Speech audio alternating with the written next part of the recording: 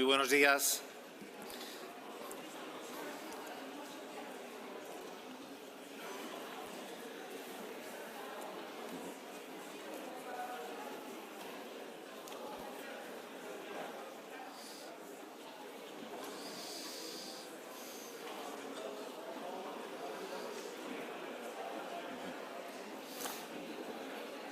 Bien, muy buenos días. Vamos a dar comienzo a esta jornada de trabajo.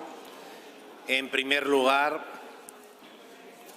saludar de manera muy efusiva a la presidenta de la Comisión de Asuntos Económicos y Monetarios del Parlamento Europeo, querida Irene, bienvenida al Senado. Al diputado Celso Delgado, presidente y moderador de la primera reunión, mi más sincera bienvenida y calurosa bienvenida, querido Celso. Diputados, senadores, señorías, resto de autoridades, por supuesto también mención especial a los medios de comunicación que nos están siguiendo por la importancia y la relevancia que tiene lo que aquí va a acontecer a lo largo de las dos próximas jornadas. Y, consiguientemente, mis primeras palabras tienen que ser para transmitirles mi más cordial bienvenida al Senado de España, a las delegaciones que han acudido a esta conferencia, a los representantes del Parlamento Europeo y de la Comisión y, en general, a todos los participantes aquí presentes. Estamos, sinceramente, muy agradecidos de que esta conferencia se desarrolle aquí, en la Cámara Alta, en el Senado de España. Para el Senado es un inmenso honor, por ser la sede de la Conferencia Interparlamentaria sobre Estabilidad, Coordinación Económica y Gobernanza en la Unión Europea, que se desarrolla dentro de un marco de absoluta relevancia, como es dentro del marco de la presidencia de turno de España en el Consejo de la Unión Europea. Esta conferencia, organizada por las Cortes Generales, se desarrollará durante los próximos 2 días.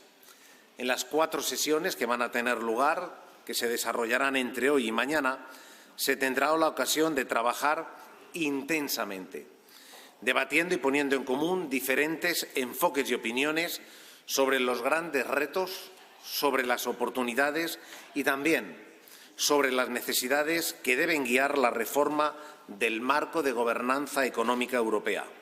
Será, consiguientemente, estoy convencido de ello, un debate productivo, un debate enriquecedor que pretende mejorar la Unión Europea y sentar las bases de nuestro futuro, ni más ni menos. Se trata de una reforma insoslayable de la mejora en la eficacia del Pacto de Estabilidad y Crecimiento, arbitrando las respuestas políticas capaces de hacer frente y capaces también de adaptarse a las condiciones de nuestro entorno global. Un entorno global que hoy se encuentra sometido a un intenso proceso de cambio y de tensiones y también de incertidumbres crecientes. Entre ellas, la invasión de Ucrania por parte de Rusia o el reciente conflicto tras el ataque de Hamás a Israel, que condicionan las economías y, consiguientemente, también los planes de futuro de los 27 países de la Unión y de los países candidatos. Las tensiones geopolíticas se suman a los grandes desafíos planteados por la transición ecológica o la disrupción digital. Todo esto nos obliga a romper con las inercias, a coordinar esfuerzos y a introducir las reformas que nos permiten conjugar a la vez unas políticas presupuestarias de los países miembros que no pierdan los valores de referencia al déficit y deuda establecidos en el Tratado de la Unión, que permitan conjugar también unos niveles de inversión y una apuesta decidida de los sectores estratégicos que brinden un apoyo firme a nuestra competitividad, que nos permitan conjugar del mismo modo una defensa de la autonomía estratégica de nuestra Europa abierta al mundo y que también nos permitan conjugar nuestro modelo de crecimiento sostenible y que éste sea igualmente inclusivo y así no sufra ningún menoscabo ese componente social que constituye una de las más acusadas señas de identidad europeas. Por estas consideraciones fueron las que en febrero del 2020, todas ellas, animaron a la Comisión a poner en marcha un debate público sobre la revisión del marco de gobernanza. Tras el parón forzoso impuesto por la pandemia del COVID-19, el proceso se relanzó y tuvo su fruto en la comunicación adoptada en noviembre del pasado 2022. Sobre la base de estas orientaciones de la Comisión, el Consejo elaboró unas conclusiones que fueron refrendadas por los líderes de los países miembros en la reunión del 23 de marzo de este año. Y un mes después, la Comisión presentó su propuesta de nuevas normas de gobernanza cuyos objetivos esenciales son la sostenibilidad de la deuda pública como eje de las políticas fiscales y el impulso de las reformas y las inversiones estratégicas dirigidas a estimular un crecimiento económico inclusivo. Estamos, por tanto, en un momento crucial de este proceso de revisión de las políticas europeas de estabilidad, coordinación económica y gobernanza. Por tanto, esta conferencia interparlamentaria no puede ser más oportuna y, a la vez, no puede ser más necesaria. La sesión de esta mañana servirá para dibujar el marco general de los grandes retos que la Unión Europea tiene ante sí, a fin de actualizar su gobernanza y poder impulsar su recuperación económica en el contexto de la situación económica mundial y del complejo contexto internacional.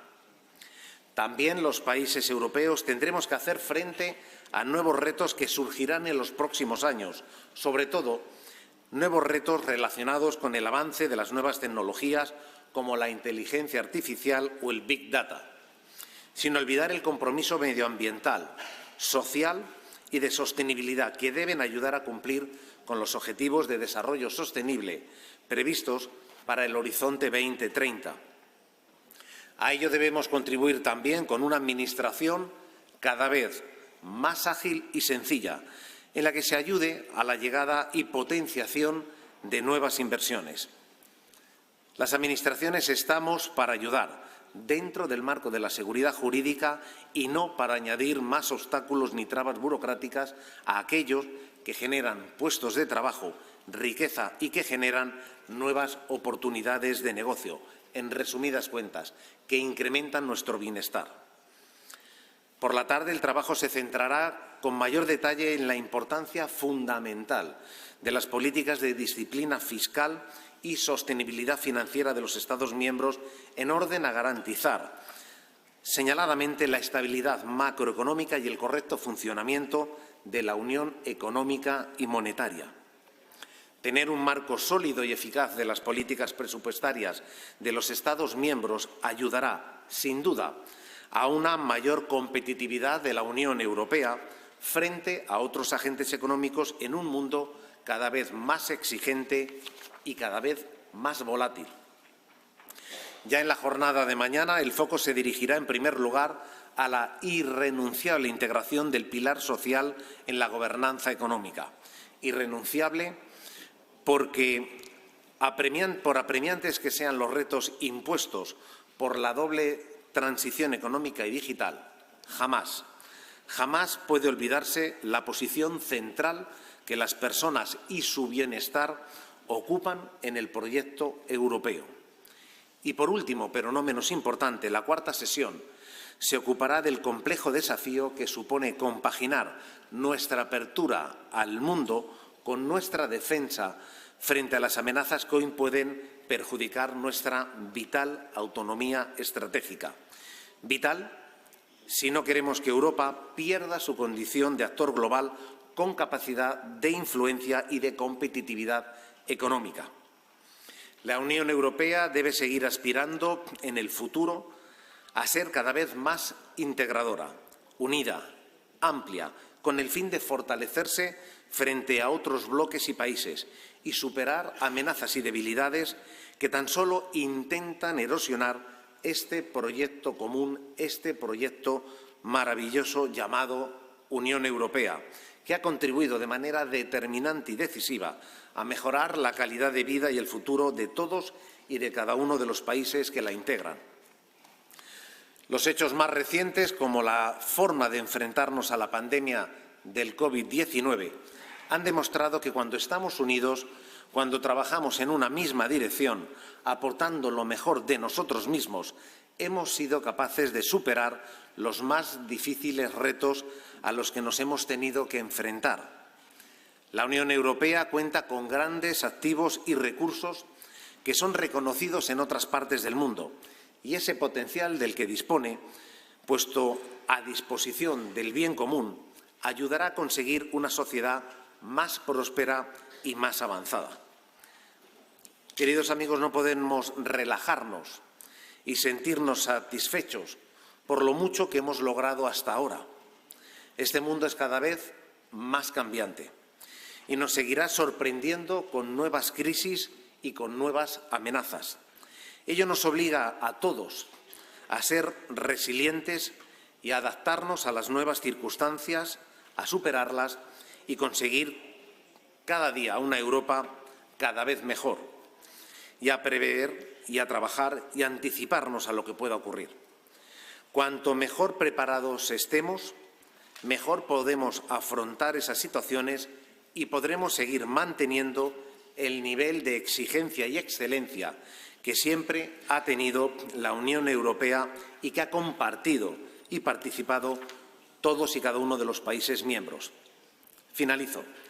Sinceramente, deseo que esta conferencia sea lo más productiva posible y que se generen las conclusiones necesarias que ayuden al devenir futuro de los Estados miembros y de los países aspirantes. Mi más sincero agradecimiento reiterado por dar participación a la Cámara Alta, al Senado, y cuenten con la máxima colaboración por parte del Senado para contribuir a ello. Gracias y mis felicitaciones de antemano por las acertadas reflexiones y conclusiones que tendrán lugar en los próximos 2 días. Gracias.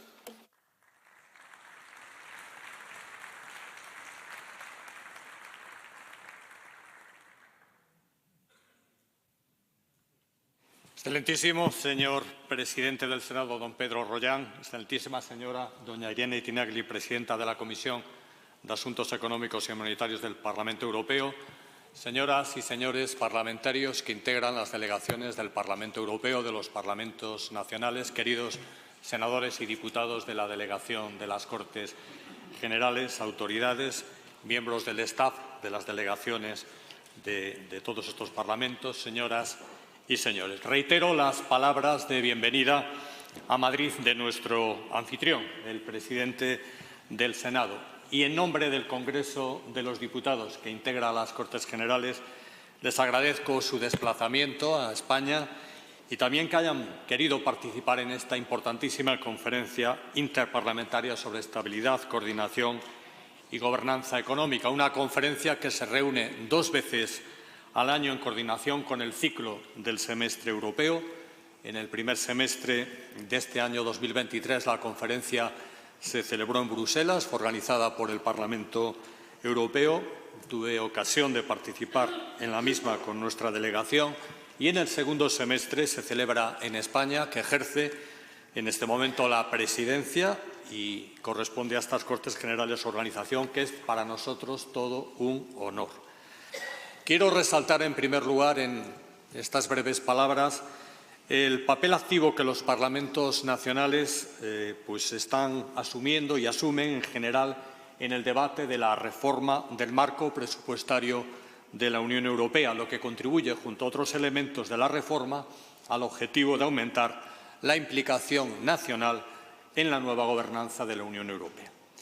Desde la perspectiva política, esta actividad se ha reflejado en la presentación de iniciativas de control o de información, preguntas, solicitudes de información, comparecencias de autoridades, etcétera, y en algunos casos suscitando debates en sus parlamentos que dieron lugar a la aprobación de propuestas concretas. Asimismo, desde un planteamiento técnico, las unidades responsables de analizar estas materias en el ámbito parlamentario han elaborado informes, documentos, notas breves con la finalidad de proveer de información actualizada y objetiva, como soporte de los debates en cuestión. El objetivo, pues, de esta conferencia, como ha dicho el señor presidente, es facilitar una plataforma para el debate y el intercambio de información y las mejores prácticas en materia de aplicación de las disposiciones del Tratado de Estabilidad, Coordinación y Gobernanza de la Unión Económica y Monetaria. Se trata, en definitiva, de garantizar la rendición democrática de cuentas en lo que respecta a la gobernanza y la política presupuestaria, en particular de la Unión Económica y Monetaria, sin perjuicio, repito, sin perjuicio de las competencias de los parlamentos nacionales. Debatiremos sobre la reforma de la gobernanza y tres de sus más destacados elementos: la fijación de planes nacionales estructurales a medio plazo, la senda de gasto específica para cada Estado miembro y la sostenibilidad de la deuda. Y, por supuesto, no nos olvidamos de la integración de la dimensión social en la gobernanza económica, una vez que se ha incorporado el pilar europeo de derechos sociales en el semestre europeo. Debatiremos también sobre el paquete legislativo que presentó la Comisión Europea el pasado 26 de abril de 2023, una propuesta que culmina un proceso que se inició por esta institución en febrero de 2020, que tuvo una primera fase de consulta y una segunda de orientaciones en forma de comunicación de noviembre del año 2022, que ha dado lugar a la propuesta de reforma. Una fase de consulta que incluyó, como ustedes saben, debates temáticos del ECOFIN, del Eurogrupo, del Comité Económico y Financiero y del Comité de Política Económica. Un paquete legislativo, por tanto, que se encuentra en fase de debate en el Parlamento Europeo y en el seno del Consejo y cuya aprobación antes de finalizar este año es una de las prioridades de la presidencia española de la Unión Europea. Quisiera finalizar destacando que vamos a escuchar a ponentes de alta calidad, de gran prestigio, a los que agradecemos mucho que hayan querido participar. Hoy escucharemos a don Fabrizio Balassone, jefe del gabinete del comisario de Economía de la Unión Europea, a la presidenta de la Comisión de Asuntos Económicos y Monetarios del Parlamento Europeo, la señora Irene Tinagli, también a don Enrique Feas del Real Instituto Elcano y, en la segunda sesión de hoy a la tarde, al director de Economía Internacional y Área del Euro del Banco de España, don Javier Pérez, al señor Pim Lescrauet, experto del gabinete del vicepresidente ejecutivo para una economía al servicio de las personas, y mañana escucharemos al presidente del Consejo Económico y Social de España, don Antón Costas, al secretario general del Reto Demográfico del Ministerio de Transición de España, que se llama don Francisco Boyalos, y a la señora Margarida Márquez, que es la ponente de la Comisión de Empleo sobre la propuesta de reforma económica, y al señor Joris van den Broek, miembro de la Cámara de Representantes de Bélgica. Y en la segunda sesión, al vicepresidente de la Comisión Europea encargado de la prospectiva estratégica, señor Maroš Šefčovič, al secretario de Estado de Economía y Apoyo a la empresa del Gobierno de España, don Gonzalo García Andrés, y, finalmente, a la presidenta de la Comisión Nacional de los Mercados y de la Competencia de España, la señora doña Cani Fernández Vicén. Tras sus intervenciones, todos ustedes tendrán, señoras y señores, podrán ustedes hacerles preguntas, plantear propuestas, hacer reflexiones. Y concluyo, quiero reconocer el trabajo del formidable equipo de las Cortes Generales, que viene trabajando desde hace meses en la preparación de esta conferencia, con especial referencia a las letradas doña Mónica Moreno Santa Cruz, doña Carmen Sánchez Abarca, doña Ana Izpuru y doña Silvia Martí. A todas ellas y a su equipo, muchas gracias a todos ustedes.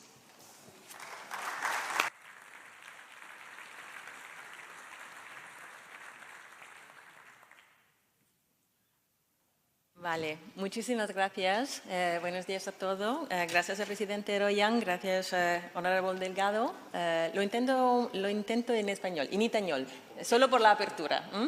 Me gustaría agradecer al Senado español por organizar y acoger esta conferencia interparlamentaria aquí en Madrid. Esta conferencia se celebra en un momento crucial de las negociaciones sobre la reforma de las normas fiscales. No está claro todavía lo que será finalizado, pero unas cosas es clara, es muy positiva para mí. Es que académicos, expertos, Estados miembros, instituciones europeas parecen estar ahora de acuerdo en dos puntos principales. El primero, la necesidad de normas, porque necesitamos reglas, pero también la necesidad de reformarlas. No es la primera vez que se produce un debate sobre la calidad de las normas. La primera vez ocurrió hace casi 20 años porque los Estados miembros, en cuanto se vieron presionados, no se sintieron obligados a respetar normas comunes ni recomendaciones europeas. Sus síntomas típicamente incluían un persistente sesgo deficitario en la política fiscal, un crecimiento de la deuda pública y una renuncia a emprender reformas estructurales. La segunda vez fue hace unos 10 años, justo después de la grande crisis. Nos dimos cuenta de que las reglas fracasaban como sustituto de la coordinación explícita de políticas porque estaban diseñadas. I'm sorry. Okay, La segunda vez fue hace unos 10 años. El debate sobre la calidad de las normas fiscales, estamos hablando de esto, fue hace unos 10 años, después de la crisis. Nos dimos cuenta de que las reglas fracasaban como sustituto de la coordinación explícita de políticas porque estaban diseñadas para controlar los efectos negativos del despilfarro fiscal, pero no tenían en cuenta de los efectos negativos de la austeridad fiscal. Esta es la razón por la cual la recesión después de la última crisis económica ha sido más profunda y prolongada en la Unión Europea que en otros lugares. No sería justo decir que en los últimos años no se ha hecho nada para abordar este problema. Las propias instituciones europeas reconocieron los límites de la gobernanza macroeconómica al emitir la conocida comunicación sobre la flexibilidad de 2015 y al introducir la definición de una postura fiscal europea.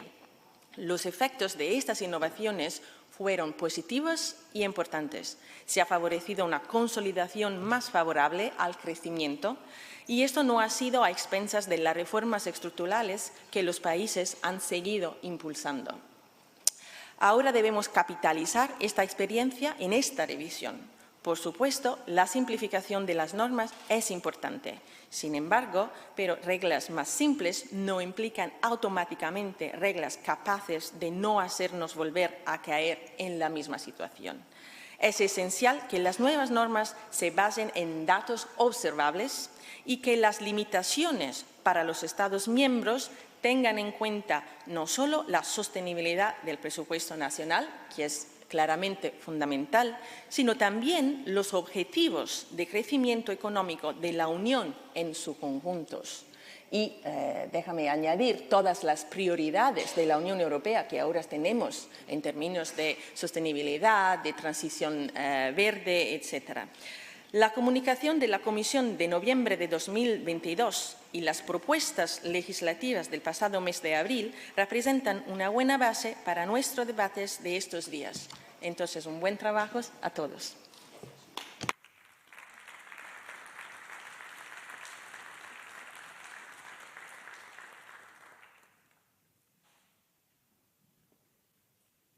Bien, pues vamos a hacer el lógico receso para que tenga ya lugar el inicio de estas enriquecedoras jornadas en las que compartimos las tres personas que hemos tomado la palabra de la necesidad imperiosa en la toma acertada de decisiones y que nos encontramos en un marco absolutamente crucial. Muchísimas gracias.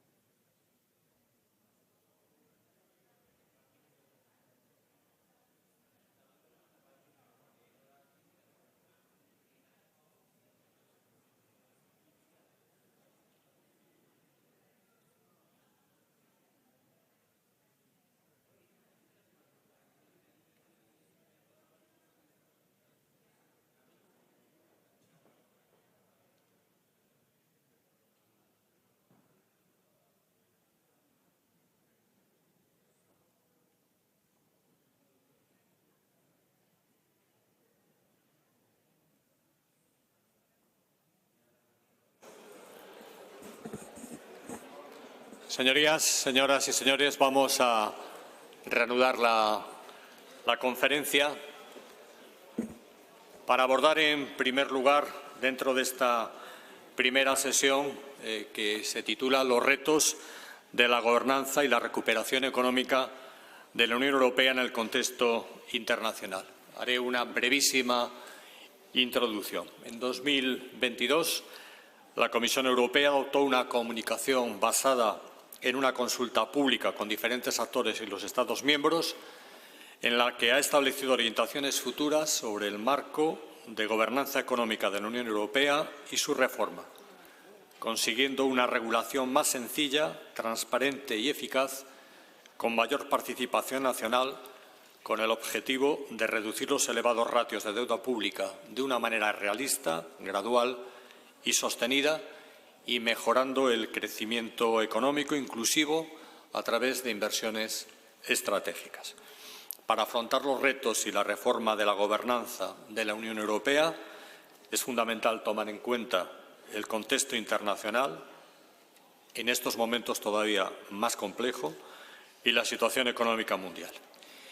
Y para hablar de estos temas, la organización de esta conferencia cuenta con tres destacados ponentes. En primer lugar, les va a dirigir la palabra don Fabrizio Balasone, jefe de gabinete del comisario de Economía de la Unión Europea. Después será la presidenta de la Comisión de Asuntos Económicos y Monetarios del Parlamento, la señora Tinagli, quien les dirigirá la palabra, y finalizará don Enrique Feas del Real Instituto Elcano. Cada uno de ellos dispondrá de 10 minutos en su intervención. Una vez que finalicen estas tres intervenciones, daremos la palabra a todos los parlamentarios que han solicitado hacer uso del mismo por un tiempo máximo por interviniente de 2 minutos, dado que el tiempo debemos de repartirlo, y por eso les rogaré, cuando comencemos, que se atengan a los tiempos que aparecerán marcados en estas pantallas y que luego los ponentes les responderán a sus preguntas, propuestas o sugerencias. Estoy seguro que todo va a ir muy bien y, sin más, doy la palabra a don Fabrizio Balasone. Tiene la palabra.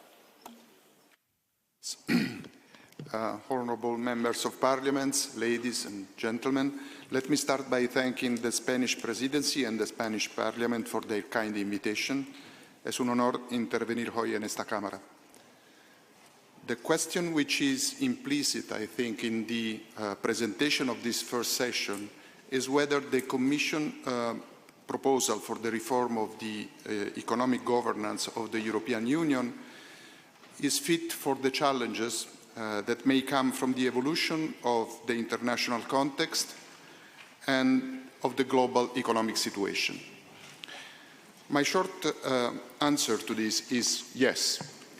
The proposal does strike a fine balance between the needs of fiscal consolidation and those of inclusive and sustained growth, taking advantage of the synergies between the two rather than navigating a precarious trade-off. Of course, we should not think of the economic governance as the only tool at our disposal to live up to the challenges that we are facing. Next Generation EU will be in place until 2026, and other important programs and tools will remain beyond that date. Let me mention the main ones: the cohesion funds, we all know about them, InvestEU, Horizon Europe, the Innovation Fund, the Modernization Fund. So the economic governance is not alone.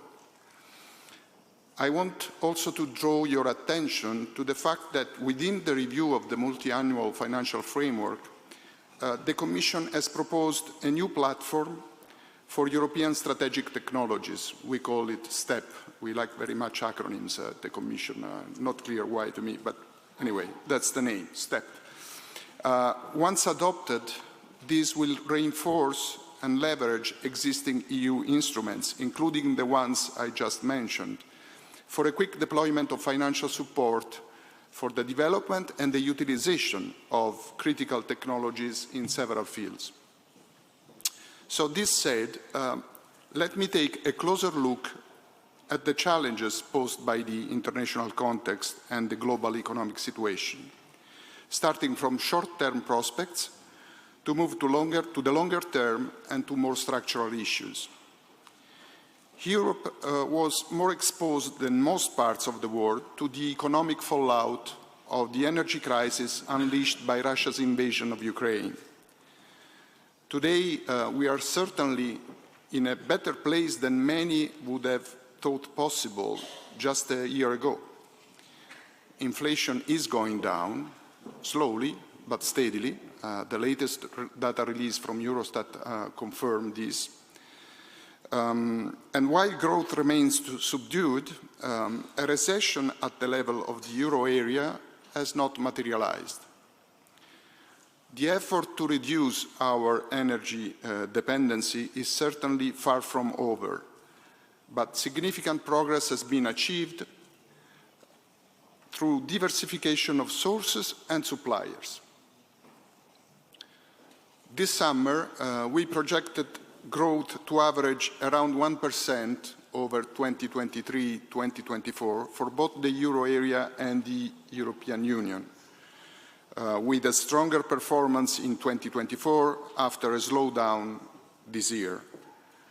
Among the larger economies, France and Italy were seen broadly in line with this average, with the former doing better than the latter, while forecasts for Germany were quite below the average, with a mild recession even in 2023, and those for Spain were instead well above, at about 2% per year. We will present our autumn economic forecast on November 15, so I cannot give any preview of that on this occasion. Apologies for that. What I can say is that the balance of risk is tilting towards downwards, with uncertainty building up over the global landscape. The war in Ukraine is continuing, and geopolitical tensions have further increased with the deeply worrying flare-up of conflict in the Middle East. In a shifting geopolitical landscape, the risk of a more and more fragmented world is growing. In a less cooperative environment, the advantages of international trade are losing traction compared to the risks coming from critical dependencies. Overcoming such dependencies will require significant investment, both private and public. This adds to the resources needed to close the gap between Europe and other advanced economies in terms of innovation capacity and ICT development. In the longer run, innovation leads productivity and therefore growth. And this is all the more important for economies where population is aging rapidly, such as in Europe. Let me just recall two facts. First, Europe invests only 2.3% of GDP in research and development, compared to more than 3% in the US and Japan, and to more than 4% in South Korea. Second, there is a large difference in the share of EU firms' innovative activities compared to the US, as shown by the European Investment Bank survey. This overall picture for Europe needs, of course, to be nuanced.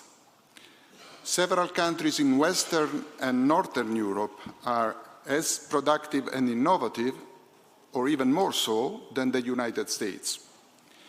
But this also points to a convergence within Europe that needs to accelerate. Our latest innovation report, which we published earlier this year, provides plenty of evidence in this respect. Finally, the global existential threat of climate change adds to the investment bill for Europe, with the enormous resources that will be needed over the coming decades to finance the green transition and achieve our environmental goals. Let me conclude on the economic situation with two encouraging elements. First, Europe has already developed a strategy for the green and digital transition well before the energy crisis, so we were not caught unprepared. Security concerns have added a sense of urgency and perhaps refined the direction for the implementation of that strategy, but certainly they have not fundamentally altered its main tenets. Second, European firms are also moving fast. They are investing heavily to green their production processes and make more efficient use of resources. This kind of innovation has been found to have positive spillovers on firms' productivity. Against this background, how then do we assess the Commission proposal for the reform of the European economic governance? Well, the core idea of the Commission proposal is to focus on the sustainability of public debt and to provide for the reduction of its ratio to GDP in a gradual and therefore realistic manner, while avoiding procyclicality and supporting growth through strategic investment and reforms. All these elements can contribute to upholding national ownership of fiscal strategies, which is key for the effectiveness of the framework. At the same time, the proposal is designed to simplify our fiscal rules, thus facilitating monitoring and enforcement. In practice, the proposal draws on three ingredients to achieve all this. First, the required fiscal adjustment is calibrated on the basis of what is necessary to plausibly put the debt-to-GDP ratio on a downward path, or to keep it at prudent levels if it's already low, and to maintain the budget deficit below 3% of GDP over the medium term. This calibration, while ensuring an appropriate differentiation across member states, ultimately avoids unnecessary fiscal consolidation, fiscal effort.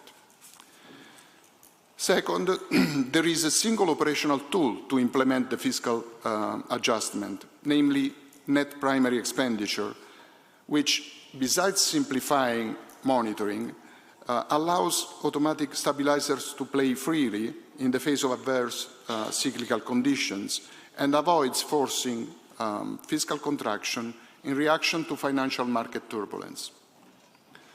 Third, countries can obtain more time to implement the adjustment, up to 7 years instead of 4, if they commit to investment and reforms, supporting the growth potential of their economy and fiscal sustainability. We believe that this design is consistent with the challenges we are facing. It provides for counter-cyclicality in the face of standard economic fluctuations, and let's not forget that there are also the escape clauses, both national and general, to be used in the face of outright recessions. It also caters for part of the enhanced investment needs stemming from the green and digital transitions, as well as from economic security objectives. Concerns that the room for investment is not sufficient have been voiced, but I think they should be mitigated by three considerations. The first one is that, as I noted at the start, the economic governance framework is not the only instrument. So the European Union has other tools at its disposal. Second, looking forward, I think Next Generation EU has given us a glimpse of the way we could take in order to strengthen our toolbox. I think it's crucial that the recovery and resilience plans be successful. All member states implementing the plans should make the maximum effort possible to ensure an effective delivery of milestones and targets. The Commission is there to help, and it is in our common interest that we all succeed. Third, and perhaps most important, we should not forget that achieving sustained growth also requires sustainable public finances. Our fiscal rules have not delivered what they were designed for in the past, not always at least. Member States had their responsibility for sure, but it is also true that debt targets were set too strict, therefore they lacked credibility and became impossible to enforce. The 3% deficit limit became an attractor, keeping deficits lower than they used to be before the Stability and Growth Pact. But the medium-term objective of a budget position of close to balance or in surplus, that we all know very well, based on unobservables such as the output gap and the structural balance, failed to provide guidance to many countries in building the fiscal buffers that are necessary to avoid procyclical policies in downturns. The aftermath of the pandemics and of the energy crisis is leaving us with higher debts and deficits than we had before. This also is a challenge that we need to address. And for this, we need a more effective fiscal framework. A high public debt, let me remind us all, is a factor of fragility for the economy. It exposes the public budget to the fluctuations in financial markets. It reduces the space available for macroeconomic stabilization and for investment. It affects the cost of money for businesses and families. And it creates conditions of uncertainty that discourage investment and business activity. There can be no disagreement on this. Growth is essential to the health of public finances, but it cannot be achieved simply by higher deficits. We need quality public expenditure, and we need an investment-friendly environment. The Commission proposal tries to achieve just that. It is not a complete solution, but it is an important step in the right direction. I hope that it will turn into legislation as soon as possible. I know that the negotiation has been tough and difficult, and I hope that the balance that characterizes our original proposal will be kept in the final agreement. Of course, we are very appreciative and very supportive of the tireless effort that the Spanish Presidency has put in this sense. Muchísimas gracias por la atención.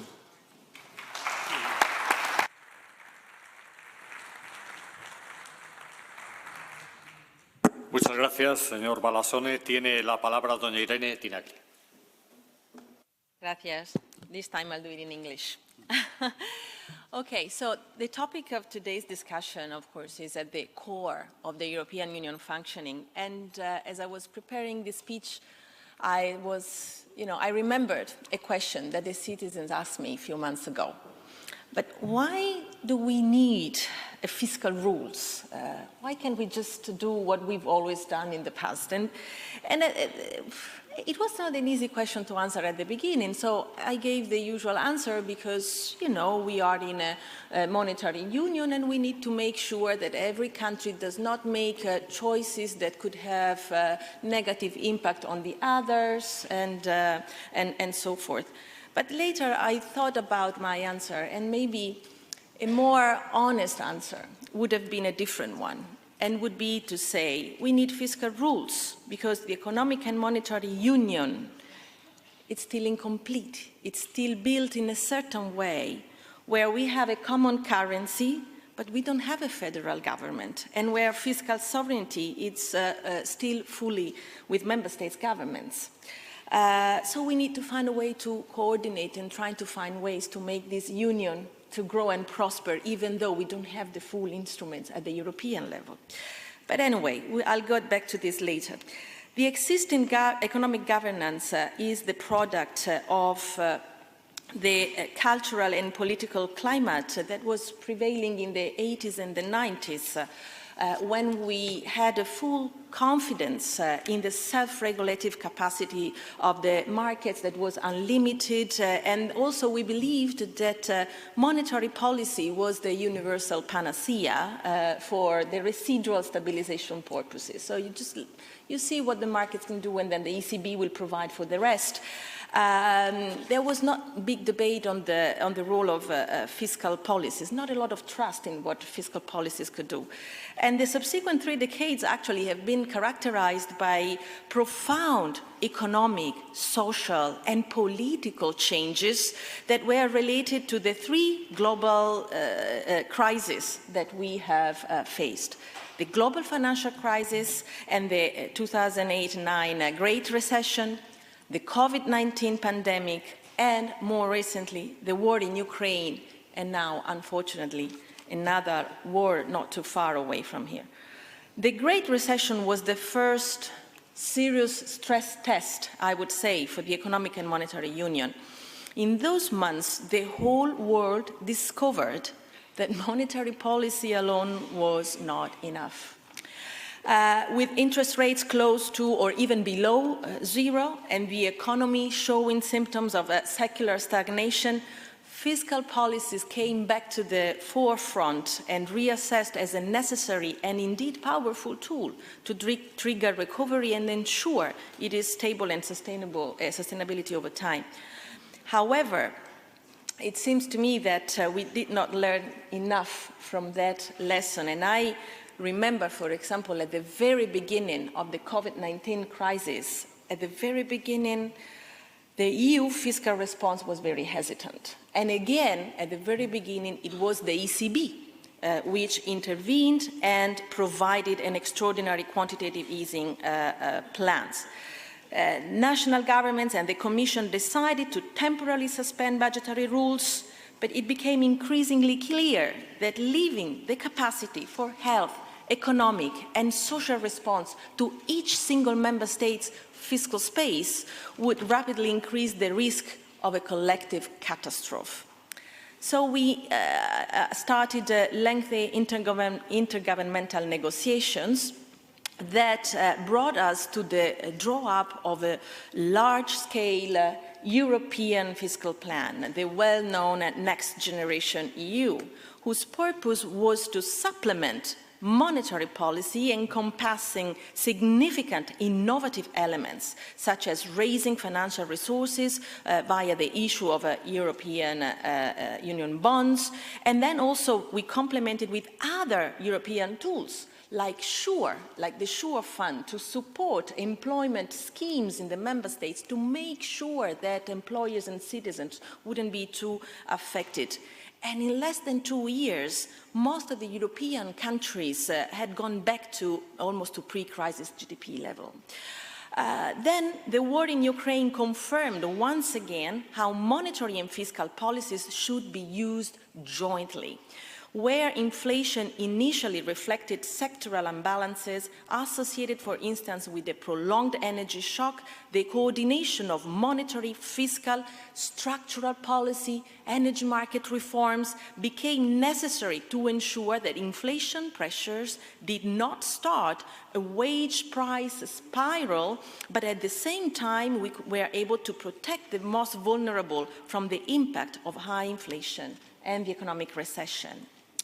Now, the debate over the economic governance is ongoing for long, and the analysis of the European crisis and the stagnation that we've experienced in the last decade have shifted the judgment pendulum in the direction of a growing anachronism of the existing fiscal rules and the unfeasibility of the restoration of the pre-pandemic status quo and pre-pandemic lessons. So let's try to see what are the main lessons. I think that 3 lessons from the last decade could be useful in today's debate. The first lesson is that an entirely, exclusively fixed rule-based approach is not very effective, because fixed rules are statics and cannot be updated quickly when unforeseen circumstances arise. What did we do? We activated the escape clause. No rules. Is this the right response? I don't think this is the right response. Rules that apply only when you have a good weather end up producing uncertainty, because people do not know what will happen if something bad takes place. So this will be destabilizing expectations. You don't know what to expect in case of crisis.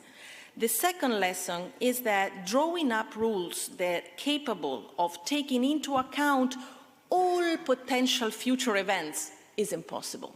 Nobody could have foreseen the pandemic, or they didn't even foresee the war in Ukraine. Increasing the number of contingencies to the rule quickly leads to highly complex rules which are difficult to apply and actually also easier to manipulate and even circumvent. So this is exactly the reason why democratic constitutions, for example, are a system of more general principle rather than very detailed and specific rules. Then translating principle into rules of contingent contact, of course, is an illegal process that in turn follows applicative rules and measures which necessarily leave a controlled discretion margin. So I know it's always very difficult to talk about discretionary, but the discretionary element sometimes is a necessary evil when you have incomplete contracts, as we say in economics. And the purpose of constitutions and economic governance goes along the same lines, should be to regulate these discretionary margins, to make them clear, to make them transparent so everybody can see what is going on, but not to pretend to remove it entirely, because that's not possible.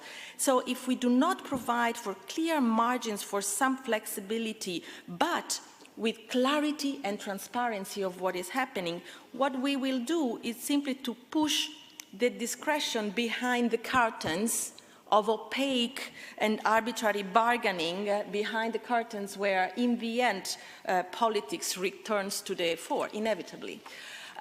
So the third lesson is that delegating fiscal policy entirely to individual member states that are constrained only by a set of rules which ignore macroeconomic externalities is no longer possible. The era of do your homework alone is over.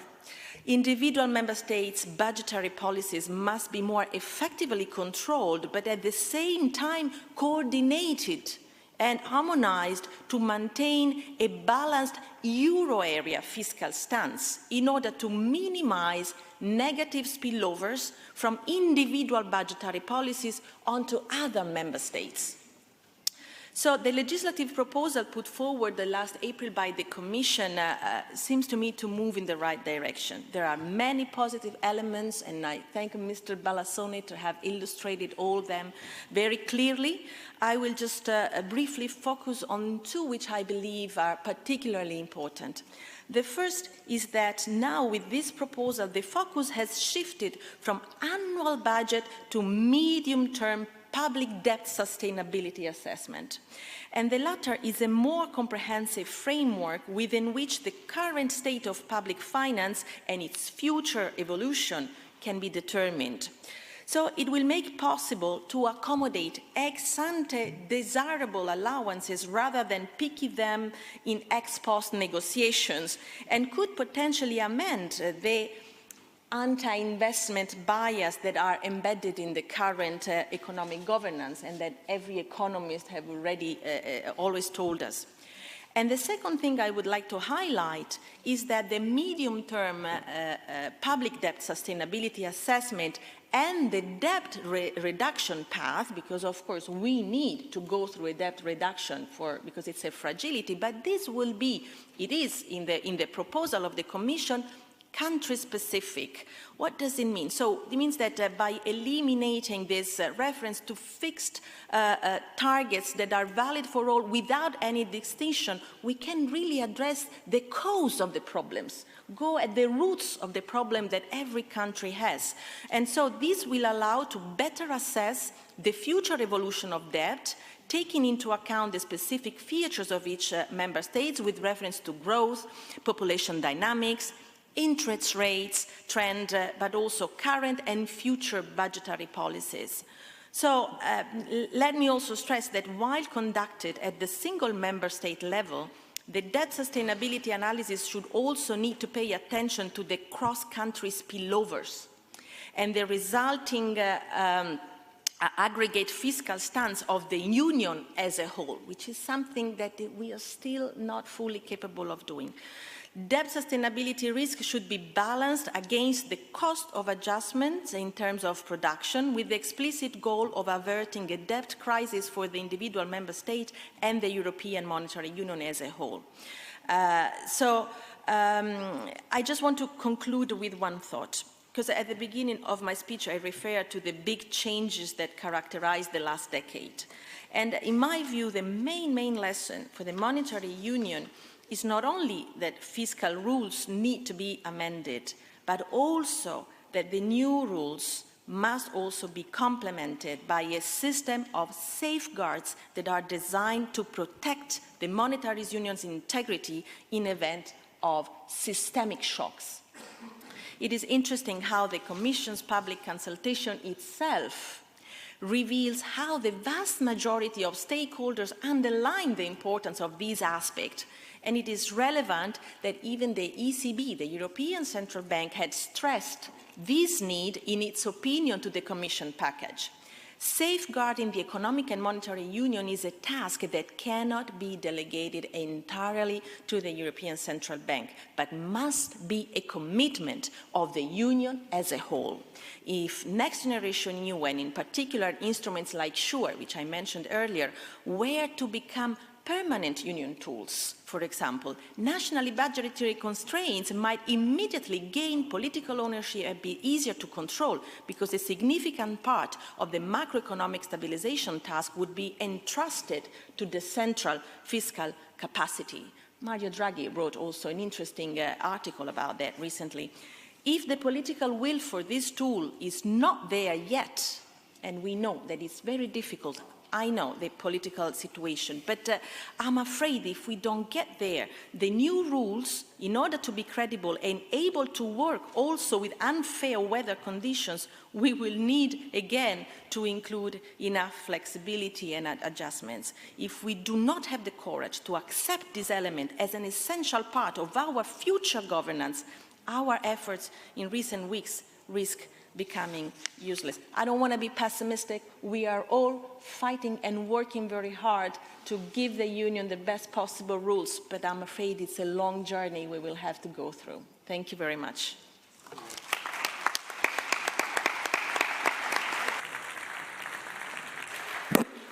Muchas gracias, señora Tinagli. Es el turno ahora de don Enrique Feas. Tiene la palabra. Muchas gracias. Thank you very much. Permítanme que hable en español. Los economistas somos muy conscientes de una cosa que se llama la teoría del segundo óptimo.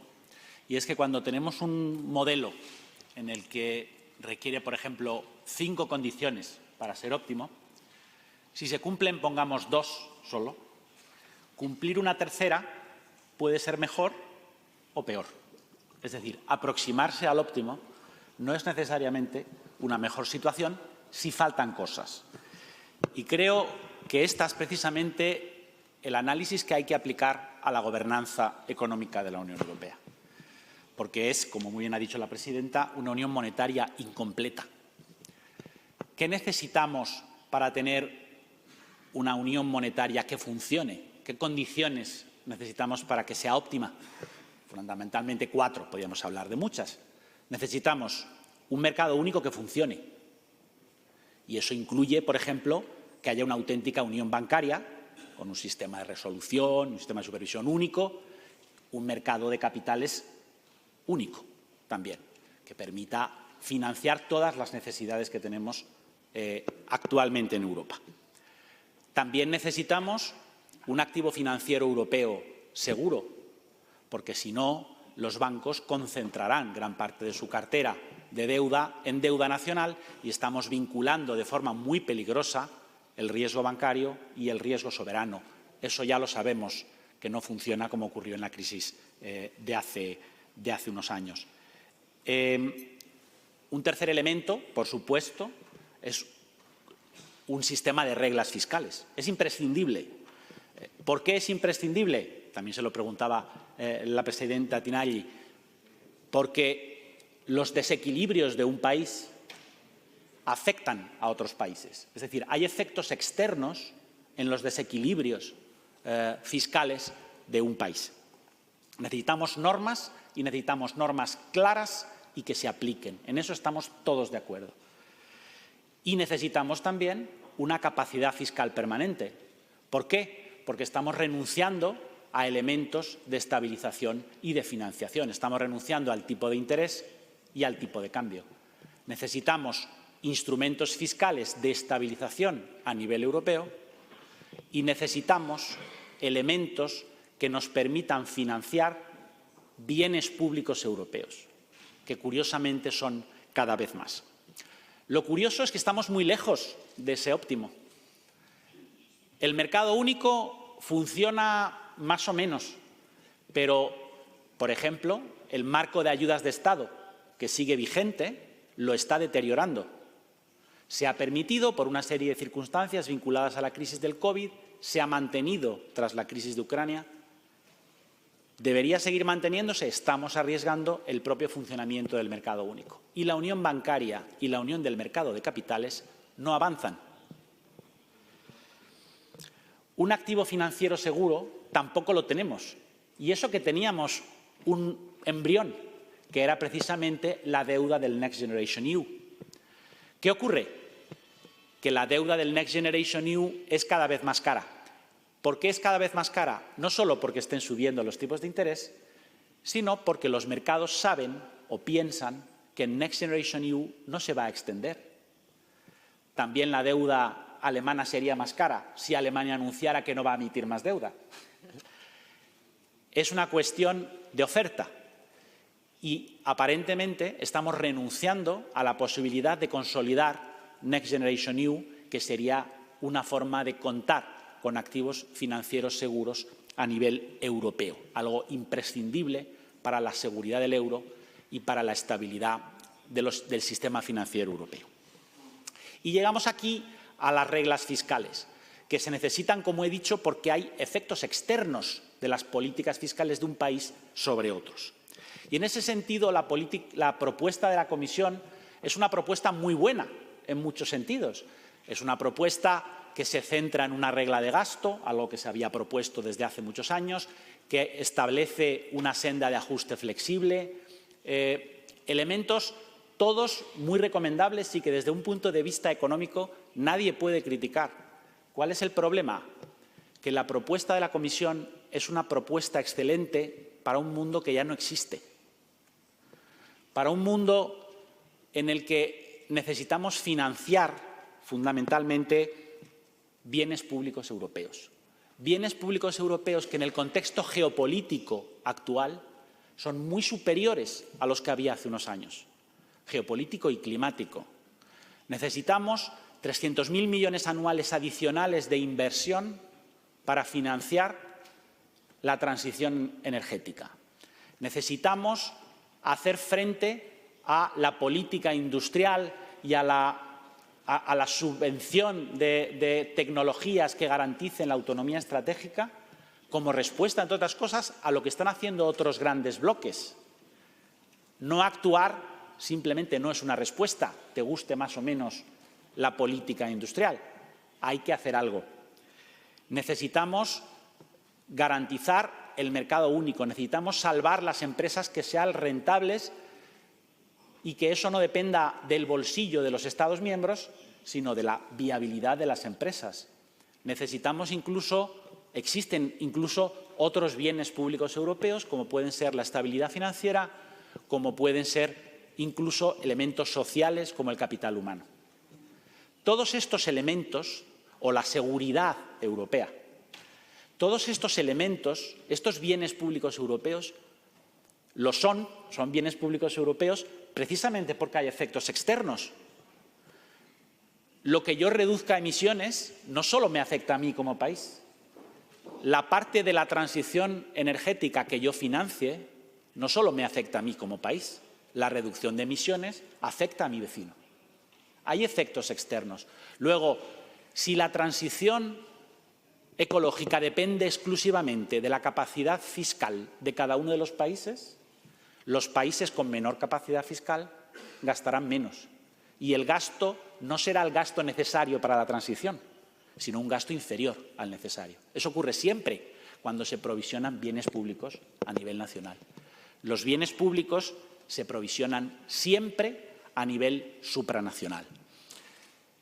Esto es complicado y, en este sentido, la Comisión, cuando hace su propuesta, no entra en estos temas, no se queda en el segundo óptimo. Dice, avancemos en las reglas fiscales, no porque no sean necesarios, por supuesto que son necesarios. Sin reglas fiscales no vamos a ningún lado. Mi argumento es, el debate sobre las reglas fiscales no se puede aislar de otros debates urgentes e imprescindibles que completen la unión monetaria, sobre todo fiscales. Y si no hacemos eso, estamos simplemente moviéndonos hacia un punto de equilibrio que no necesariamente tiene por qué ser mejor que el que teníamos. Podemos encontrarnos con que no financiamos la transición energética, con que no financiamos el capital humano en la Unión Europea, con que no somos capaces de responder geopolíticamente a China y Estados Unidos y simplemente nos quedamos atrás. Es imprescindible ser ambicioso. ¿Por qué no hay una capacidad, o no se habla, o no se propone, o no hay en la propuesta de la Comisión una capacidad fiscal permanente?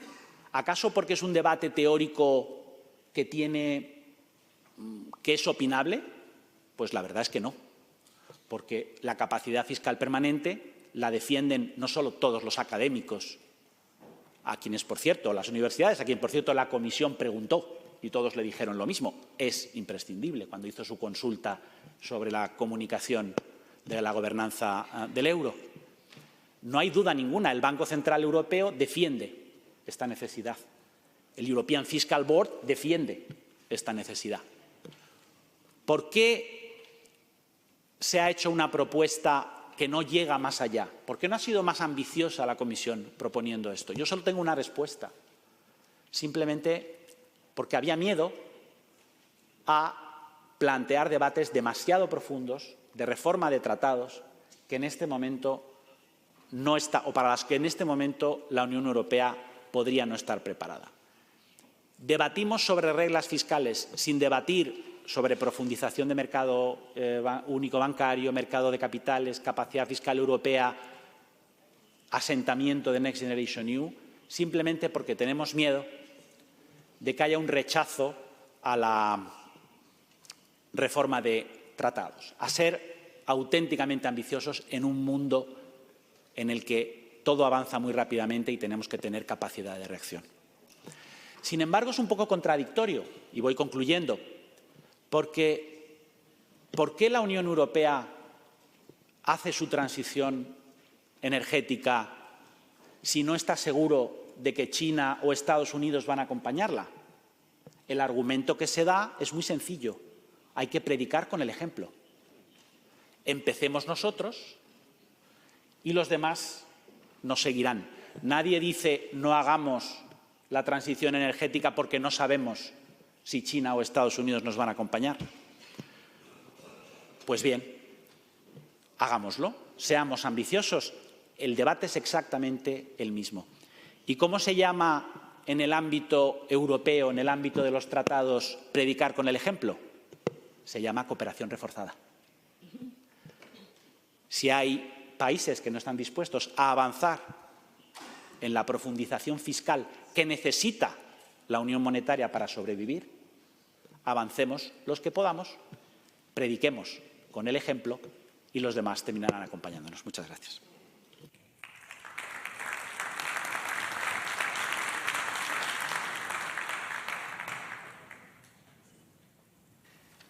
Muy bien, pues yo creo que han sido tres intervenciones realmente muy ilustrativas. Seguro que a ustedes le han suscitado también mucho interés. Y vamos a comenzar, por lo tanto, con el turno de intervenciones de las personas que han pedido la palabra. Para formular la pregunta, deberán ustedes ponerse en pie y levantar el micrófono que tienen delante. Y como les he dicho antes, tienen 2 minutos de tiempo para formularla. Transcurrido ese tiempo, pues tendré que cortar y darle la palabra al siguiente. Comenzamos entonces dándole la palabra a don Marc de Mesmaeker del Senado belga. Tiene la palabra. Marc.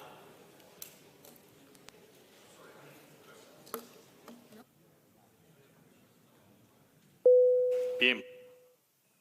Pasamos entonces a darle la palabra al diputado del Congreso de España, don José María Sánchez García.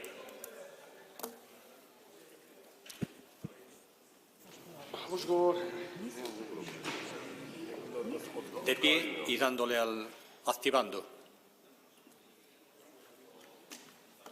Gracias, señor presidente. He escuchado con atención las ponencias. Creo que las propuestas de la Comisión y, en parte, solo en parte, lo que hemos escuchado aquí, siguen adoleciendo de inconcreción y vaguedad. Aquí hemos oído hablar, en boca de la señora Tinagli, de la necesidad de que las reglas fiscales no sean fijas. El señor Feas no parece estar tan de acuerdo. Las propuestas de la Comisión sobre la sostenibilidad de la deuda no nos parecen tampoco muy concretas. Siguen manejándose el 3% de la deuda pública y el 60%, perdón, el 3% del déficit y el 60% de la deuda pública, y con una pretensión de un mantenimiento con cierta flexibilidad según se parta de un cumplimiento de esos criterios o incumplimiento en lo que se llama trayectoria técnica o información técnica, siempre con un objetivo de medio plazo. Vamos a ver, o hay un cumplimiento en el sentido de que las normas son fijas o no lo son. Si son fijas, volvemos a una política practicada por la Unión Europea o con un postulado de la Unión Europea anterior a la crisis del COVID. Y si no es así, pues que se nos explique en qué consiste. Porque esto de hablar de una deuda sostenible con esta vaguedad es francamente como no decir nada.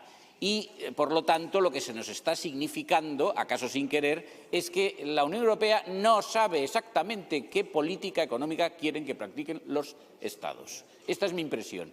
Y esta es nuestra impresión. Claro, el señor Feas nos dice hacen falta 300.000 millones anuales para la transición energética. Sí, bien. Y luego hace el elogio del endeudamiento Next Generation EU, 750.000 millones con amortización en 2058. Bueno, ¿y esto cómo se va a compatibilizar con que la deuda pública sea sostenible? ¿Lo puede usted explicar?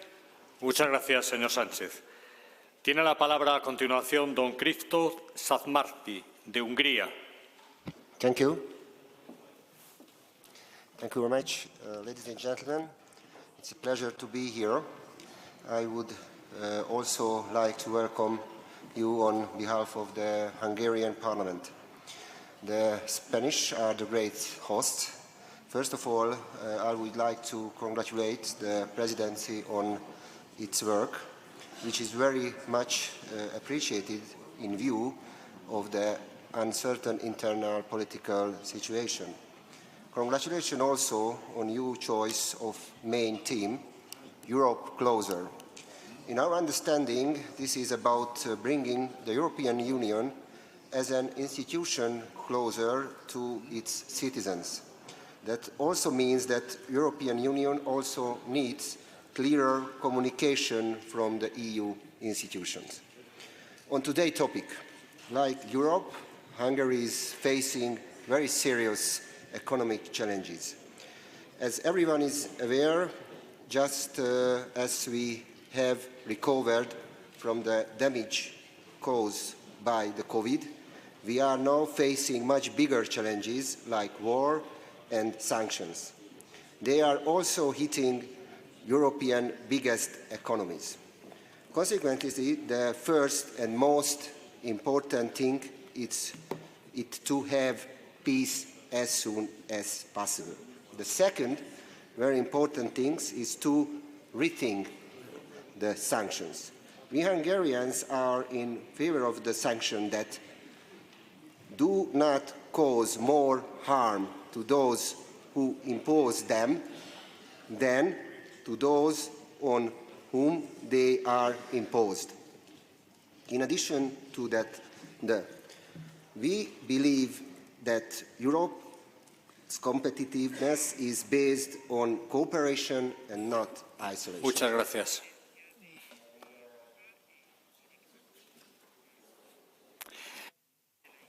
Muchas gracias.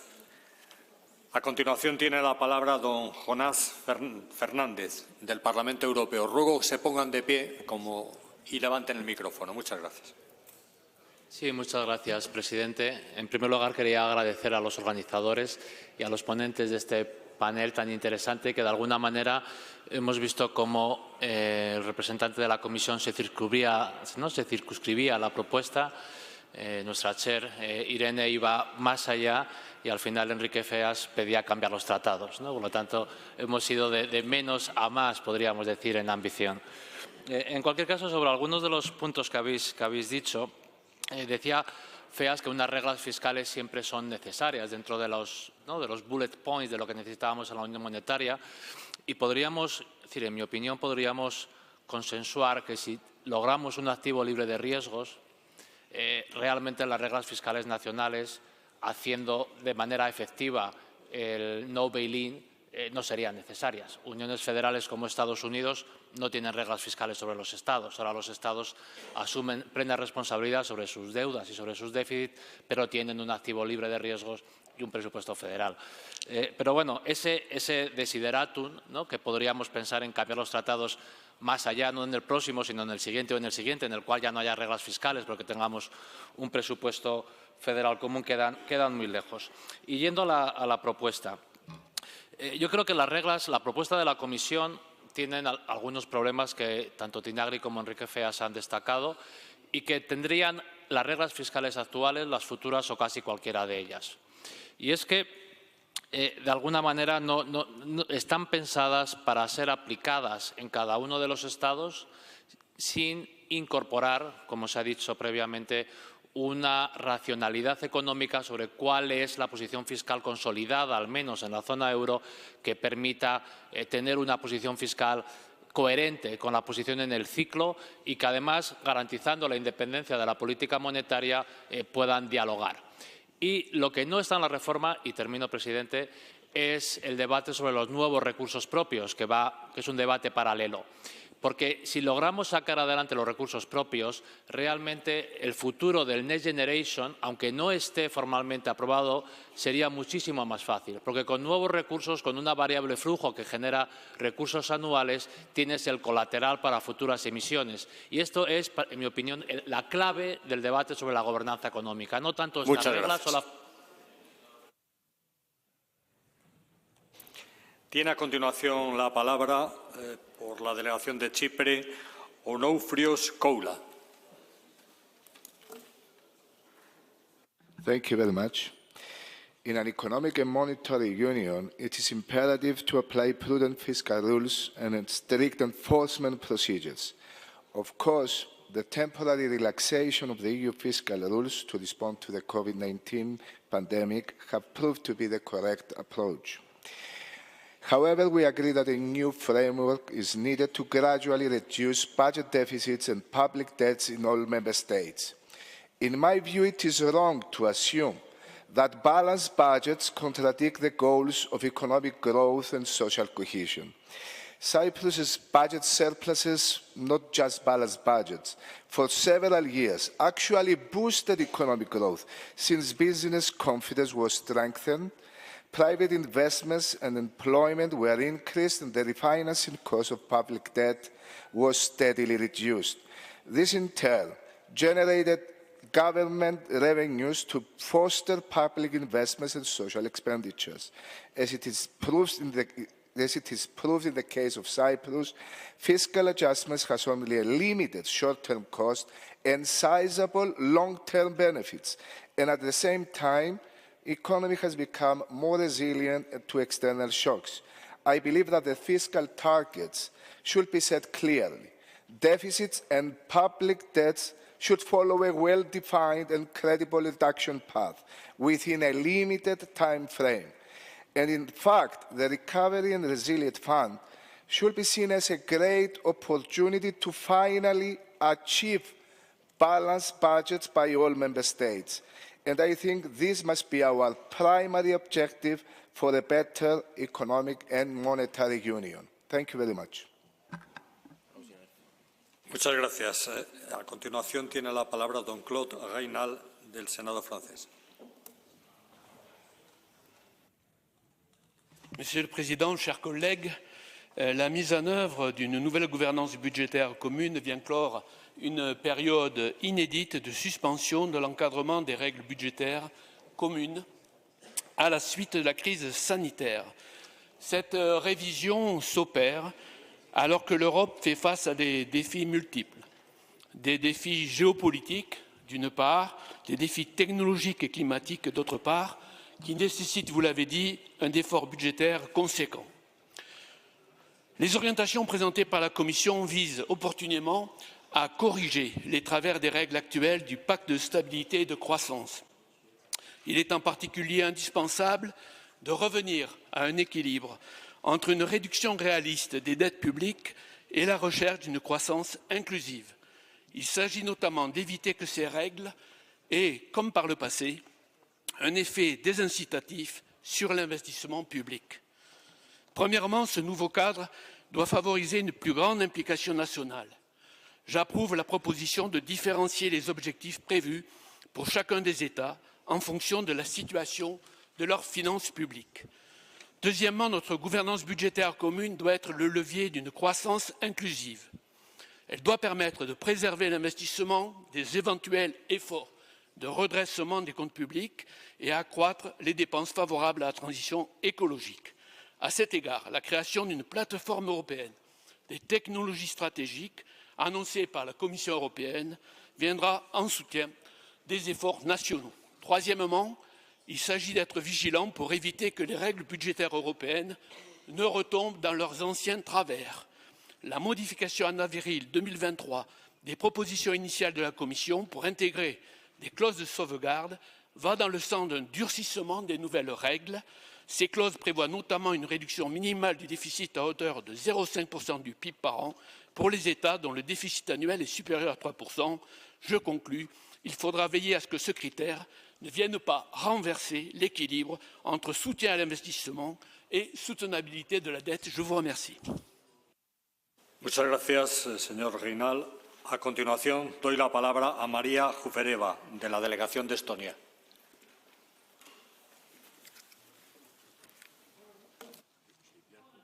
Dear colleagues, due to recent health, energy and security crisis, the public debt in the Eurozone countries has gone up to around 93% of their GDP, and inflation remains unsustainably high.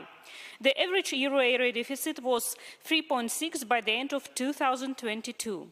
At the same time, climate change and the biodiversity crisis require green and digital transition, and the security situation calls for increased investments in defense.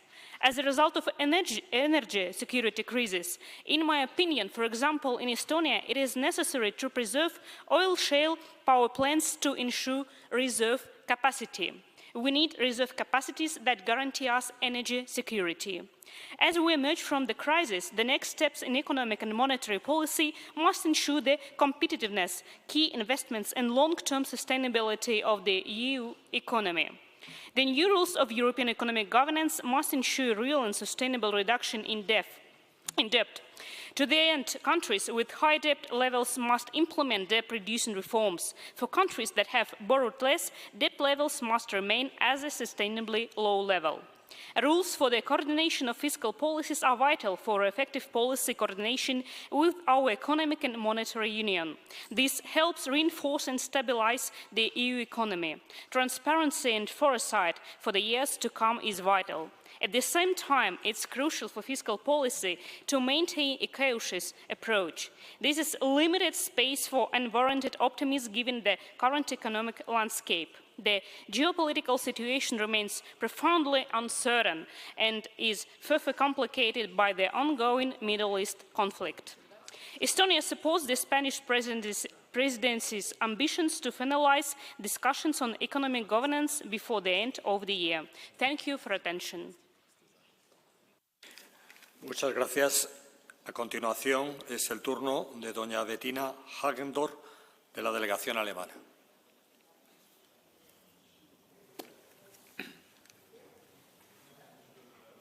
Ja, danke, vielen Dank, dass ich reden darf.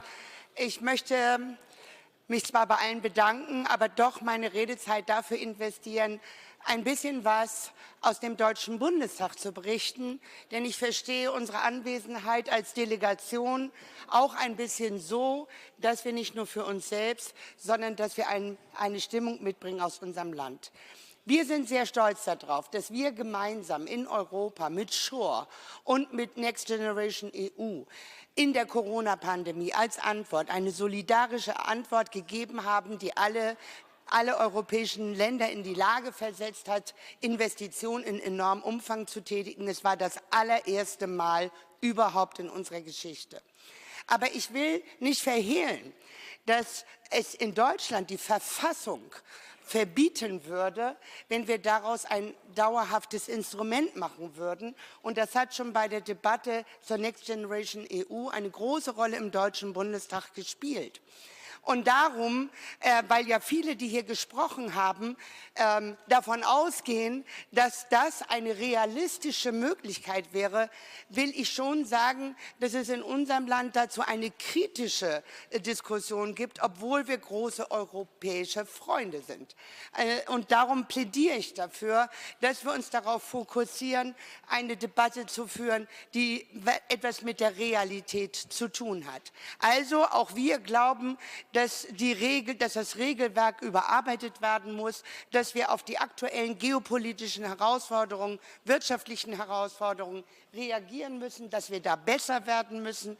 Das wollen wir als konstruktive Partner.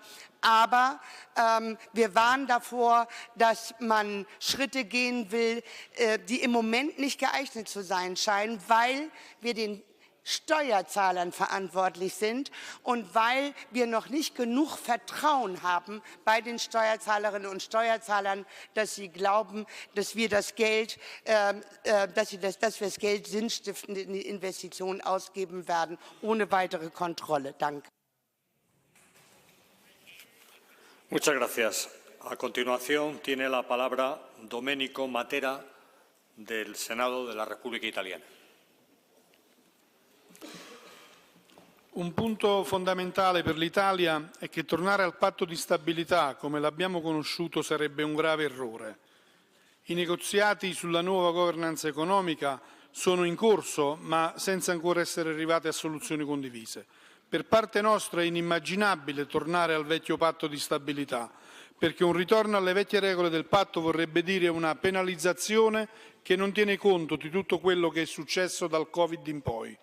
È stato dimostrato dai fatti che quelle regole andavano riviste e per questo bisogna essere chiari sul punto anche con i nostri concittadini, poiché altrimenti da un lato abbiamo i fondi di coesione del PNRR, ma dall'altro abbiamo regole che non ne consentono il corretto utilizzo. È nell'interesse collettivo non ritornare al vecchio patto e su questa la linea del governo italiano è chiara nell'interesse di tutti. Ma non mancano le soluzioni tecniche, lo abbiamo già proposto, è stato detto anche nel dibattito, perché sono la chiave di volta del nostro futuro. Nell'elaborazione delle nuove regole europee dobbiamo valorizzare gli investimenti pubblici, quali leve finanziarie idonee a generare benefici diretti a lungo termine, che pertanto hanno un impatto quantificabile sulla sostenibilità a lungo termine delle finanze pubbliche.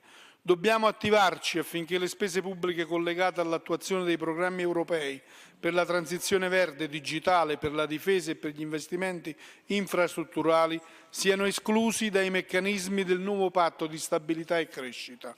Sono strumenti necessari e indispensabili per contribuire a raggiungere gli obiettivi climatici dell'Unione, a ridurre la dipendenza strutturale dalle energie fossili e per supportare la competitività, la crescita e il lavoro nell'Unione Europea. Gli investimenti e le spese legate alle priorità europee sono quindi obiettivi politici che le nostre regole fiscali non possono e non debbono ignorare. E questo è anche vero negli impegni assunti nel PNRR. Gli Stati membri devono essere messi nella posizione di poter realizzare le misure concordate che siano in linea con le priorità europee senza impedimenti di stampo ragionieristico.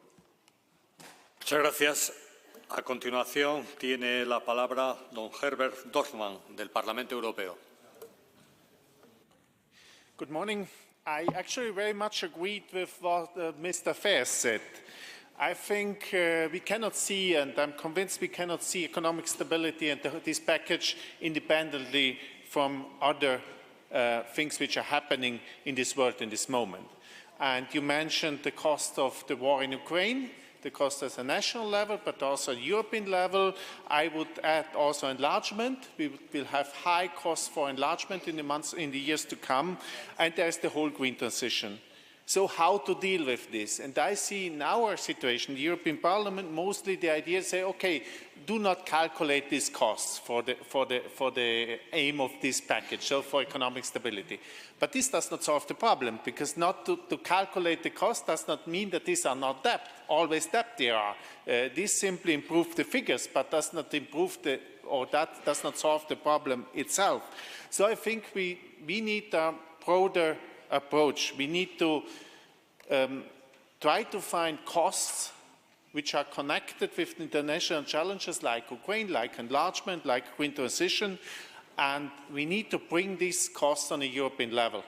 So we need to have a parallel system where we say, okay, we cannot calculate these costs at a member state level, but we need to bring them on a European level and a European debt level. Otherwise, I cannot see how we can create a system which brings to more convergence and not more divisions, as you mentioned. Thank you very much. Muchas gracias. A continuación tiene la palabra don Arminas Lideka, de Lituania.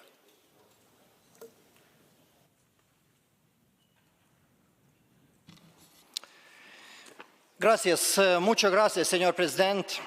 We Lithuanian parliamentarians welcome the Commission's proposal and are happy to see relevant provisions regarding treatment of low-debt countries that are taken on board in the preventive part of the framework.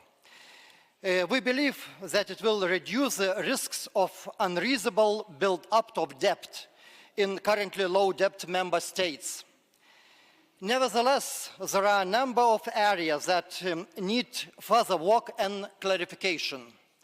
First of all, in the face of Russia's war against Ukraine, it is important to ensure the security and defense capabilities of European Union states.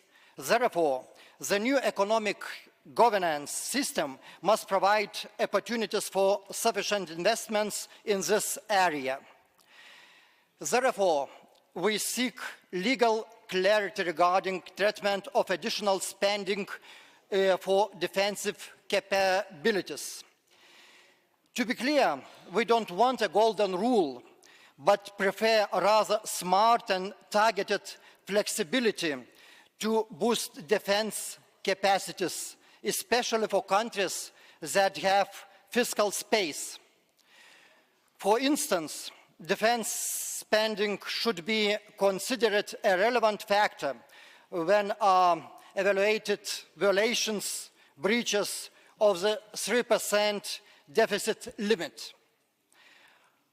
Another issue is the role of European Fiscal Board. We strongly believe that a larger role should be given to it, helping to increase the transparency and credibility of the framework. We would also welcome a strengthened role of independent fiscal institutions, prescribing them more tasks in doing macro-fiscal analysis as well as the evaluation of the compliance of European Union rules. Independent fiscal institutions' opinion in these cases could be useful, although we think it should remain an opinion and not policy prescription. Lastly, muchas gracias. A continuación tiene la palabra Zoltán Basta, de Hungría. Thank you, Chair. Very interesting debate. However, I do believe that there is an inherent contradiction between meeting these so-called fiscal rules versus raising the standard of living of the citizens. I'm coming from the unfortunately very troubled country of Hungary, and I'm sorry to say that we are doing very poorly in both of these respects. As our standard of living is second to last in the European Union, only Bulgaria is behind us, as the country of Romania has surpassed us very recently. In addition to this, we have extreme economic and fiscal problems as well.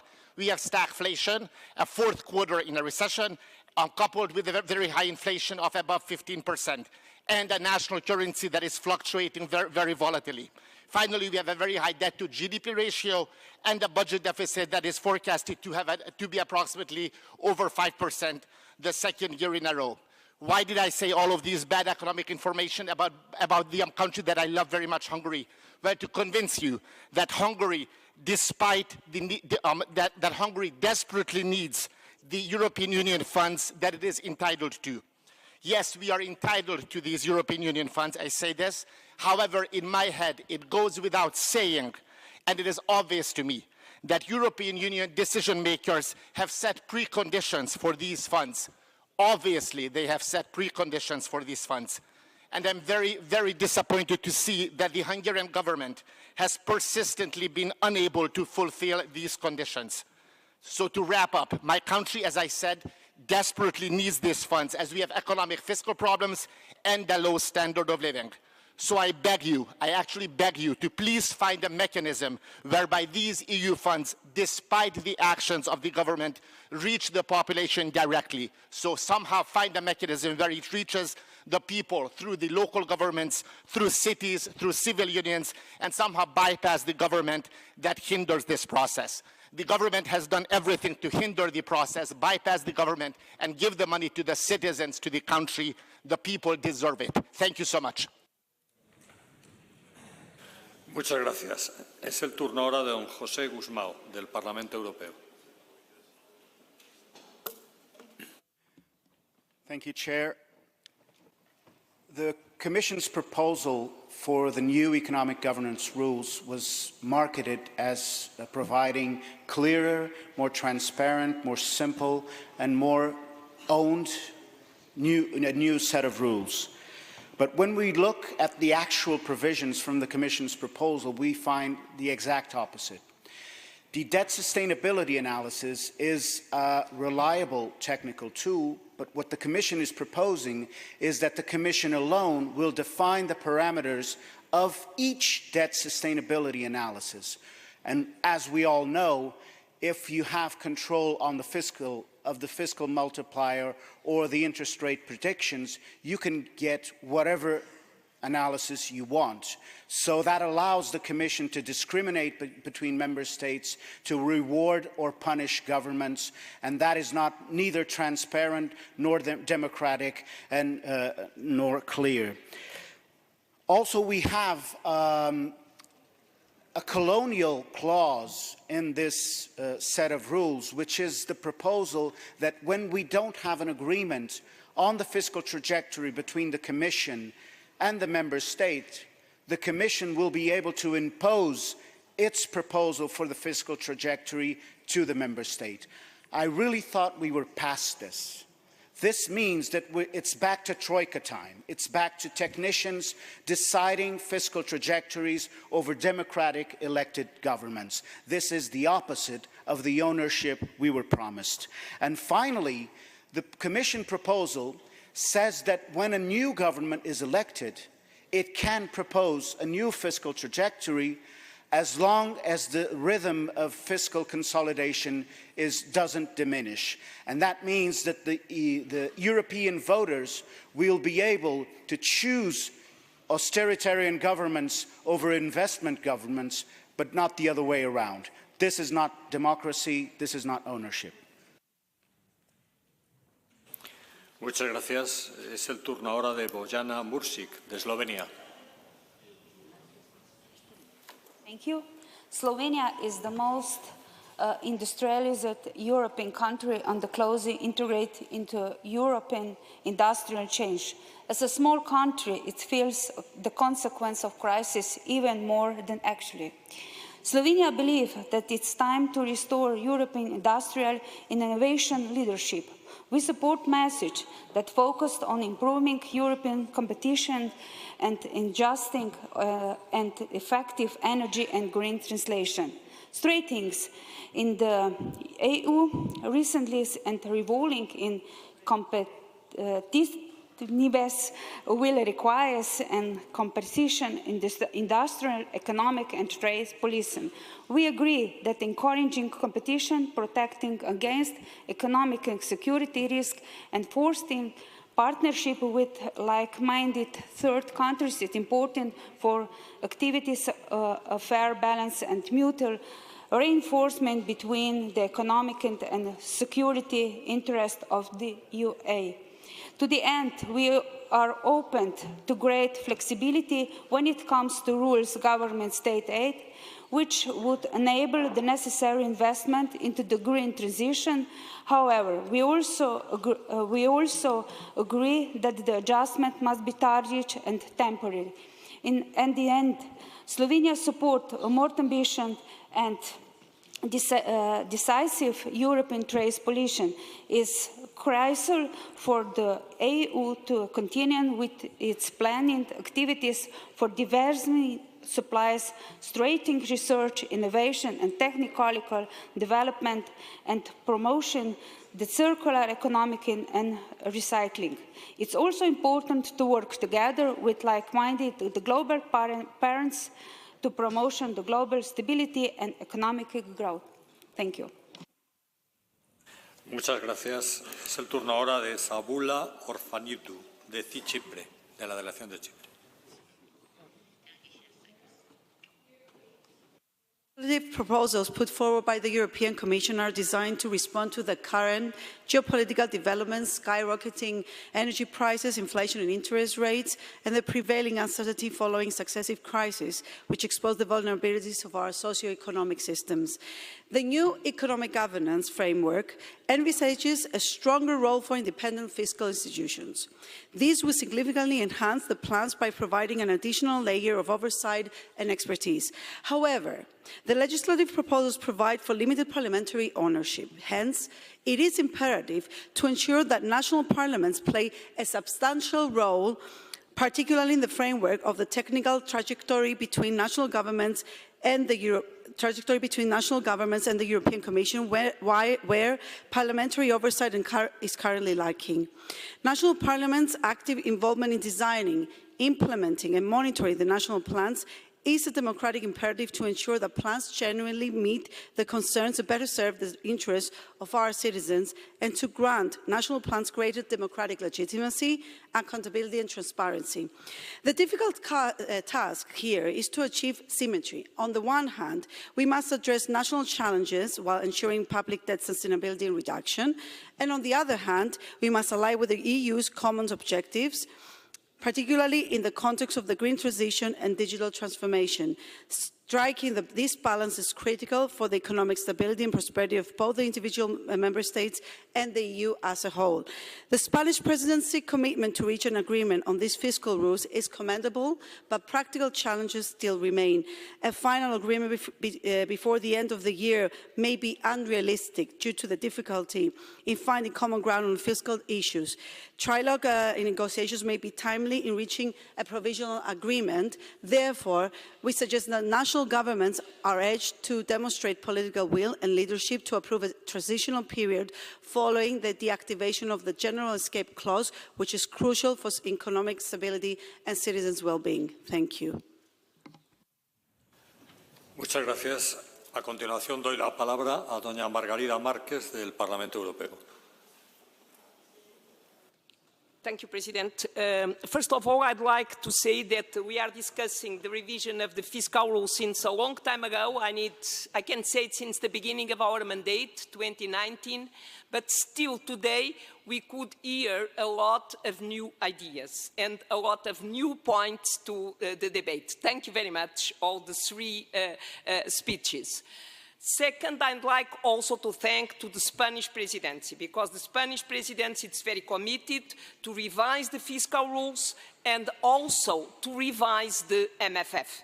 And we wish that today the EUCO, the political leaders, the national leaders could give to the Council the mandate to start the negotiation of MFF revision. Concretely on fiscal rules, I appreciate very much that Mr. Barrason spoke on. We need that Next Generation EU will be a success. I fully agree with you. We need it. We need it to the recovery of the EU economy, the national economies, but we need to ensure the repayment of the Next Generation EU, but finally it must be a success and to identify good lessons for the future. And when we speak on fiscal capacity, on the EU permanent capacity for investment on public goods, this is a good starting point. Sure mechanism and also the Next Generation EU for the future. But I have a final comment. It means you said that to do the economic governance as a whole, we need to revise treaties. My answer is no, I can't agree with you. It means we can't wait for the revision of the treaties to do the three main points that you identified. It means create a permanent fiscal capacity, complete the banking union, we don't need to revise the treaties, and also the coordination between fiscal and monetary policy. So it's something that we need to do, and we can do it in the framework of the current treaties. Thank you. Muchas gracias. A continuación doy la palabra a Bogdan Klik, del Senado polaco. Dear colleagues, it's my pleasure to be here and to declare very firmly and without any doubts that my country is back. Poland is back.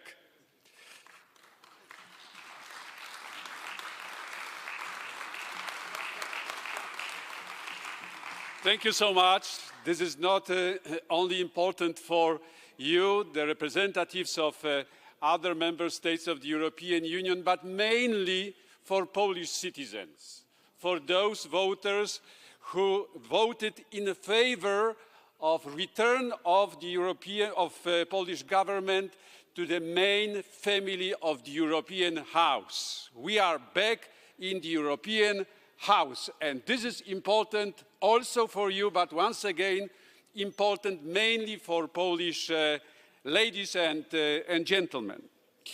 After this short introduction, I would like to underline that the new economic governance framework should lead to increased investments, especially in strategic sectors, and should take fully into account new security challenges, both as a result of the Russian war against Ukraine and other immediate threats that we face right now in our southern neighborhood.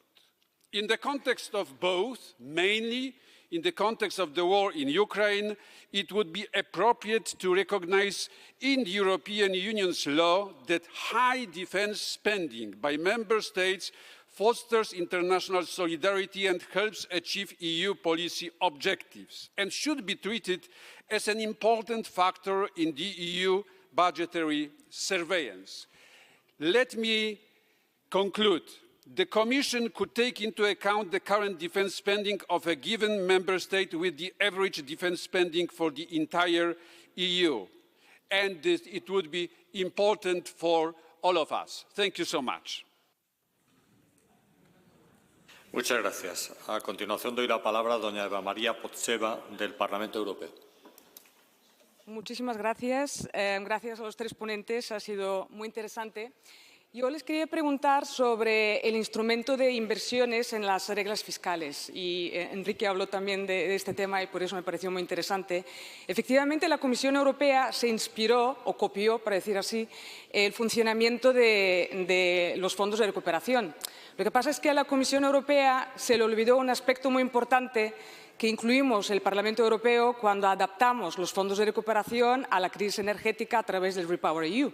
Y estos aspectos son los proyectos transfronterizos, que una parte de los fondos de recuperación tiene que ir a proyectos transfronterizos. Bueno, pues nos encontramos en que en las reglas fiscales, tal y como están diseñados, tenemos los planes nacionales y tenemos inversiones, por lo tanto, nacionales.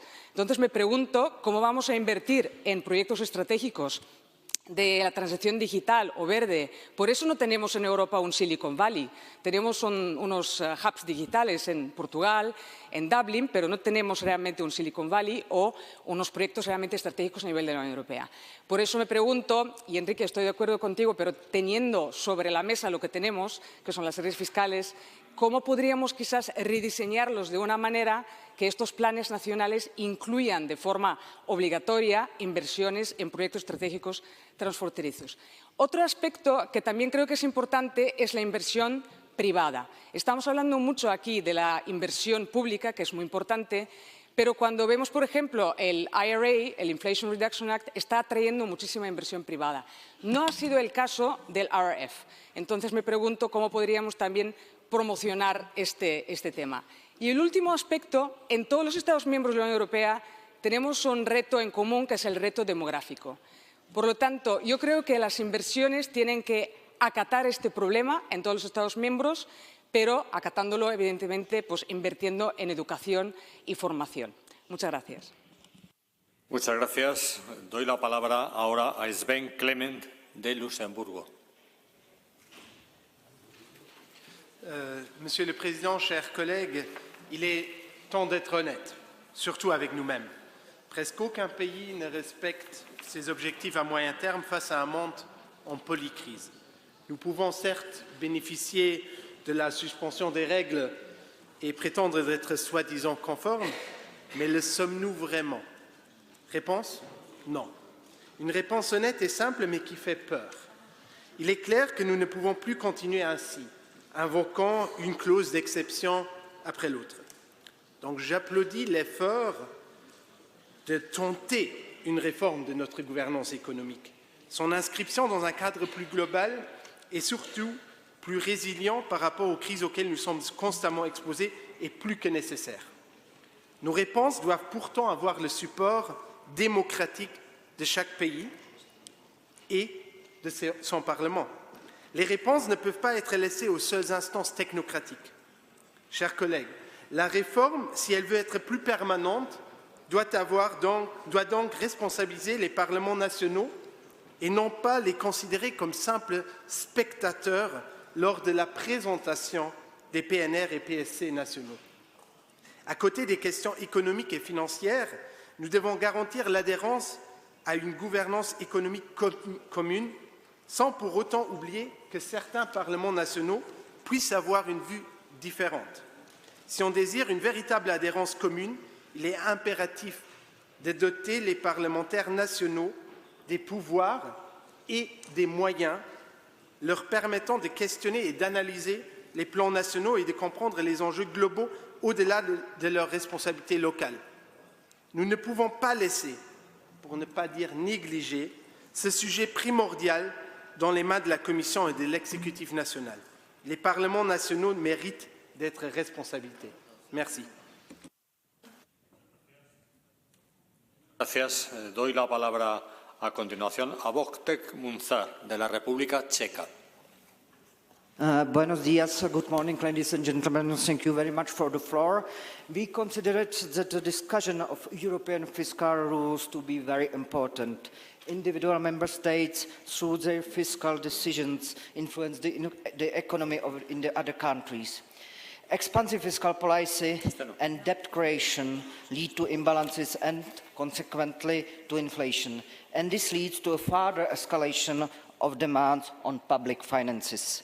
For us, the sustainability of public finances is a key issue. That is why we support the introduction of reliable, transparent and binding rules. We support quantitative indicators for debt reduction in member states and expedition rules relative to GDP.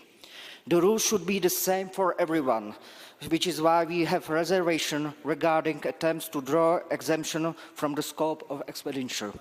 On the other hand, in making the proposed fiscal and structural plans, we are in favor of allowing more flexibility in making and revising the plans for the member states.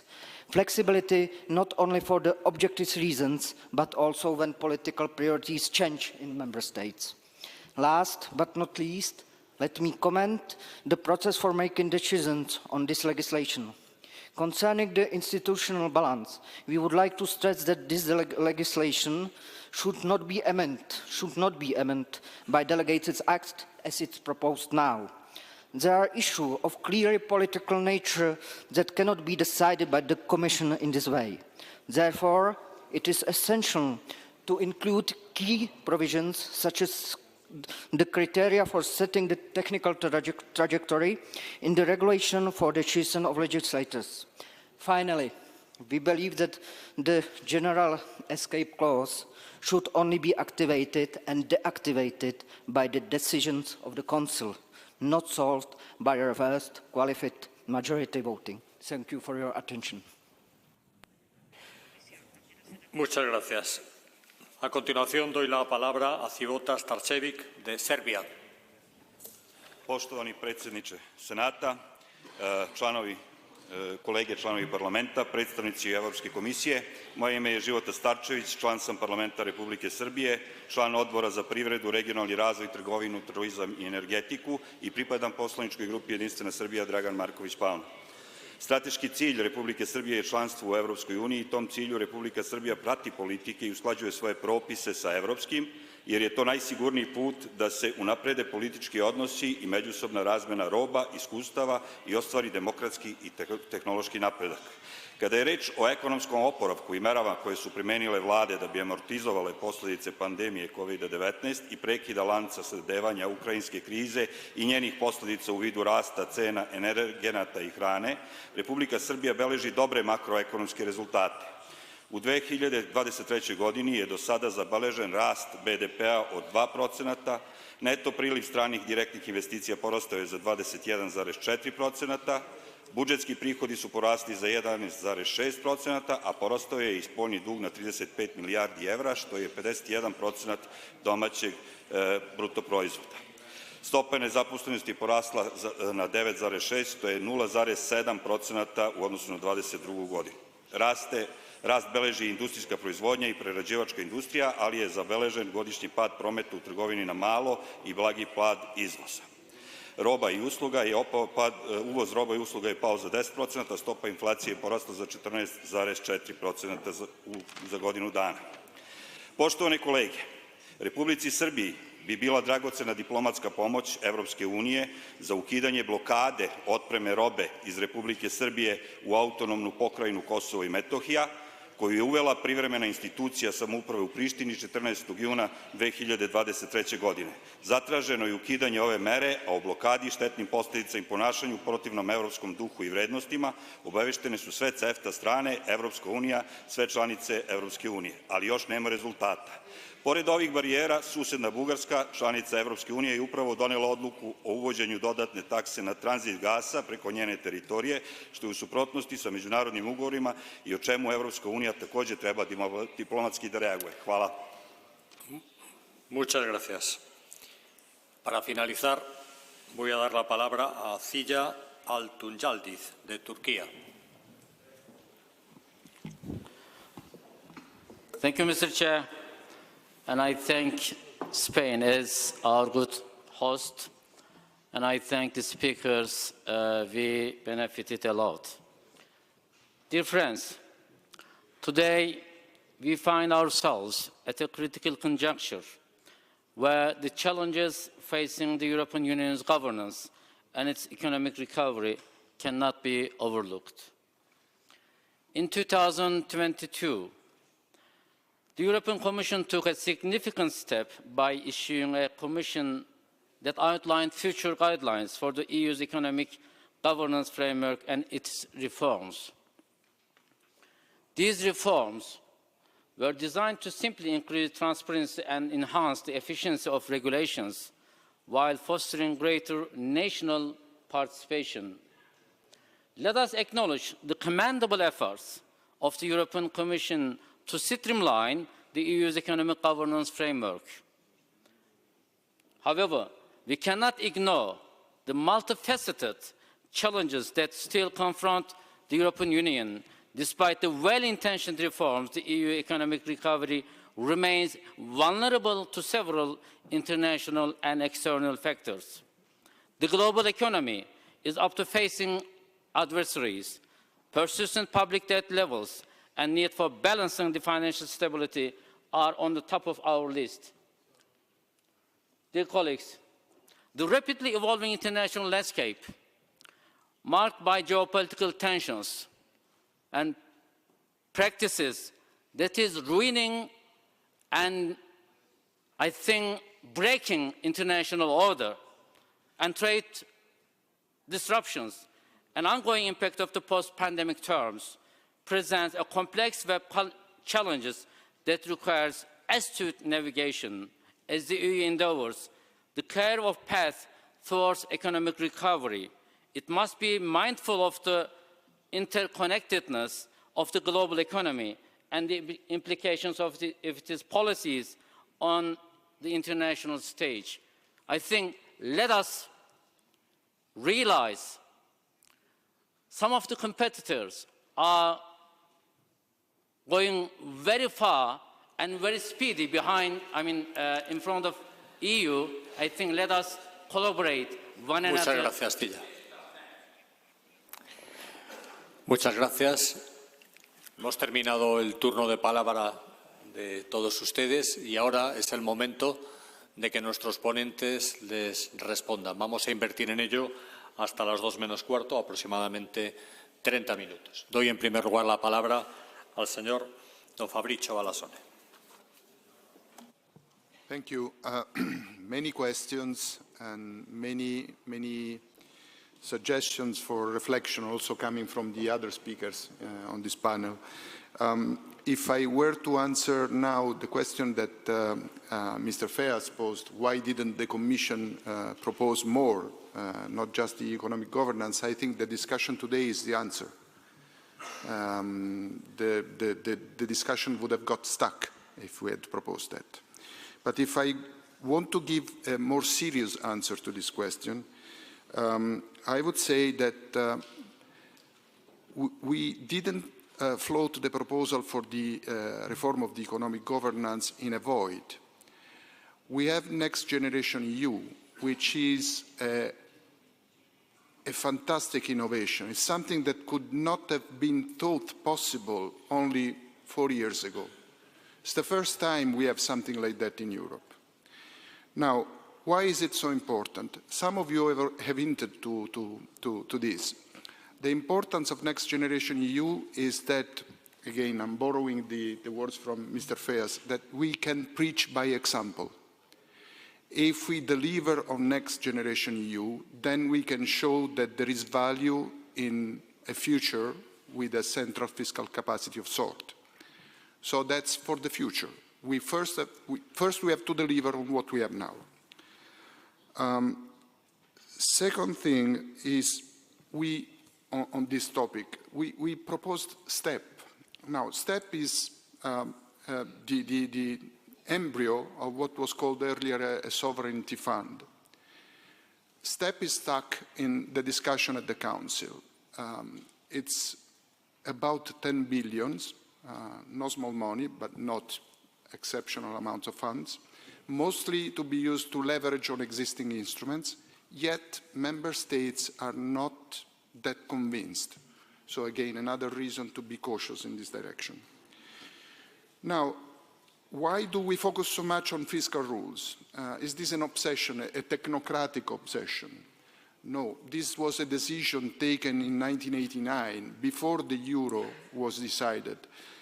In the report by the Commission led by Jacques Delors, it's written clearly that we cannot rely on market forces. They come in too late to discipline member states, and they come in too harsh. And we have seen this in 2011, 2012. I think we should all be mindful of what was happening at that time. At that time, discussion of euro breakup was on the front pages of daily press.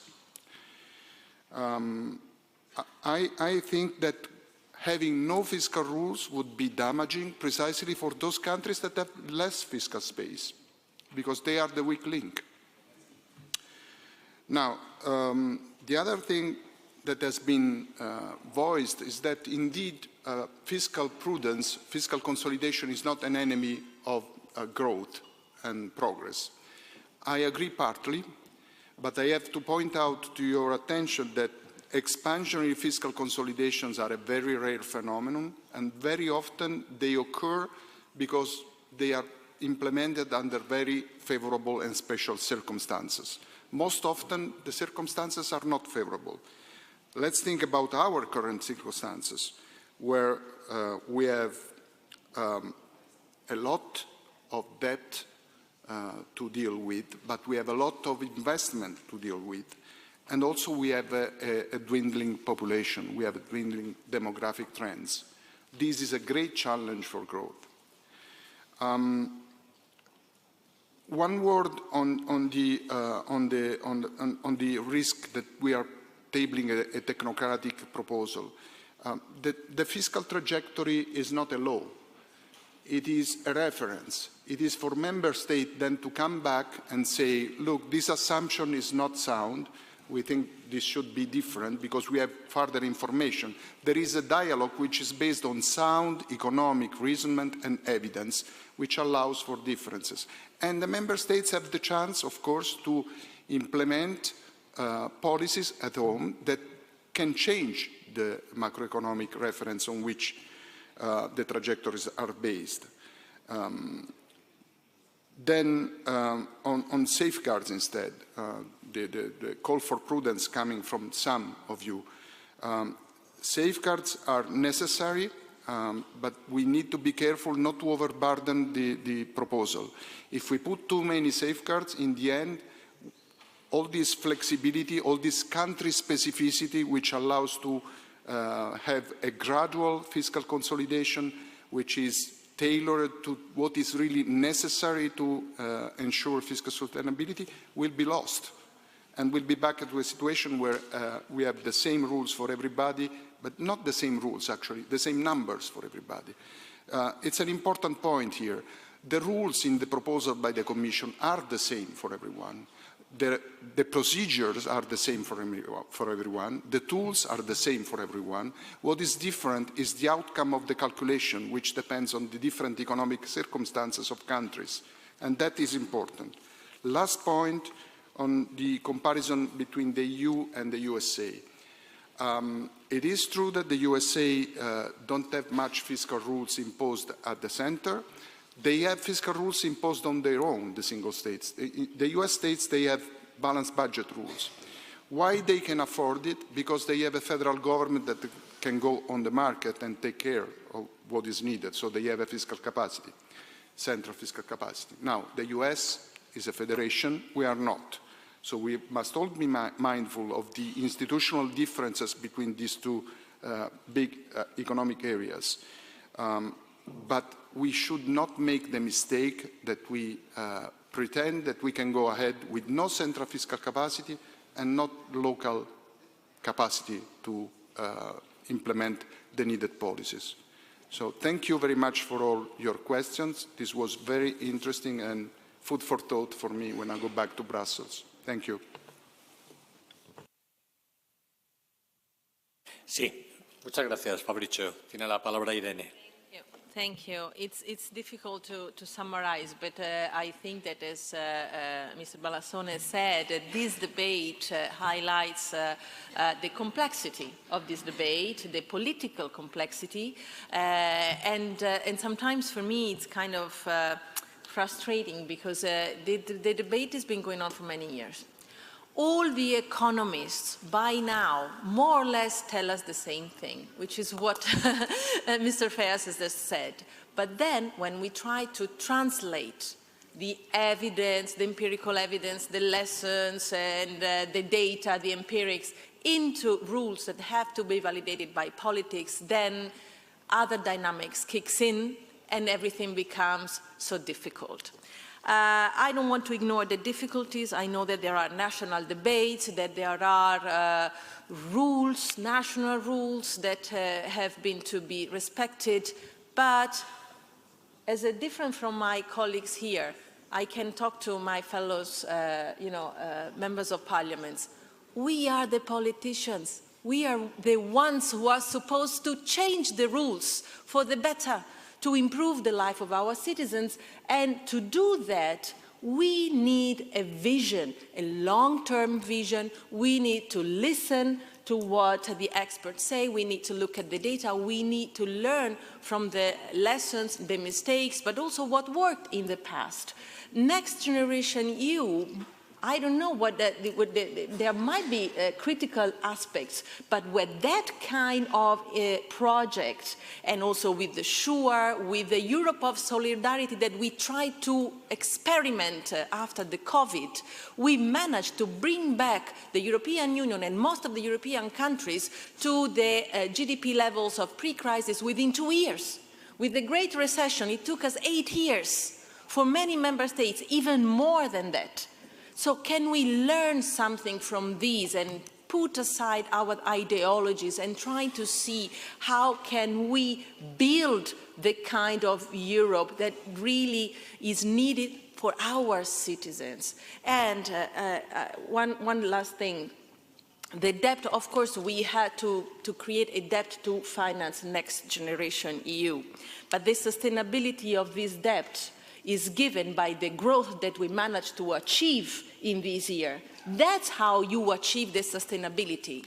This is what the money is for, and this is what, and this is our duty, to guarantee the growth that then is used not only to repay the debt, but to guarantee to the citizens to keep the employment, to keep the salaries, to keep the services, to keep the healthcare, to keep the education. So this is the balance that we have to find, and this is what we should be fighting for. So thank you very much for the interesting debate. Muchas gracias, Irene. Es el turno de Enrique Feas.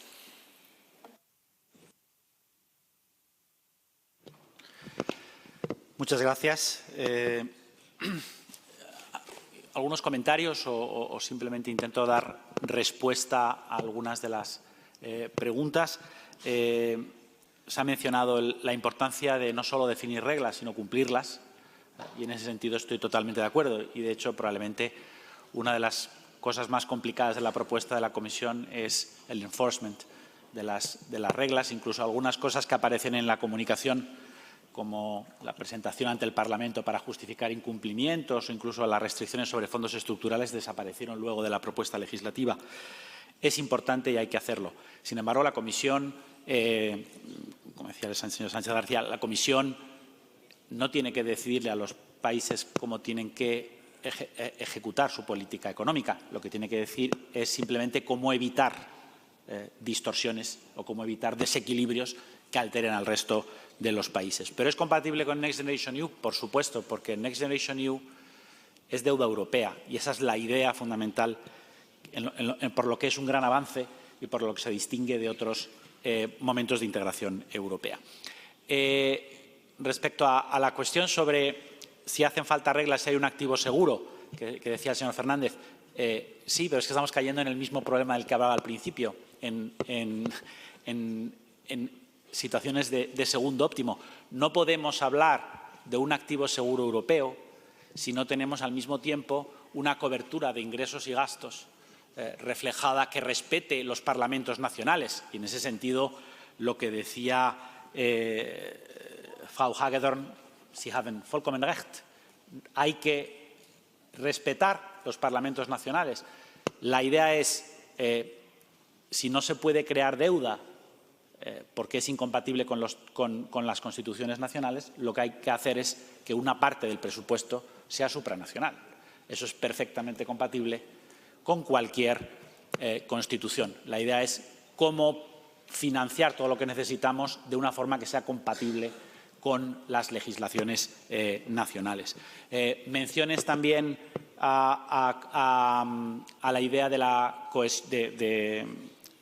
pobreza, de la cohesión social. Bien, creo que la cohesión social es un bien público europeo. Luego debería estar contemplado dentro de las cosas que deberían tratarse o establecerse a nivel europeo. ¿Cómo financiar bienes transnacionales?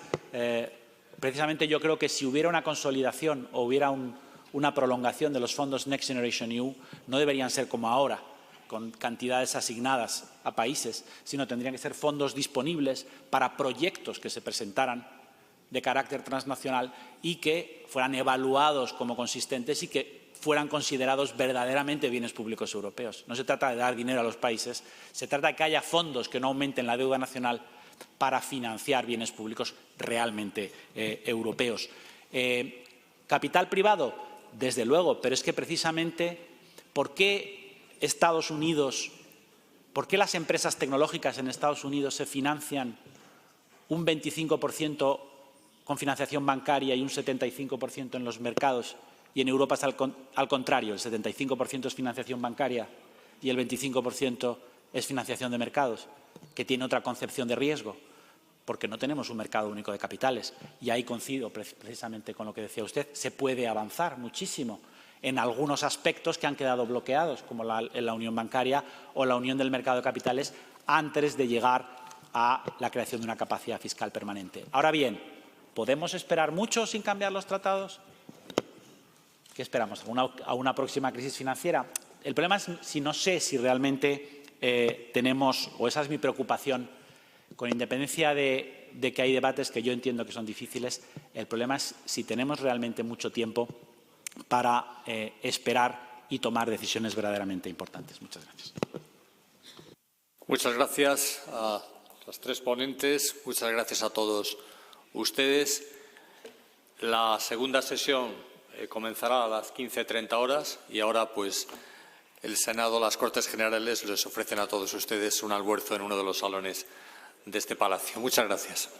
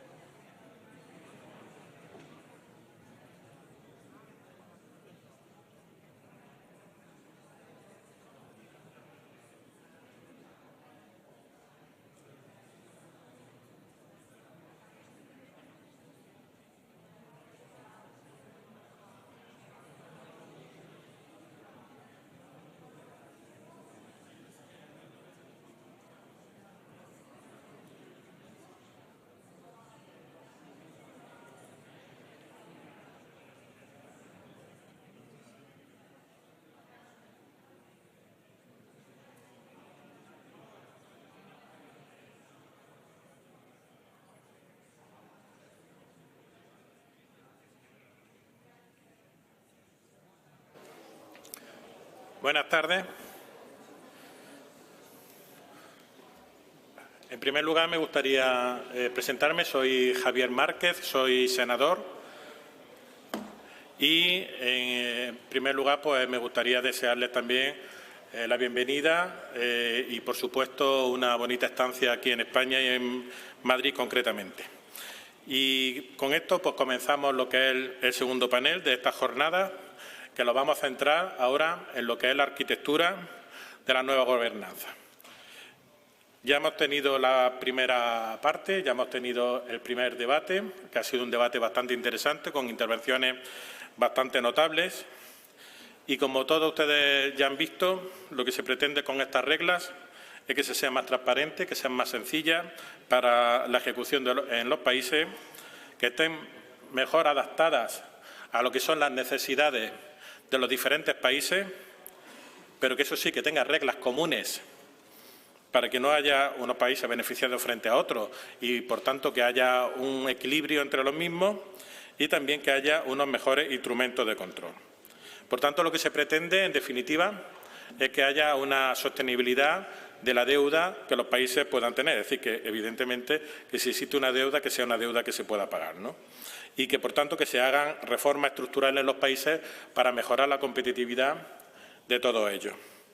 Sin tener o teniendo en cuenta, obviamente, que estamos en una época, como todos ustedes saben, de una alta inflación, donde hay un shock de costes energéticos, donde hay un shock de seguridad, donde hay una guerra en Ucrania y ahora hay que incorporar la guerra que existe en Israel y que ya veremos a ver cómo afecta a la economía mundial, donde existe un shock también del cambio climático, donde hay varios países que sufren una sequía y eso supone un incremento de los precios, por ejemplo, de los alimentos, y donde, evidentemente, también hay una evolución de la transición ecológica y de la transición digital.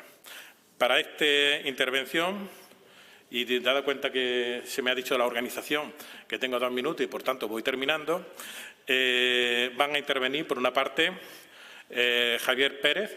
Javier Pérez es el director de la Economía Internacional y Área del Euro del Banco de España. Va a intervenir Herbert Dorfmann, que viene del Parlamento de Europa, y va a intervenir el señor Pim Lescrovet, experto del Gabinete de Vicepresidente Ejecutivo para una economía al servicio de las personas. Para cada intervención tienen ustedes 10 minutos. ¿Vale? Pues, don Javier, cuando usted quiera. Muchas gracias por la invitación al Senado. Un placer estar aquí con todos ustedes. Tengo unas slides y voy a pasar al inglés, por si es más fácil para un conjunto amplio de personas. So, thank you so much to everybody for listening. So, I'm coming from a central bank, so I've been in these discussions on monetary fiscal policy interactions over the past 20 years. Actually, I was talking to Fabrizio 5 minutes ago, and we used to discuss about fiscal already, when both had the hair in our head. So, basically, for us, all this discussion that you have, and I see that in the previous session that I sadly enough missed, there was already a lot of discussion. So I will enter very quickly into my key messages for you, taking into account that for me it's a pleasure to actually have you there because you're the ones doing this, no? Basically.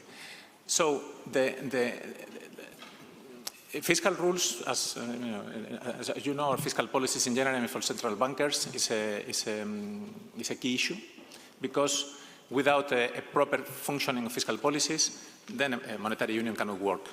So basically, our monetary union is an incomplete monetary union. It's still an incomplete monetary union. It will be an incomplete monetary union even with the best possible reform approved by you or that you have on your portfolio. And so, for us, it's very important. So I'll kind of flag to you, let's say from the technical debate, like some strengths of this proposal that is on the table, some weaknesses, and one key issue which is not even in the table, and that is the most important one, and is missing in the debates, no? Just to be a bit provocative. So, from the, let's say, technical point of view, and this is a huge progress in this reform, the key strength, really, of the reform proposal of the Commission, or the discussion that your colleagues are having, is having this medium-term view. It's important. Medium-term plan is a good idea. You all know. I'm not going to spend. And in particular, you focus on spending. Why? I mean, if you think about education spending, then you have to think long-term. You cannot think year by year, because otherwise you cannot really make the proper investments. If you think about the costs or the needs or the investment needs to make the climate transition, you need to think many years ahead. Otherwise, you end up doing taking suboptimal decisions, aging populations, etc. So this is very good. Conceptually, it's very important. And theoretically, as I was saying, this allows, or this would allow, let's say, the policymakers to focus on the composition of public spending, which is good, no? Because then you can think about investment, social spending, education, all these things, with a sufficiently long time horizon ahead. You can reform and have the yields of the reforms in several periods, so that's very good. You can manage public debt over the cycle, and also you can kind of make gradual fiscal consolidation when needed, and also gradual fiscal buffers when needed, no? Because, I mean, fiscal rules should operate, or fiscal policy should operate like symmetrically over that. No? And at the same time, something which is very important, sometimes is also outside of the debate, with medium-term plans that are credible, then everybody looking at fiscal policies knows where fiscal policies is going. No? Which sometimes, I mean, that is not typically, or not many times, the case. No? So medium-term planning is a good idea. Second, fiscal rules are a good idea. Particularly, as I was talking before, in an incomplete monetary union as the one we live in. So this is an incomplete monetary union. That's why then we need fiscal rules. So actually, fiscal rules do not create, typically when you look at the academic literature, pro-cyclical fiscal policies.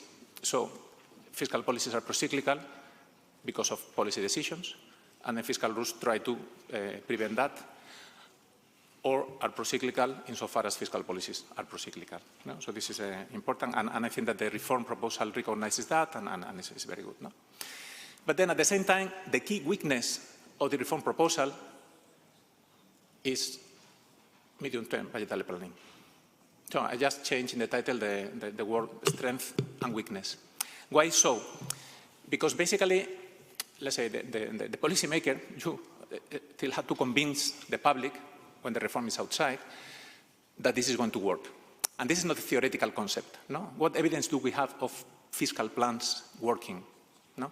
When you look at the literature on budgetary plans during the budget cycle, let's say 1 year, then typically the literature what says is that once you control for unforeseen shocks, recessions, pandemics, etc., then still in the implementation of fiscal plans during the budgetary year, you see a lot of political, electoral cycles, you see overspending, etc., etc. So there is a pro-cyclical bias in fiscal policies. That's why fiscal rules are there, to kind of prevent that and tie up things. No?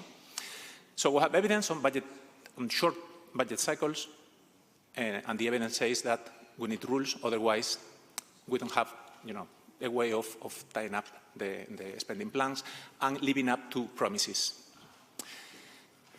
But then when you try to find what evidence we have of medium-term budget plans working in history, I mean, basically we have very little. No? The large-scale and massive natural experiment, have been the Stability and Growth Pacts. No? So this has been outside since the beginning of the 2000s. It was part of the Maastricht Treaty transition. Then it was strengthened in the wake of the crisis we have a couple of decades ago.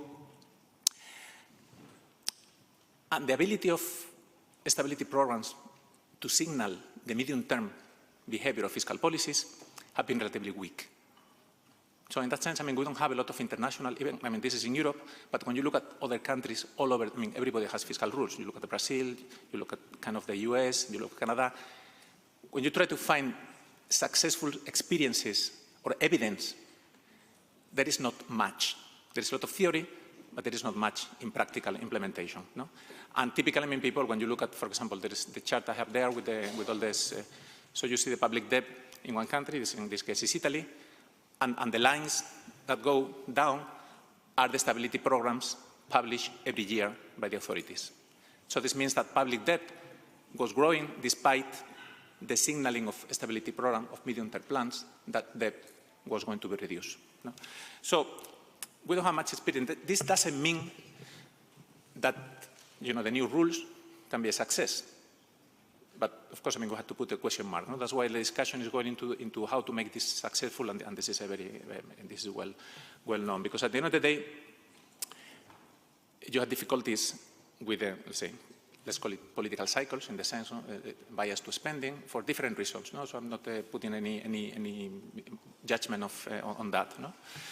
There is a lot of uncertainty, and at the same time, there are long-term trends that interact with planning. So the longer you plan, then you have trends. And one, for example, just to quote from the most recent academic literature, one big result is that these two charts that I don't think they are quite visible. These are two charts that start in 1960 until last year. On the left-hand side, you have public investment. On the right-hand side, you have social spending. No? And when you have it, typically, for whatever reason, and you do this for the US, you do this for the Euro area, you do it for the European Union, you do it for individual countries, you do this for Latin American countries, there is a tendency of social spending to go up and other spendings to adjust, typical capital spending. No? So the aims of medium-term planning are very good. You should take into account that there are all these long-term, medium-term trends which are very powerful behind. No?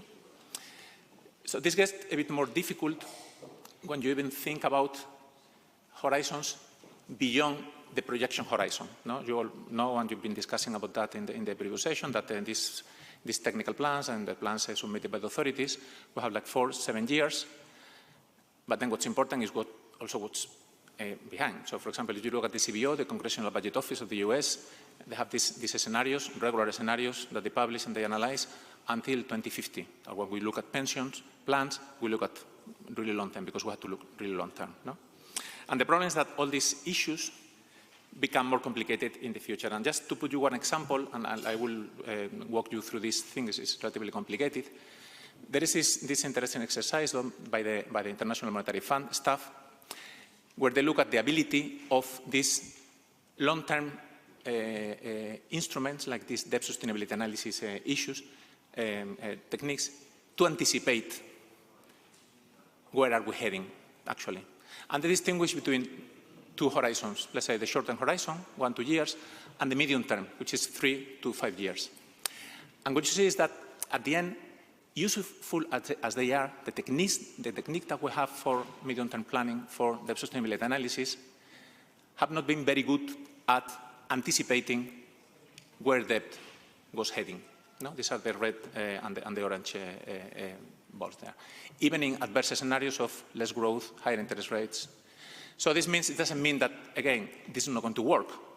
But this means that this is very complicated because we're talking about the future. And the more distant the future, then the more complicated it becomes. No? So that's why, and I think this is, again, very welcome from the reform proposals and the discussions that many of you, I'm sure, are having, and all other people.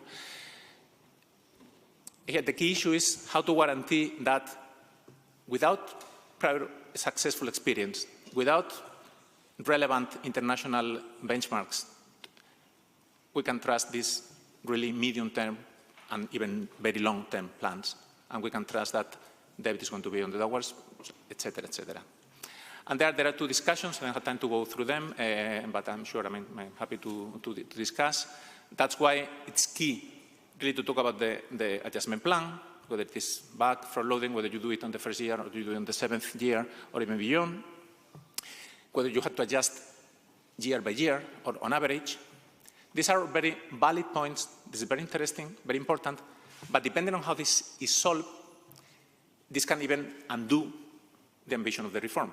Because if you think long term and you have to make a year-by-year adjustment, then at the end you may end up including or inputting a procyclical bias in public finances, again. No? So, I mean, the need for this flexibility and all this adjustment path is important. And the second issue, which is very important, is how this is governed, is governance. So the issue of national ownership is been very important, but what we learned from the literature, also looking at the interaction between independent fiscal institutions and governments, the experience of other areas. For example, let's think about the US, where you have a congressional budget office, which is, let's say, with the Parliament. So should we have an independent office? The European Fiscal Board is with the Commission. So there should be like a European Fiscal Board within the European Parliament, like in the US. I mean, should we copy these things? I mean, how to make the balance work? No? And the second issue is, when it comes to national ownership, there's a big problem, and the big problem is that if a government commits a plan for 4 or 7 years, it could be the case that the government is not going to be there. I mean, because you have elections. And so should we need like reinforced majorities to approve a plan that goes beyond one legislature? And this is not solved in the proposal. So I'm hoping that in whatever is finally approved, something along these lines is there. No? But again, I mean, the balance of powers nationally, internationally, and then the peer pressure across countries is fundamental here. And my last point, in 1 minute, if I have had one, is about, and I think I talked to Enrique Feas before, and he told me that you have kind of deal with that, is what is not in the reform. So we've been talking, you've been talking, and many of us from the technical point of view, we've been talking for 20, 25 years about the need to reform fiscal rules. But what we have on the table is, again, like, I mean, this is like a salad. No? So we have different ingredients, we put them. Now I think this is a very smart way of putting them in the new salad. But there is one ingredient which is still missing. And again, I mean, coming from a central bank, and just, echoing the opinion of the Governing Council of the ECB on the reform proposal, what is missing is the supranational vision. So, will fiscal rules, will our institutional setup with one central bank and multiple national fiscal authorities coordinated by some type of rules succeed, even if rules are credible, even if rules are applied? And the answer is no. Why? Because we have some shocks which are very big. We saw COVID. We have some non-fundamental situations. For whatever reason, people don't like the euro, and then they start selling bonds. Fundamental. What is non-fundamental? Then we have fundamentals. Because we have large asymmetric shocks that affect some countries more than others. So this means that what have we done, or what have you done? Ad hoc solutions. Then you put NGU, you put whatever. No? But ad hoc solutions are worse than, let's say, automatic solutions. No? So, and with this I close. The missing point in the discussion, but I have to mention that, is that in this division of labor, you have monetary policy, which is the red ball to the left, entitled to price stability, and we do our best, and to cyclical stabilization of the euro area aggregate, the business cycle of the euro area, not of the countries. And then on the other side, you have the other red ball, which is national fiscal policy to ensure sustainability for long-term growth, and reforms and whatever, and cyclical. And then there's nothing in between. There are ad hoc solutions. So without the central fiscal capacity and other things, but in particular with the central fiscal capacity, when we have big shocks, or very big asymmetric shocks, in this very complicated world in which we are, as I'm sure you have discussed in the previous session, then the framework will fail, even if everybody does their job. And sorry, I only had this minute. I wanted to be provocative. Thank you so much.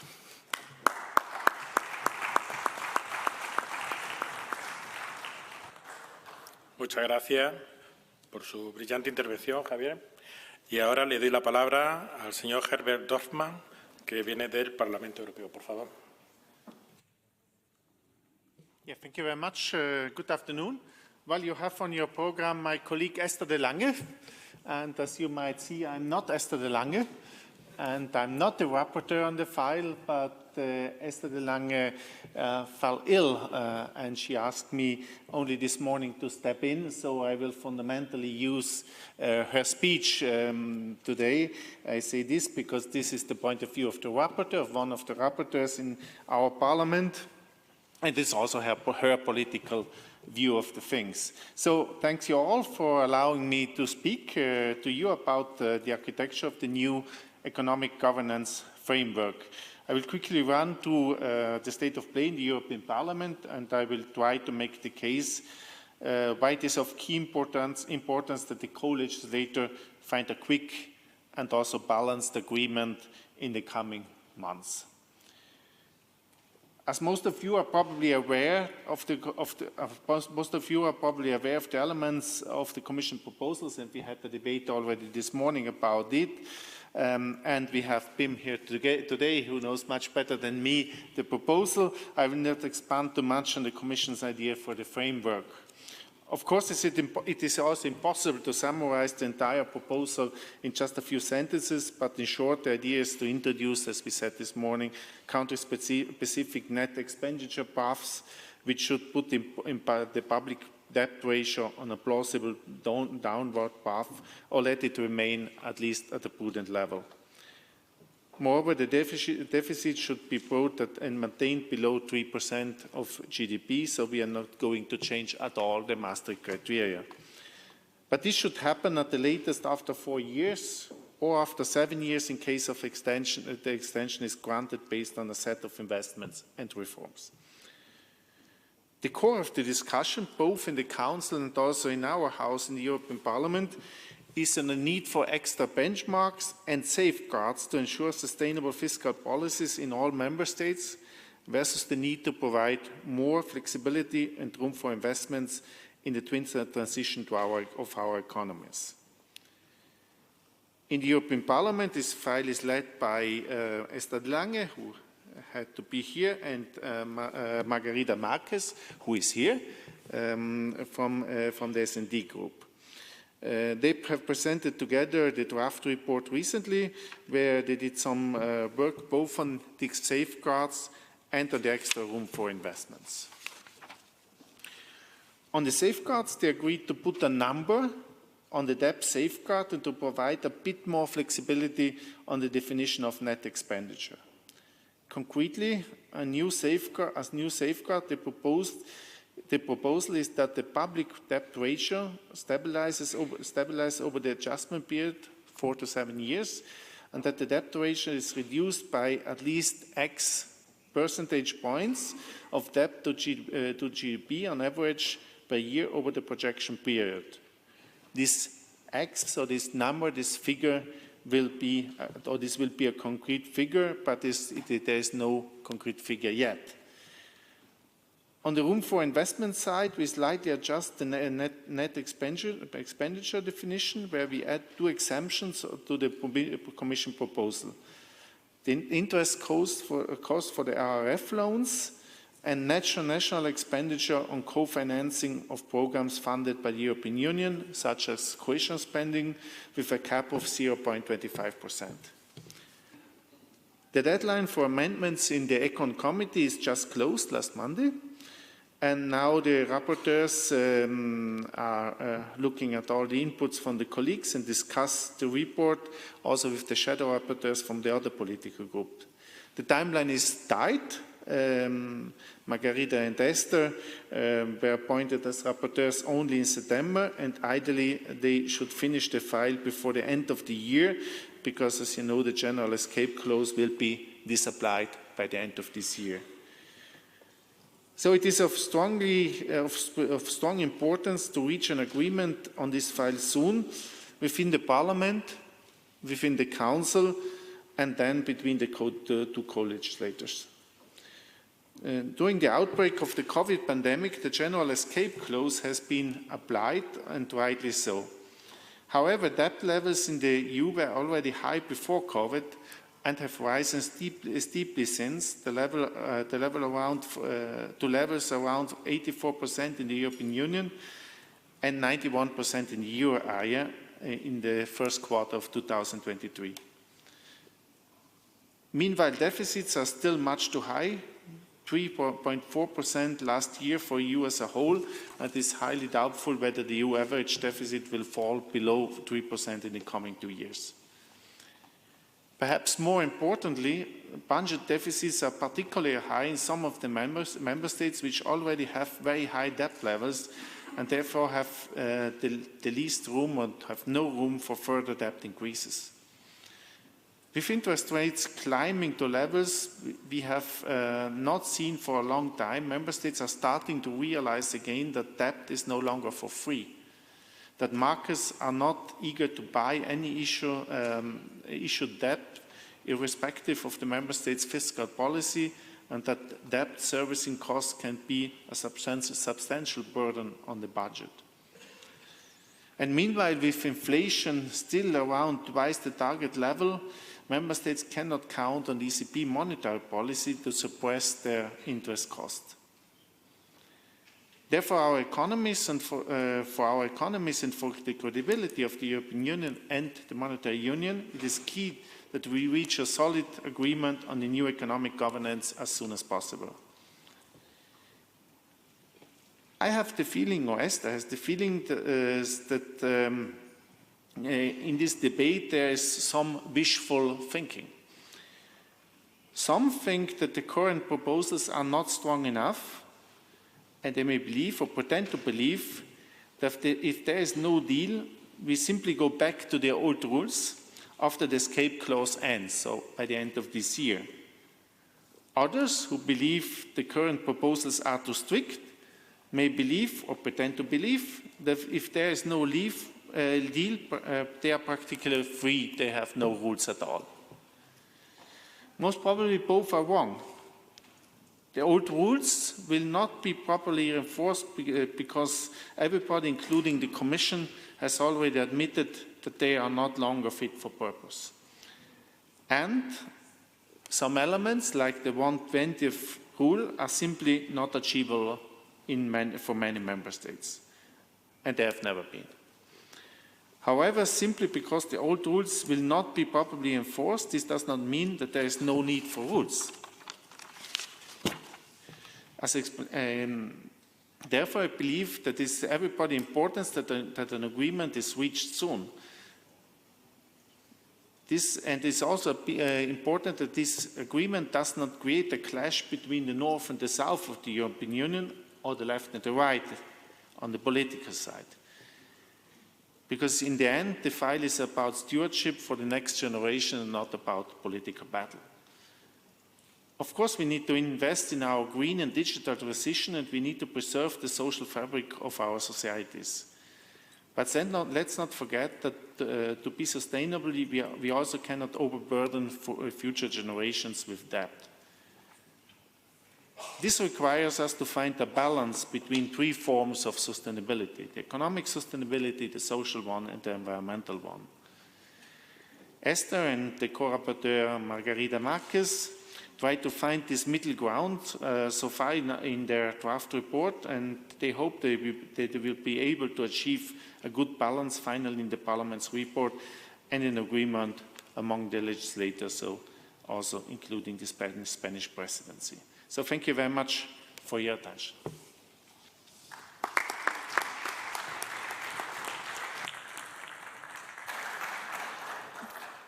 Muchas gracias, señor Dorfmann, por su exposición. Y ahora le paso la palabra al señor Pim Lescrovet, experto del gabinete del vicepresidente ejecutivo para una economía al servicio de la persona. Muchas gracias. Thanks a lot. Thanks for inviting me today in the Senate. Thanks a lot, everybody, for being present. And I would actually like to discuss three topics with you in relation to the economic governance review today, and the previous speakers have alluded to many of them, so I'll try to be short, and also looking forward to the debate with all of you. So first of all, I would like to discuss the why. What are the challenges that we really need to address with the new fiscal rules? So why are we doing it? Then secondly, shortly, the how. Recalling a bit the logic of our proposals, and then finally I would like to say a few words about the next steps. So starting with the why, The first reason is, of course, that the environment in terms of public debt has substantially changed over time, and as already been said, debt in the euro area now stood at 91% of GDP in 2022, and that compares to 70% in 1999 and 84% in 2019. So we have incurred increasing levels of debt over the last decades. At the same time, more recently, we have returned to a world of higher interest rates. The ECB's rates are the highest since more than 2 decades, and also longer-term yields have substantially risen to levels not seen since more than a decade or longer in some cases.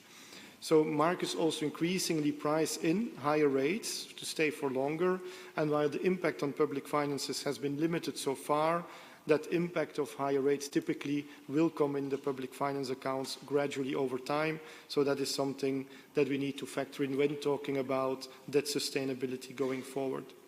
Another element related is that the debt situation has become more dispersed across countries, across member states. When the euro was introduced, the highest debt levels in the euro area were around 100% of GDP, a little bit more. When we look now, the highest debt levels are rather closer to 200 than 200%. So we need a more differentiated approach. So that's the debt sustainability angle. On the other hand, with this increased debt, the demands on public finances have simultaneously multiplied. Governments currently have to deal with a multiplicity of challenges. First, the massive investment needs stemming from the green and digital transformation, the needs related to the stable supply of affordable energy, social fairness, enhancing our security in a very challenging geopolitical context, competitiveness, etc. In an economically very complicated economic situation, 2 wars at our border, as already referred to. So these two things should be tackled together. Higher debt, higher needs. It means that we need to look at debt sustainability angles as well as sustainable growth angles. Both are equally important. Concretely, in terms of what this means for fiscal policy and the rules, this means that we cannot longer suffice to look at the aggregate figures of the budgets. The 3 and the 60% of course remain there, but what matters actually mostly for the next years is how we combine a gradual fiscal consolidation with reforms and investments that deliver and tackle all these challenges that I just mentioned. So basically we need to look more into the quality of the public finances of member states. And we already learned that in the past, in fact, when we were after the great financial crisis a decade ago, we had a number of member states under market pressure that had to resort to speedy consolidation, which led to cuts in investment and therefore lower growth in the years after. So that is something we need to avoid. And we have been able to avoid it actually in the aftermath of the COVID crisis through the tools that we had set up.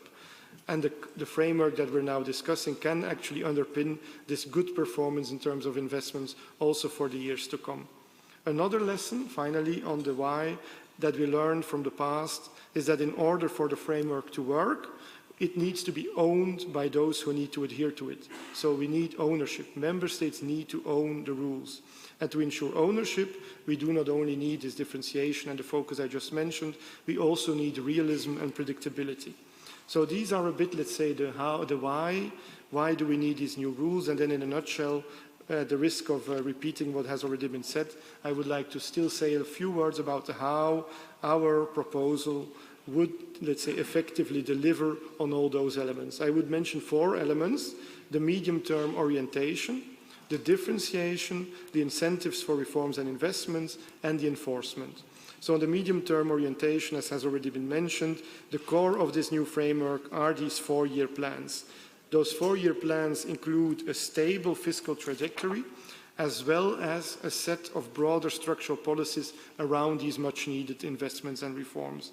These plans would be aligned with the electoral cycle, owned by the governments, owned by the parliaments, be stable over time and be internally consistent. And therefore, in our view, they would provide a solid basis for the implementation of all those policies in the future years. Second element, differentiation. The set of policies to be included in these plans should be tailored to the needs of each country. There should not be a one-size-fits-all, and in particular, the fiscal trajectory should reflect the degree of the debt sustainability challenges of each member state. A country with a high debt challenge would logically need to reduce its debt more than a country with a low debt challenge. It seems logical, but the current rules actually do not always sufficiently differentiate and do not always deliver on that differentiated solution. But differentiation and ownership do not mean free for all. The constraints are clearly set by these common EU rules, using a combination of a scientifically underpinned debt sustainability analysis as well as a number of safeguards to provide additional reassurance that sufficient buffers would be built. So that's a bit the balance that was alluded to and that still needs to be found. Third point, incentives for reforms and investments. There, it's actually pretty simple. In case a member state would plan reforms and investments to address these common EU priorities to improve growth and sustainability, then it would be allowed additional 3 years to consolidated public finances, from 4 to 7 years. So an important, let's say, incentive here to do these much needed reforms and investment. Finally, a few words on enforcement. The elements that I just mentioned is ownership, predictability, differentiation, incentives, all by themselves in a way should already lead to stronger compliance. But when we go for new rules, we actually want to be absolutely sure that they deliver on what they intend to do, and that's why we did two things in addition. So there would be only, firstly, one factor that actually determines whether or not a member state complies with the medium-term plan, and this will be measured by a single indicator which is called the net expenditure. So that will determine yes or no whether the member state is compliant. So no longer, let's say, difficult decisions, assessments, no excuses, very clear whether or not there is compliance or not. And then the second thing that we put in our proposal is that in case a country were to face substantial debt challenges, that would mean a key relevant factor when an excessive deficit procedure would be opened following such a deviation from the medium-term path. So just to summarize, all these elements together are needed to provide a substantial improvement compared to the current situation, and it's indeed urgent, as has been mentioned, to agree on this soon. And that brings me to the final part of what I wanted to speak to you about, and that's the next steps.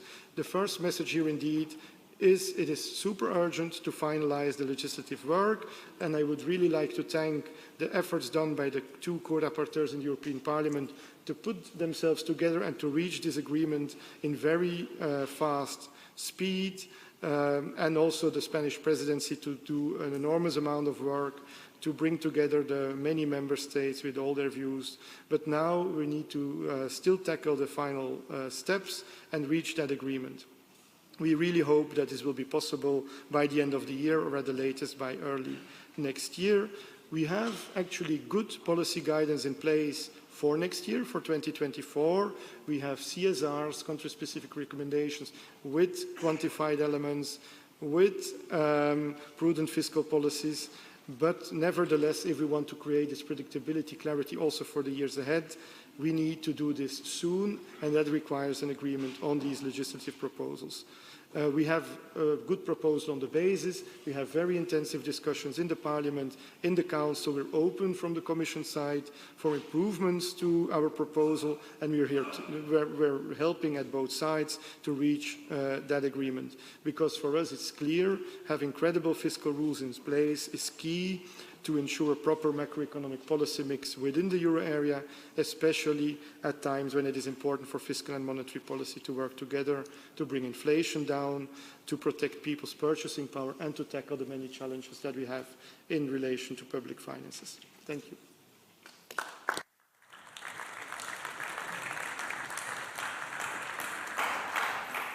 Muchas gracias, señor Lescauvet, por ajustarse el tiempo y por su brillante exposición.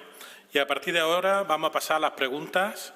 Entonces, en este sentido, quiero recordarles que las personas que han pedido intervenir deben levantarse y tienen 2 minutos, y a los 2 minutos pues, se les dará las gracias porque debemos pasar y ser dinámicos.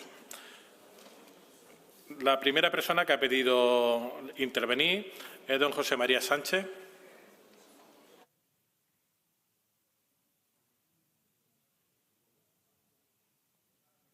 Gracias, buenas tardes. Sí, mayor exigencia en el cumplimiento de los planes nacionales por parte de la Unión Europea y mayor flexibilidad en el contenido de los planes nacionales propuestos por los Estados miembros a la Comisión y al Consejo. Bien, nosotros no tenemos nada que decir sobre esto, salvo lo que ya dije anteriormente.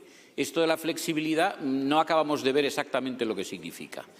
Ahora hemos tenido ocasión de comprobar, hablando de la llamada arquitectura o estructura de la gobernanza económica europea con arreglo a estas propuestas nuevas de la Comisión Europea, hemos tratado de ver un poco, o se nos ha expuesto, cómo esto se va a controlar, a gobernar.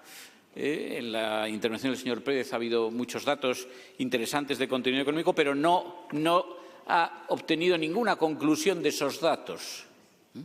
Simplemente nos ha puesto de manifiesto la situación de incertidumbre. Bien, todo esto sigue dejándonos claramente insatisfechos, porque si seguimos hablando de deuda sostenible sin cuantificar lo que es la deuda sostenible, pues entonces estamos hablando prácticamente on the flies, que dicen los ingleses, ¿no? Voy a poner un ejemplo muy sencillo. En los fondos Next Generation EU se dispuso que habría 750.000 millones en 2021 y que la amortización de principal e intereses sería en 2058. Y entonces, claro, nos dice aquí la señora Tinger y en la su anterior intervención, bueno, el secreto para poder amortizar deuda es que el crecimiento sea superior, que haya más crecimiento. Claro, esto es como no decirnos nada, esto es como de primero del alfabeto, un alumno por alfabetizar. Bueno, pues en este caso de los fondos Next Generation EU no se hizo. No sabemos por qué fueron 750.000 millones el importe, no sabemos por qué fue 2058 el término de vencimiento a efectos de amortización y, por lo tanto, no sabemos si esa cantidad y ese tiempo de amortización se calcularon en función de una estimación de crecimiento de los Estados miembros, lo cual me parece imposible en un plazo. Ahora tiene la palabra la señora Paola Guidoni. Gracias, Senor Presidente. Dear colleagues, in Italy, debt sustainability is the most important challenge for a sustainable growth in the framework of the new European budgetary rules. However, the current Stability and Growth Pact presents critical issues that require a review. Italian Minister of Finance Giancarlo Giorgetti declared the necessity to an agreement for the EU economic governance without suffocating the economy. To do so, we have to exclude investments from the current spending, the so-called decoupling, for a greater flexibility in strategic area of European policies. In particular, investments with European funds that support economic recovery, for example, the National Recovery and Resilience Plan. The debt to GDP ratio cannot damage investments in key sectors. It is important to find the right balance between budget consolidation and the promotion of growth. In Italy, instead of helping growth and welfare, the Stability and the Growth Pact has often penalized municipalities to responsible budget policies.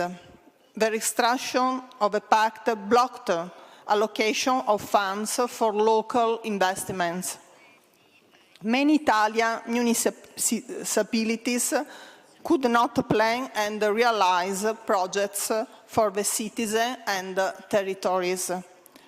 A good revision of the Stability and the Growth Pact is an important step toward a sustainable economic development of our territories in Europe.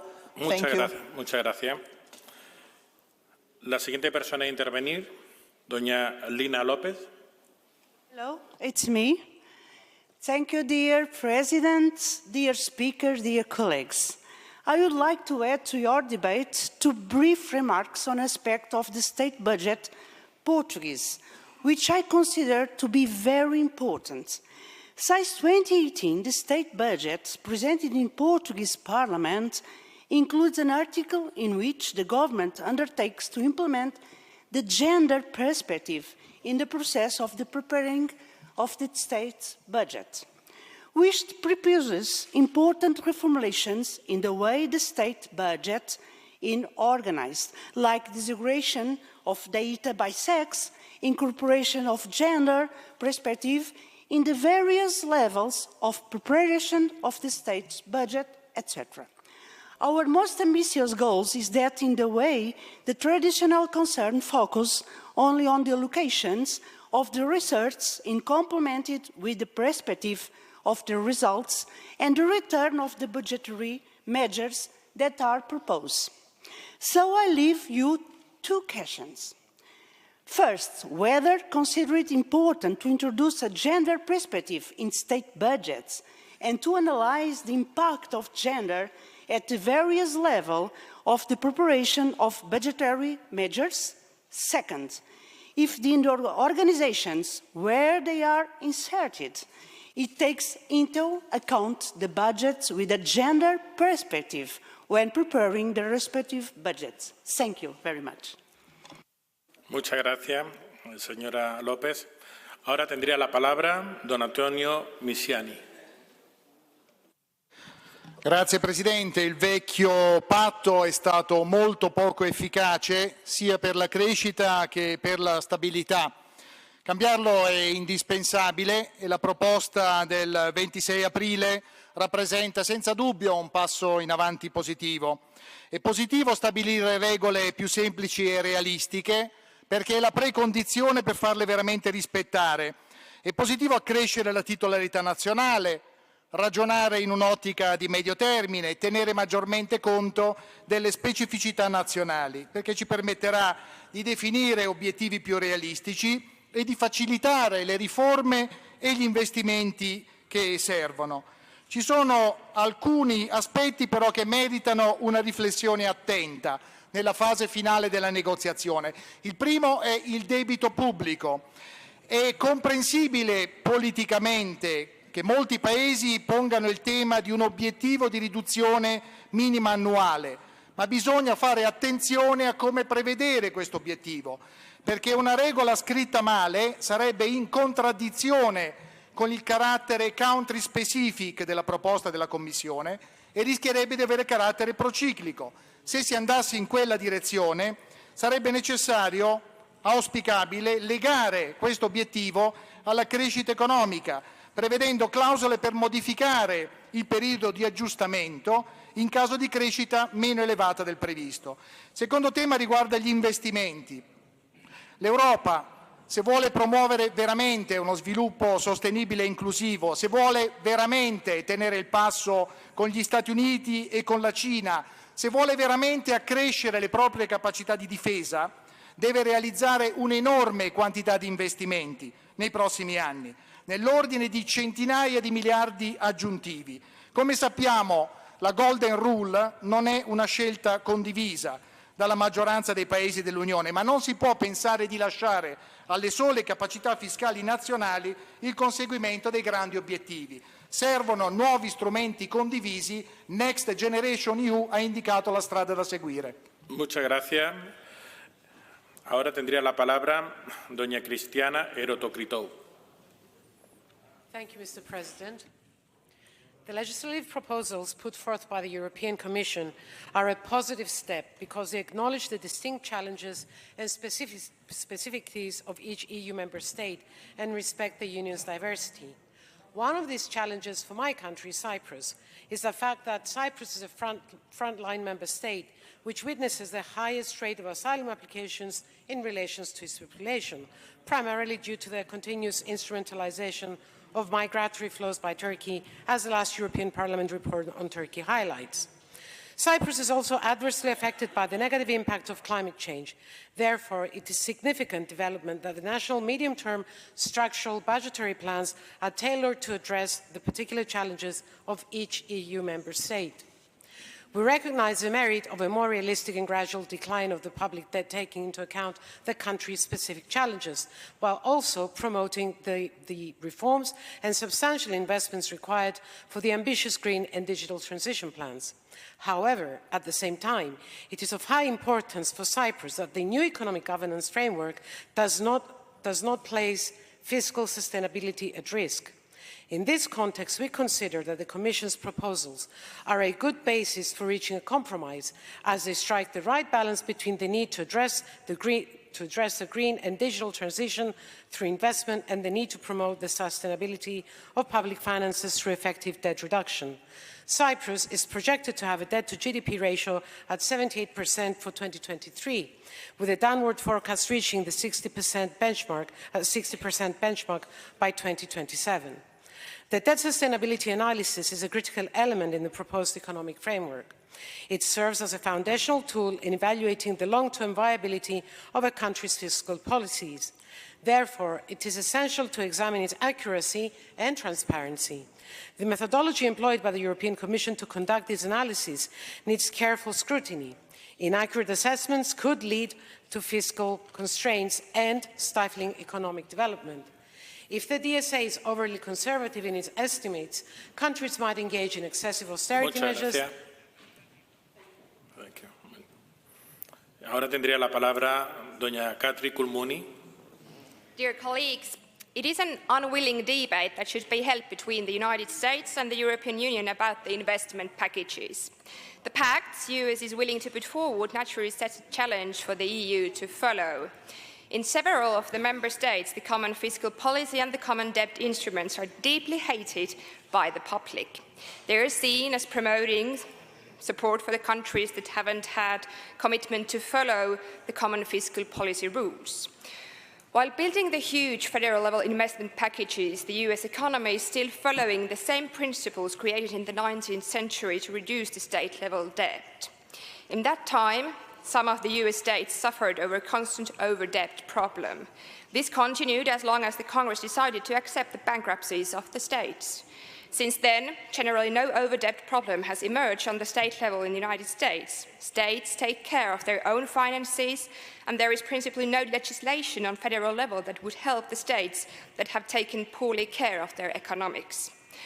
The policy was a creation at that time, but nonetheless, it has worked because of the credibility it set and the credibility it still has. Credibility of the fiscal rules in Europe aren't credible enough. The political pressure has always pushed through debt aid packages that are actually against the founding agreements of the Eurozone or even the European Union, meaning every member state takes care of their economics by themselves and can't be expected to be helped by common debt. Will the new fiscal policy regulation bring confidence that every member state is responsible for their finances by themselves? I dare to doubt. Muchas gracias. Ahora tendría la palabra el señor Jean-François Husson.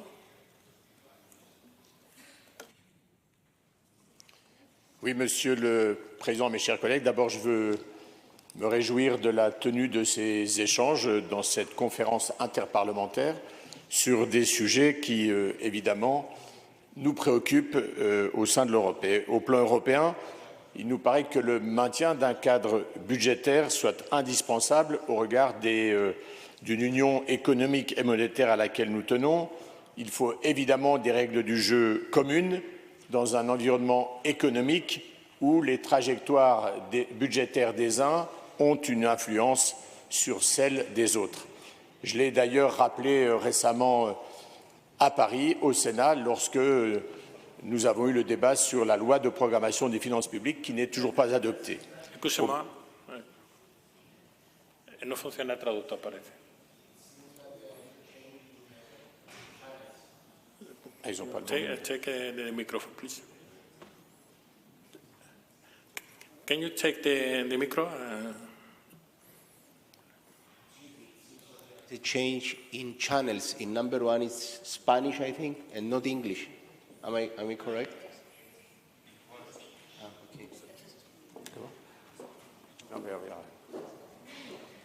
Okay.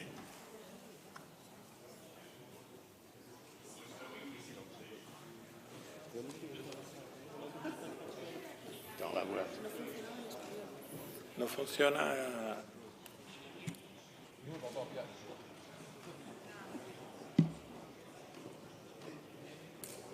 Bueno, arreglado. Si quiere, can you repeat, please, if you want? Yes, thank you. Okay.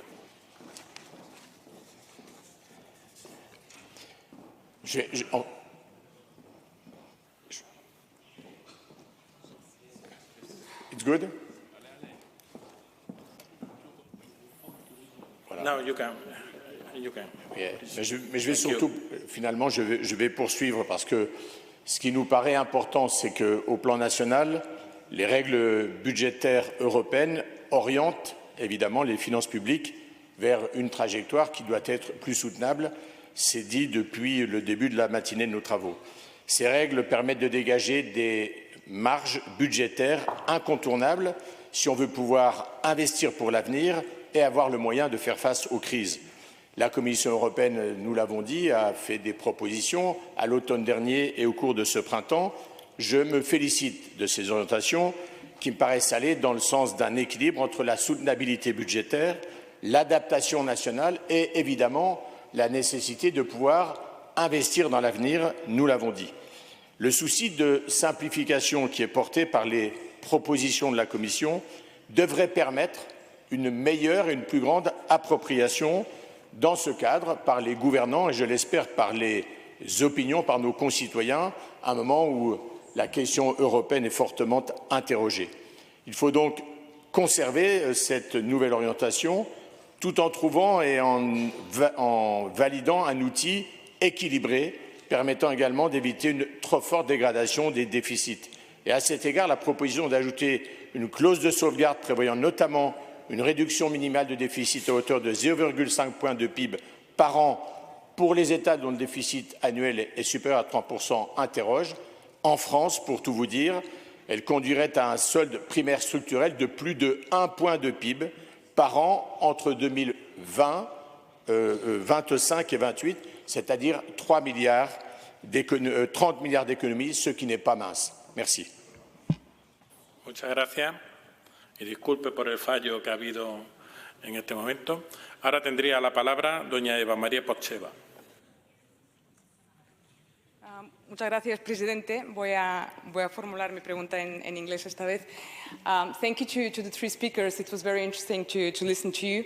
And I wanted to ask you a little bit about the pro-cyclical and anti-cyclical kind of sense of the fiscal rules reform, because we all know that in the very sense and center of the reform of the fiscal rules, we have this idea of avoiding pro-cyclical adjustments. But actually, the way the safeguards in the Commission proposal are designed, it seems that actually it can lead precisely to pro-cyclical adjustments. And this is why in the European Parliament, also in the Council, there is this discussion right now of does it really make sense to have the adjustment at the end of the adjustment period? Because we know that the first years of the adjustment will probably have an increase of the debt to GDP ratio. And this is why we have the Danish proposal on the table, which basically foresees to move the adjustment effort to the 10-year period after the adjustment period. But then in this sense, we are looking at the midterm of some 17 years, where, of course, a lot of things can happen, a lot of circumstances can change, a lot of governments. How can we ensure then that the debt reduction is feasible in that sense? And you spoke, for example, about the problems with front-loading and with back-loading. So where would you say is the good balance between the two of them? Thank you very much. Muchas gracias. Ahora tendría la palabra el señor Sincani. Sí, es que no se encuentra el señor Urtasun, por tanto, el señor Sincani, por favor. Thank you very much, and delighted to be able to present here as part of the Irish delegation here. When we talk about governance and the architecture of new governance, I think it's very important that we have to bear in mind that every country has to have self-determination on how they manage their fiscal responsibility, and how they actually do that will depend on their country, their challenges at that particular time. So I think it's important that when we have rules that are flexible enough to allow each country to have self-determination in how they conduct their business, and that they do it in a way that actually is not in any way reckless. It is important that we measure the outcomes of our investment, but we also have to measure them against the regionality within each country, as well as the regions within the European Commission. And I think it's important that when you invest in infrastructure, we should reap rewards. But I think if we have budgets that are set on an annual basis, it's a huge problem in any country, and politically we need to have more stability and more of a plan of maybe 5 years budgets up front, so that we can see exactly how we're going to be spending our money. And we also have to have that flexibility to make adaptations and to allow countries to be innovative in their thinking as they proceed along the pathway of fiscal investment. And I think that is very important, to allow countries to be able to adapt, to be able to change course with events that will come up, but also that if they do make changes, that they're not hamstrung by too many regulations from within Europe, which will not be of benefit to that particular country. Thank you. Muchas gracias. Ahora tendría la palabra el señor Xenofón para el Diacos. Thank you, Mr. President. In April this year, the Commission published a proposal for new rules on economic governance. Just a week before, The Economist published an article entitled "Greece is a European Success," highlighting Greece's above-average growth, its positive investment climate, and its impressive digitalization program under the Mitsotakis government. It is this economic transformation that we must protect when assessing the economic governance proposal. We must not put that at risk in any way. Greece probably welcomes the proposal put forward by the Commission. Above all else, we need a framework that supports growth, and growth requires investment.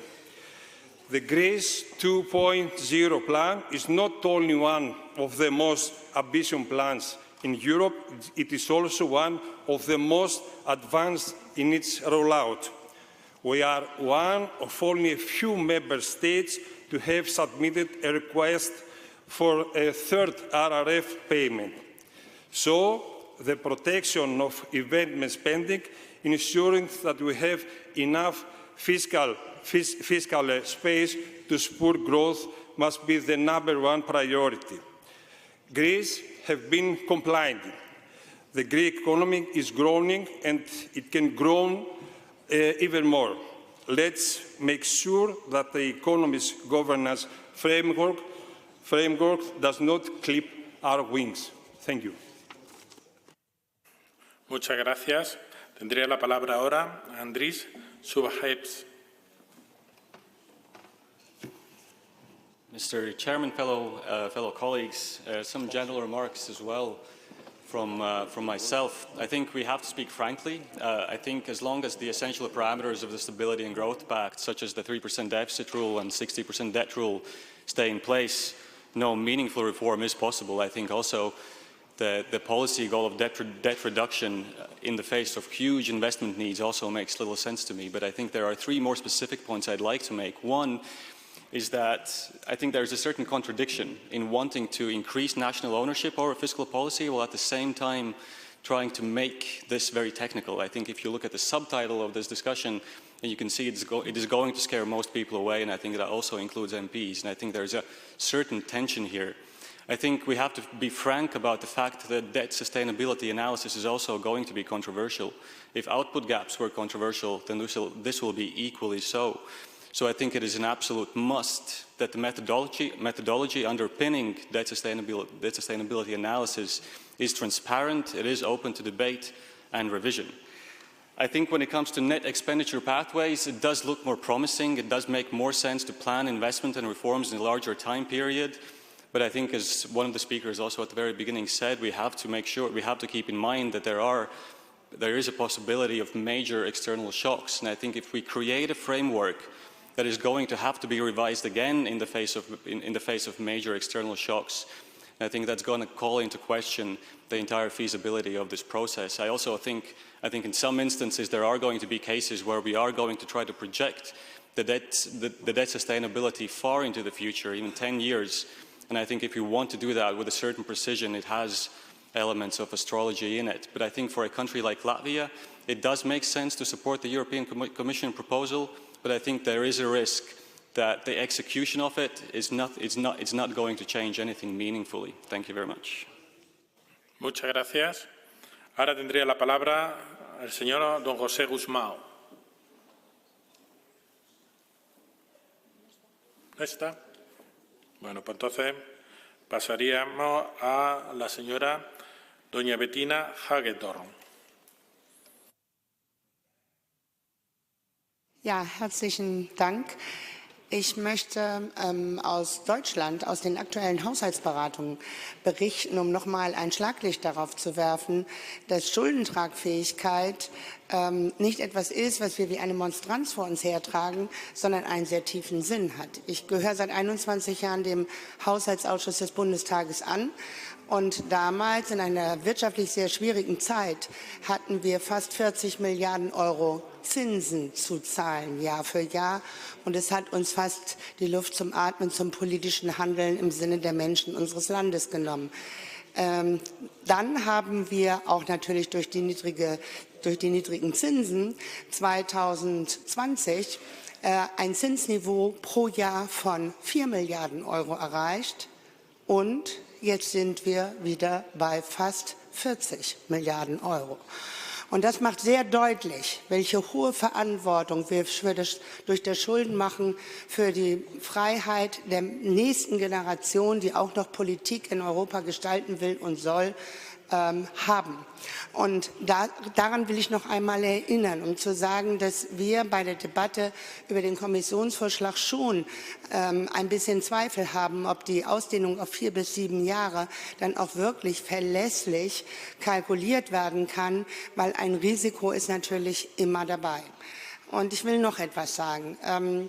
Wir gehen in Deutschland im nächsten Jahr nicht nur in Europa zurück wieder zu den normalen Regeln, sondern auch wir werden wieder die Schuldenbremse einhalten. Und wir sind im Moment in absolut schmerzhaften Haushaltsberatungen, wo wir längst nicht alles das tun können, was wir gerne tun wollen würden.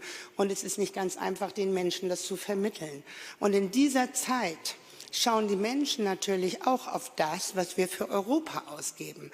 Darum ist es mein dringender Wunsch und nicht nur der von mir, dass es für die Akzeptanz von europäischer Politik und europäischer Fiskalpolitik unbedingt erforderlich ist, dass wir transparenter als bisher machen, wie gut die Projekte aus Next Generation EU qualitativ gewirkt haben. Muchas gracias. Ahora tendremos la palabra don Luigi Maratin.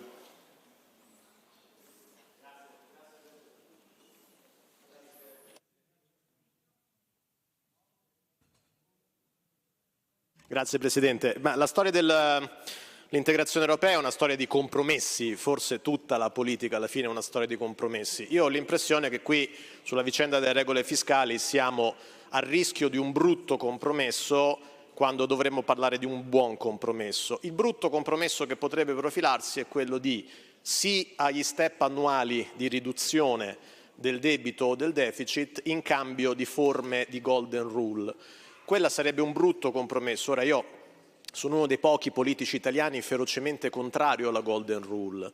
non solo per la confusione che creerebbe una volta che definiamo i perimetri di una spesa che deve essere sottratta dagli aggregati di finanza pubblica, ci sarà la corsa a far entrare ogni tipologia in quel tipo di spesa, ma anche per un motivo molto semplice. Se il mio dietologo mi dice che devo pesare meno di 90 kg perché altrimenti è a rischio il mio cuore e i miei polmoni, non ha senso che io la sera quando mi peso sul quaderno annoto i miei chili meno quelli che ho messo su mangiando la pasta, perché conta il peso che la bilancia mi dice. Fuori di metafora conta l'esposizione ai mercati che i paesi fanno ogni anno, non l'esposizione meno qualche spesa arbitraria. Il buon compromesso invece deve essere, non può che essere, quello di accettare regole fiscali dure ma giuste in cambio della creazione di questa araba fenice che tutti stiamo discutendo stamattina. C'è uno strumento comune di politica fiscale, la Common Fiscal Capacity, in grado di finanziare la fornitura di beni pubblici europei. E questo è il compromesso politico che ci può far uscire dal pantano. E ha una discrasia temporale, perché le regole fiscali le decidiamo ora, lo strumento di politica fiscale forse fra qualche mese, ma il giusto compromesso è questo. E chi rifiuta le regole fiscali dure deve accettare che il pericolo demografico imporrà agli Stati membri, che lo vogliamo o no, maggiore disciplina fiscale, e chi rifiuta la capacità di bilancio comune deve ricordarsi che senza quella e senza il finanziamento dei beni pubblici europei, l'Europa la sfida con Cina e Stati Uniti non è che non la vince, ma non la inizia neanche. Grazie. Muchas gracias. Ahora tendría la palabra Algirdas Butkevicius. Thank you, dear President. We see the Commission's proposal as a good basis for negotiating the timely agreement. The result of the new fiscal framework review should lead to ensuring the sustainable reduction of EU debt in the long period and create conditions for strengthening economic growth and long-term financial sustainability. To enhance fiscal discipline in Lithuania, the reform of strengthening the medium-term budgeting system is currently underway. This reform is designed to establish a transparent and efficient medium-term budget system that is closely integrated with the state strategic management framework.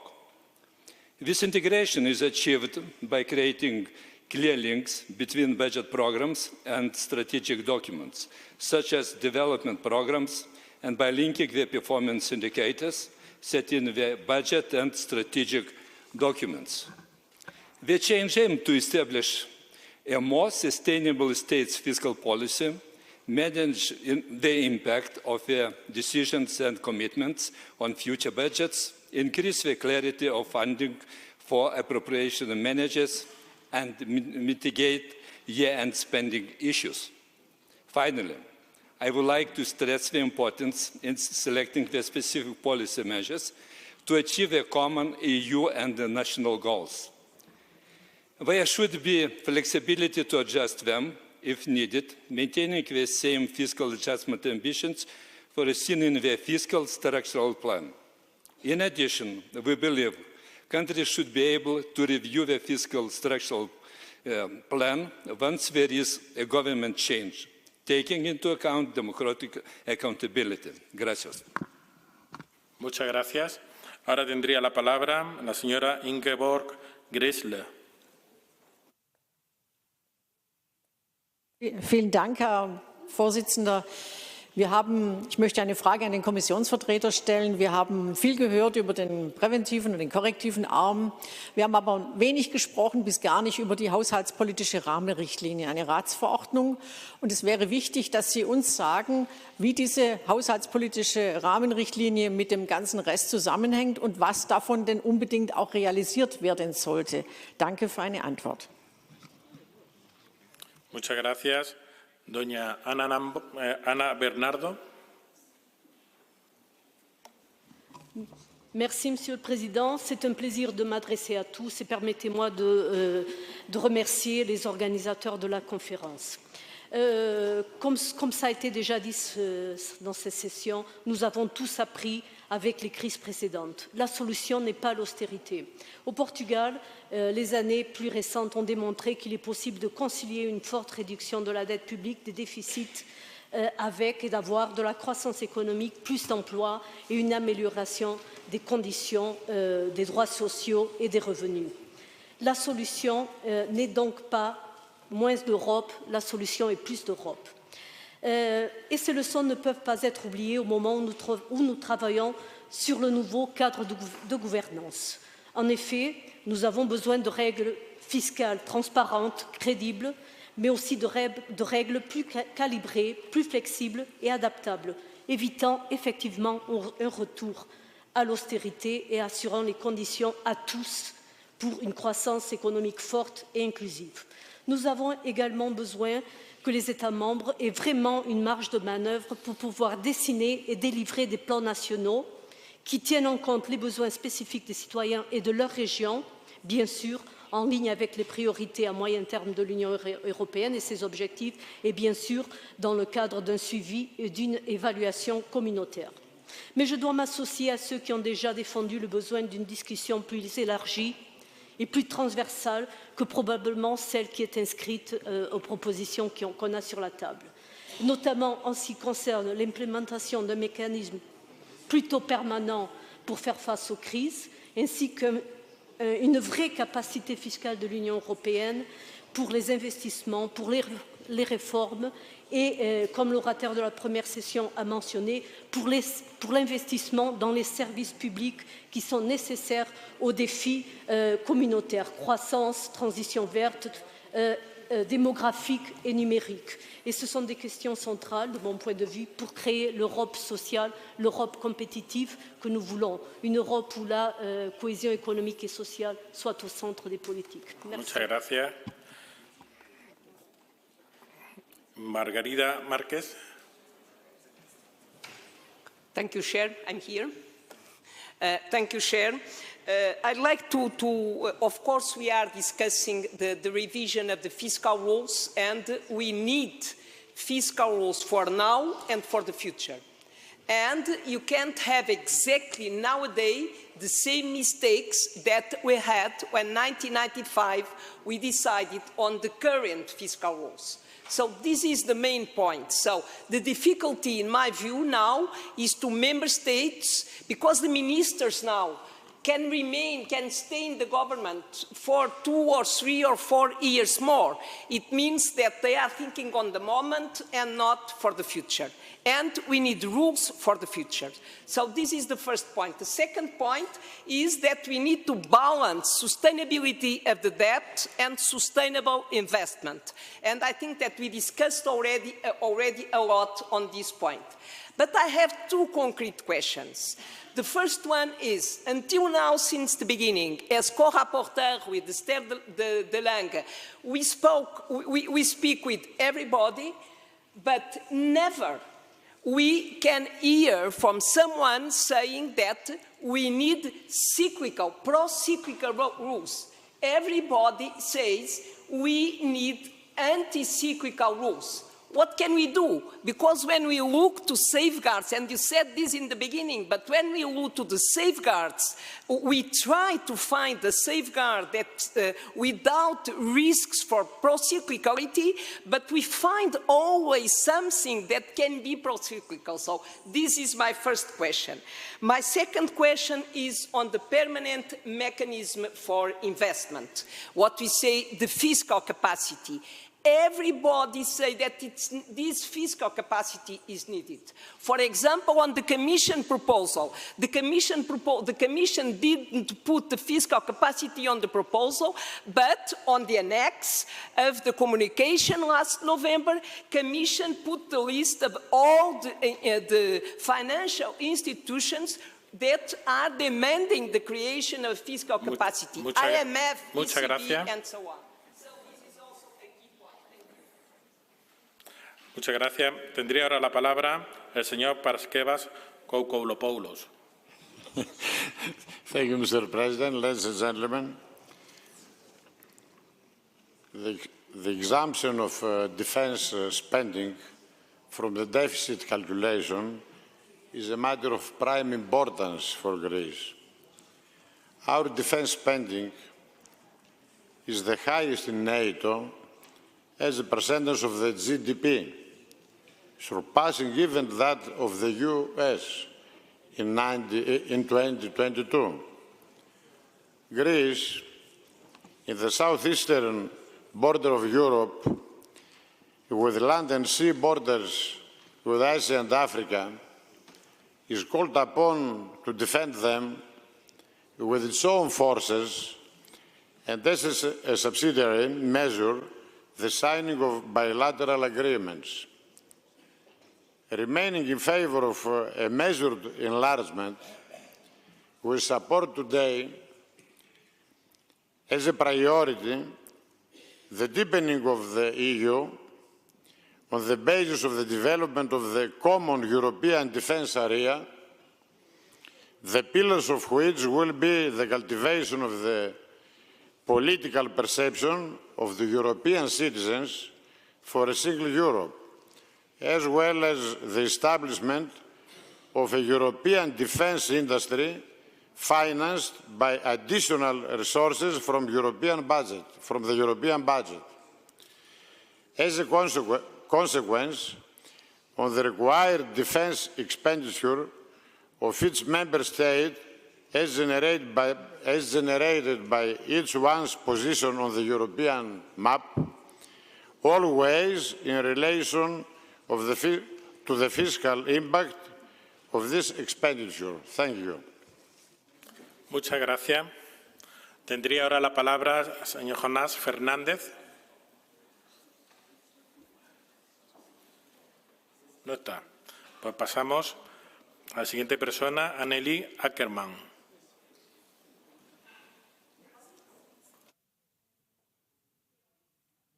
Please press the button, please.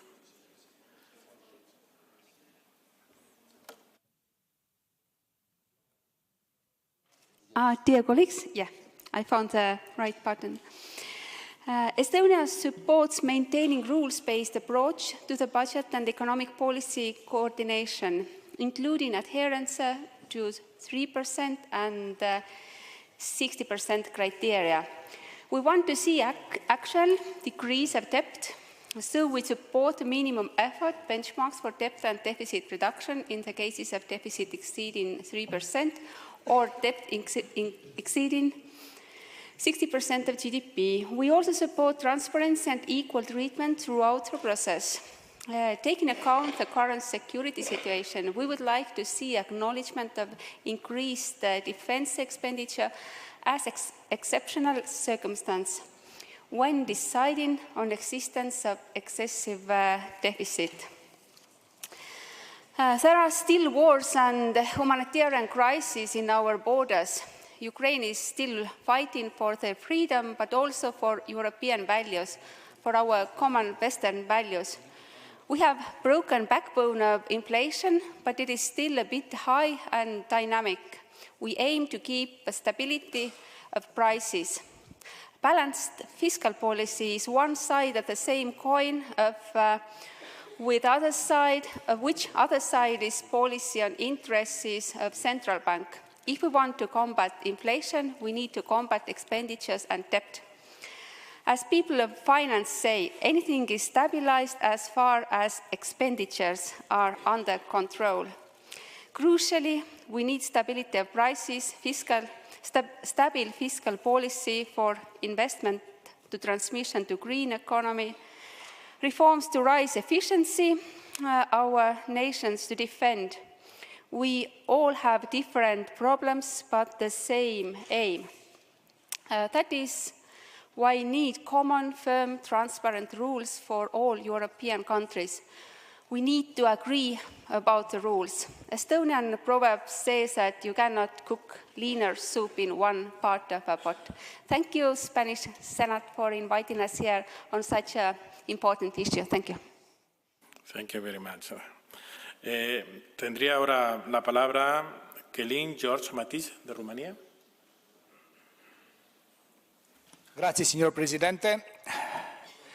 Prima noi parlamentari rumeni vi ringraziamo per la vostra ospitalità. Grazie. Cari colleghi, Stiamo parlando dell'architettura del bilancio, stiamo parlando delle regole del deficit del bilancio dei debiti, stiamo parlando di grande famiglia. Vi posso... non si sente? Sì, si sente, grazie. Voglio dire che la Romania adesso fa grandi sacrifici, perché la Romania è la prima linea vicino della guerra. Abbiamo 650 chilometri vicino da guerra. La Romania è la porta dell'Europa per i prodotti alimentari dell'Ucraina. Abbiamo spese dirette o indirette di 8 miliardi di euro all'anno. Dopo parliamo ancora della famiglia, ma la Romania è membro della grande famiglia, ma è vietata entrare in Schengen. Noi, popolo rumeno, perdiamo più di 10 miliardi all'anno per questa cosa, perché siamo fuori dal Schengen. Allora abbiamo all'anno perdiamo 18 miliardi di euro e non è colpa nostra. Vogliamo in piano di resilienza prevede 28 miliardi per la Romania in 5 anni. Noi perdiamo all'anno 18 miliardi. Abbiamo bisogno di Europa, abbiamo bisogno che la nuova architettura del bilancio tiene conto di questa. Grazie. Gracias tante. Muchas gracias. Ahora tendría la palabra Rubén Guecher.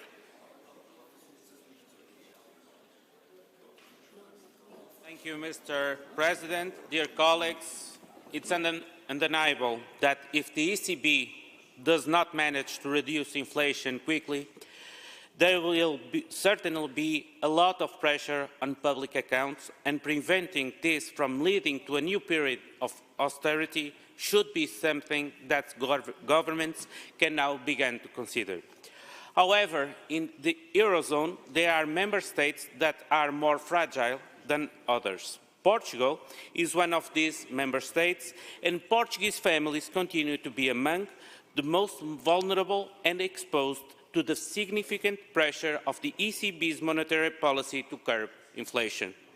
In Portugal, more than 85% of housing credits are at variable rates. Therefore, the ECB's current monetary policy has placed Portugal in a very sensitive situation.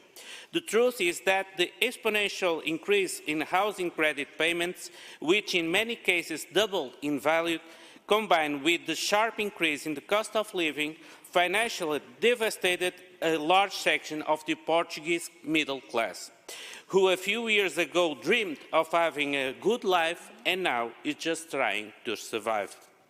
In Portugal, almost 20% of the population lives below the poverty line, despite the unemployment rate standing at 6%. Without the state support, the number of Portuguese families living below the poverty line would be doubled for 40%. On the other hand, the tax burden in Portugal is so high that it already represents around 40% of GDP. Dear colleagues, after a decade of monetary policy focused on defending the financial stability of the euro markets, it's important that the ECB does not fail to incorporate into its decisions concern regarding the impact of its actions on critical variables of the real economy, such as consumption, employment and investment. Thank you. Muchas gracias. Tendría la palabra el señor Ruy Alfonso, al que le pido disculpas porque me he saltado el orden.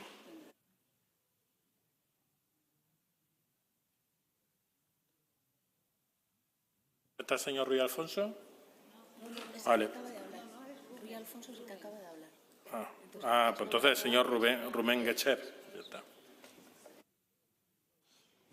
Dear Mr. President, dear Spanish colleagues, thank you for your hospitality. Dear colleagues, we are coming from Bulgaria. Bulgaria follows strictly, or I would say closely, the fiscal rules of the European Union during the last 20 years.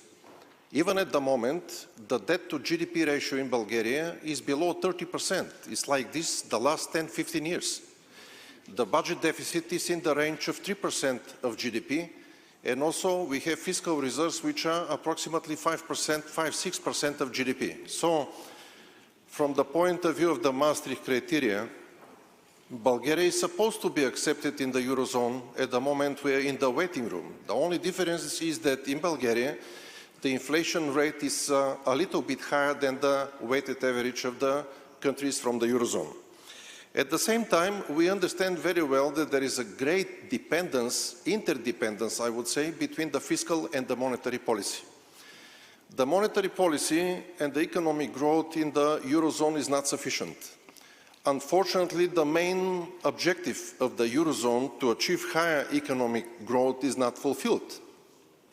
Unfortunately, the United States, I'm not talking about China, but even countries which are not members of the Eurozone, like Denmark and Sweden, have higher economic growth and better standard of living. Some countries like Poland, the Czech Republic, Hungary, also have some doubts about the efficiency and the level of performance of the Eurozone. And it's not because the bad management of the European Central Bank, most of the colleagues agree, that is because the mismatch between the fiscal and the monetary policy. That is why we strongly believe that we have to make the first step. First, better coordination of the fiscal policies, and secondly, harmonization in the future of the fiscal policies. Because even a country with a stable fiscal discipline and result will be unable to achieve high economic growth without efficient monetary policy. Thank you. Muchas gracias. Por último, tendría la palabra el señor Sven Clement. Thank you, Mr. Chairman. Dear colleagues, sorry for not doing it in French to my French colleagues, but it's easier for the translation. As mentioned in my early intervention, national parliaments should play a crucial role in the new governance model. I strongly believe their role is even more important when it comes to the medium-term budgetary plans. We, parliamentarians, need to scrutinize those plans, this especially in countries at debt levels below 60% of GDP. Those of us that don't need to reduce debt need to make sure governments still behave reasonably and stay on path. Maintaining sustainable debt levels is important when facing multiple crises as well as an aging population. While the Commission proposes to maintain the 3% deficit rule, the answers in the Q&A in February showed that the 3% deficit rule should be interpreted a bit more loosely before leading to consequences. While I agree that we need a legal framework, I want to highlight that we need rules that guarantee a coherent application and don't pit countries against each other. It goes without saying that we need to foresee sectoral exceptions like climate defense or infrastructural investments. Another issue I would like to address are the costs of an aging population, which are only being partially covered by the new framework. In that context, we also shouldn't forget that implicit debt levels stemming from social security guarantees are not considered when analyzing the sustainability of current and future debt to GDP ratios. Given the current economic climate, we should also address the situation that could arise in countries infringing on the 3% or 60% debt to GDP ratios purely because of mechanical effects. I keep asking myself how we would address this with a stagnating GDP, or even worse, in a recession. We simply can't expect growing GDP to save us as in the past. In short, the proposal for a new framework is progressing in the right direction. It addresses the right issues, but open questions remain and we need answers before implementing the new framework. Thank you. Muchas gracias. Una vez que ya se han producido las intervenciones del plenario, van a intervenir para dar respuesta a bien a las preguntas, sugerencias que han hecho los señores parlamentarios, los tres ponentes, por un plazo máximo de 10 minutos cada uno. Así que si quiere, don Javier Pérez, o quiere empezar, si usted quiere. Muchas gracias, señor presidente. Thank you so much. It's been fascinating. I mean, really listening to all the comments, questions, and opinions. No, they're basically from you that are really on the making. I just want to make like 4 remarks, just you know, to follow up on some of the issues and some questions. No? So I think that one issue that is kind of distorting part of the debate is that the discussion about the new framework is done in the context of fiscal consolidation needs. No? I mean, we know public debt is very high, we're in a situation of structural deficits, but really, I mean, I like the intervention talking about this reform for the future because, I mean, fiscal rules are not for consolidation. I mean, fiscal rules are, you know, for good and bad times and to create buffers in good times and then spend them in bad times. No? And this emphasis on fiscal consolidation paths is part of a different debate. So and I think it's a bit distorting the whole thing. So I think that there is a mixture of debates and this is bad for the discussion, even though it has to be internalized. No? Second, on the missing debates, and that some of you have mentioned as well, I think that it's important to have a global view. No? Some of you were talking about the euro area maybe growing less or more, or the EU. I mean, we're in a very complicated world with very big players. And the European Union is still in some small debates, no? That are the same for 20, 30 years. No? I think that, and really, if we want to be in the table in 20 years, I mean, we have to talk about public goods, European public goods. We have to talk about fiscal capacity, not to have monetary policy overburden, and these are debates that you need to have as representative of the people, no? In a sense. So this. First thing on general. No?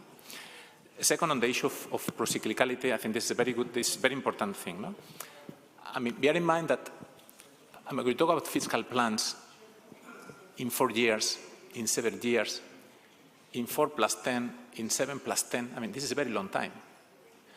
In a very long time, a lot of things can happen, and a lot of things will happen. I mean, we know that there will be another crisis, of whatever mind, there will be another geopolitical problem. This will happen, no? So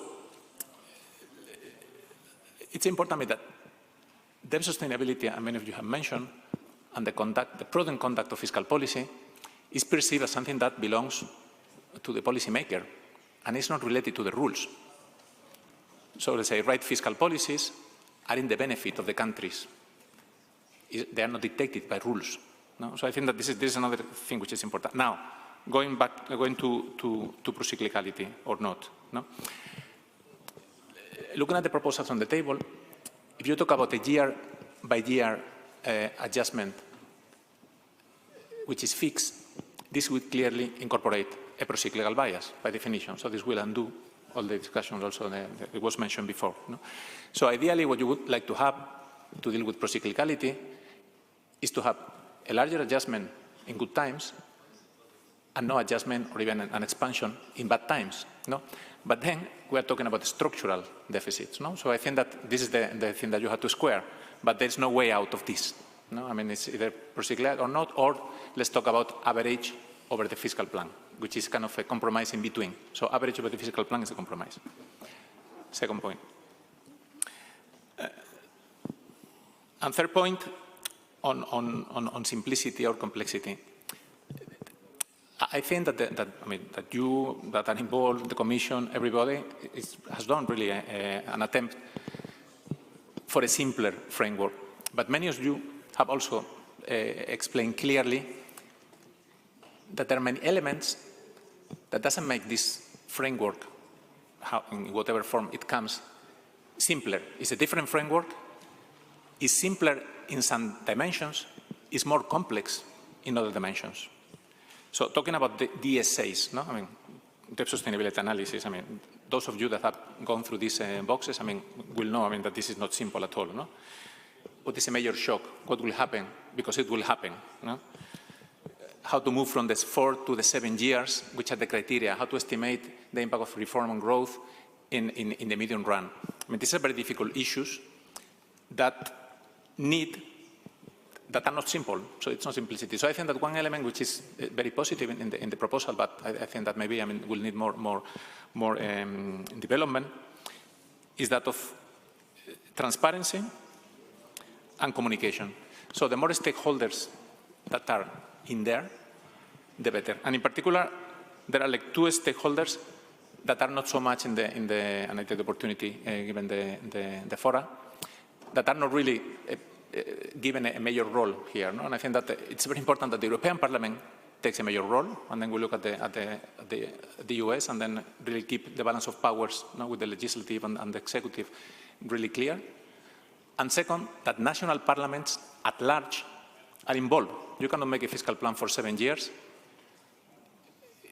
If you lose an election in 3 years or 4 years, what will happen? It will be reboot. So more players and a strong role for players. I think this is kind of missing when you think about the theory designs, and I think it's important some of you have mentioned that. And I will leave it here, President. Thank you. Muchas gracias. Ahora tendría la palabra el señor Dorfman. Thank you very much. Well, I have a bit the impression, if we summarize this very interesting debate, I had the impression that most of you colleagues said that the proposal as such from the Commission is a good proposal, and this is already a compliment, because not always in Brussels we think that the Commission makes good proposals. But then, on the second step, on the idea how to improve this proposal, the idea is completely different. So half of you said we need to strengthen, and half said we need to be more flexible. I think this is the political problem, the political debate we have in the House, because we have on one side the question, okay, how this, to give back to the member state national ownership, how far can we go? Because above all, there is a common currency and there is a single market which needs to be preserved. And on the other side, if we give back to the national member state or the member states ownership, we cannot introduce a lot of safeguards which at the end do not realize this national autonomy or responsibility. So on this we need to find a compromise, as somebody said, a good or a bad compromise, hopefully a good one. But this is the political challenge, I think, in the Parliament and also in the Council. So all the best to the Spanish Presidency to find a good compromise on this. I think the big debate, and this is also what you said, is the political dimension of this, because we need to be aware that governments, and this is nothing bad, governments, they need to have an action which citizens consider positive, because a government normally is looking for votes. And we need to avoid that, especially in member states where governments are not so stable, and we have some of them, the duty is not postponed to the next one. So simply I spent a lot of money because knowing that in 1 year or 2 years there will be a new government, the next one can do the duty. This I think we need to avoid, and there is a risk on this. And I personally think we need to create rules which are realistic. I was already in the European Parliament. I was also part of the team when we did the six-pack and the two-pack. And also the debate was very similar. Also at the time, we had a big debate, for example, if this reduction of the 1/20 every year is feasible, realistic or not. We saw it is not. And as somebody said today, there are member states with a high debt, and clearly they have a higher necessity to reduce this debt. But for them it's more difficult than for others, because they are into the vicious circle of a high debt, which creates a high spread and a high expenditure for interest rate, or for the interest. So I really hope that we are going to find a good compromise which gives a stable, let's say, government in the years to come. Muchas gracias. Ahora tendría la palabra el señor Nescrovet. Thanks a lot. Thanks for the good debate. Indeed, very interesting. And also, thanks. I also understood it as a compliment to say that the proposal of the Commission at least provides a good basis. So that's a good start. Perhaps my few remarks, I would start from the RRF, getting then into the central fiscal capacity, and then moving towards a few elements related to the governance review and the fiscal rules themselves. I mean, there were a few questions or considerations about, let's say, the success or the size of the RRF.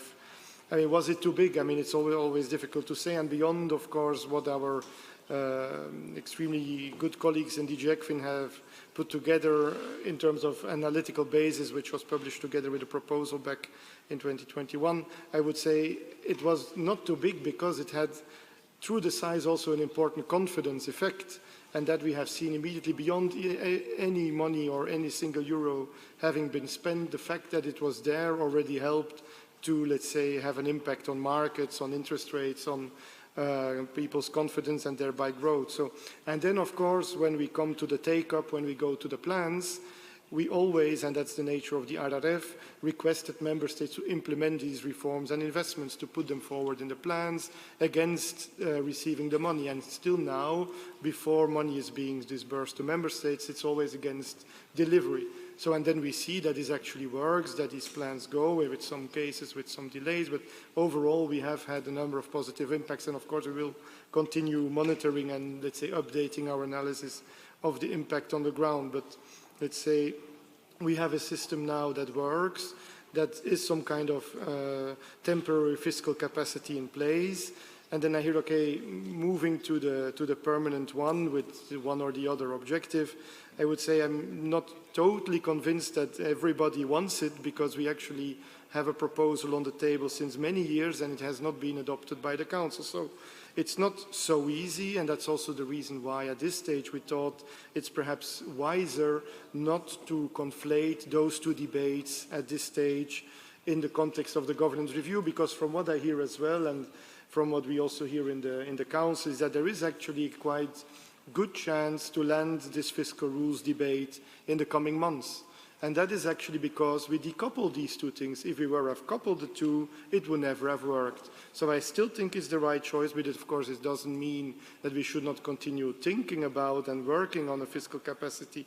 And when we do that, I would, let's say, plead for distinguishing the two things that matter in that regard. On the one hand, what do we actually want to do at the EU level? What are our common priorities which require EU action, EU funding? So one side, and then on the other hand, separately, how do we want to fund this? Does it need to be transfers, own resources, debt?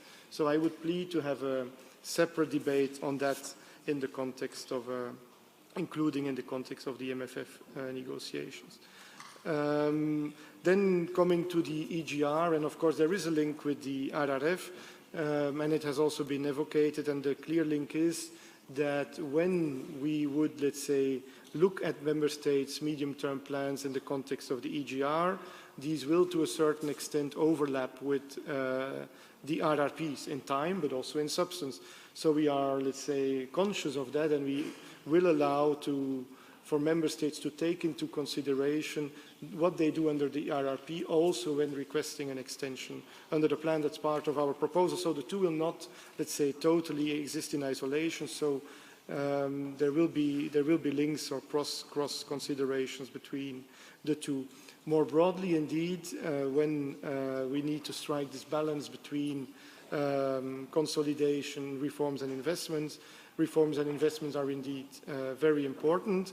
And that's also why we found it important to frame them well in the legislation. So it's not just reforms and investments. There are quite a number of criteria which member states' plans need to fulfill on the whole. So it's very important to stress that not every single investment and reform would need to comply with each of these criteria. So there is flexibility within the set. But as a whole, there are indeed a number of requirements for this set. For instance, that they would need to reply to the common EU priorities, be it the European Pillar of Social Rights, be it the Defence Union, etc. So there are a number of things that need to be complied with on the whole, also improving debt sustainability and sustainable growth. So there are clearly some boundaries to that, but within that a lot of flexibility. Then final points about the more technical aspects, perhaps the debt sustainability analysis, and a number of comments were made on that. Of course, we fully agree that this should be a totally transparent exercise. Actually, the debt sustainability analysis that we would, let's say, propose to use is public. It is on our website. We're also open, of course, to discuss this, to make it even better, to make it even more transparent, and to make sure that everybody, let's say, can use this as a solid basis. And then the other part is indeed these safeguards. And that is, as has been said, a bit the debate. I mean, where to strike the balance between the two. The debt sustainability, in our view, should remain, let's say, the logic. The logic should be preserved. And then whatever framework whatever safeguard we put into the framework would need to be consistent with this logic, which is based on somehow this debt sustainability challenges. And of course, avoid this procyclicality, on which I would say there are already a number of elements in our proposal that would help clearly in that regard. For instance, if we talk about an expenditure benchmark and no longer a structural balance, this in itself will already be much less pro-cyclical. Second element, of course, is that whenever we ask requirements, these need to be realistic requirements. It has been said a number of times, and I think there's also agreement about that.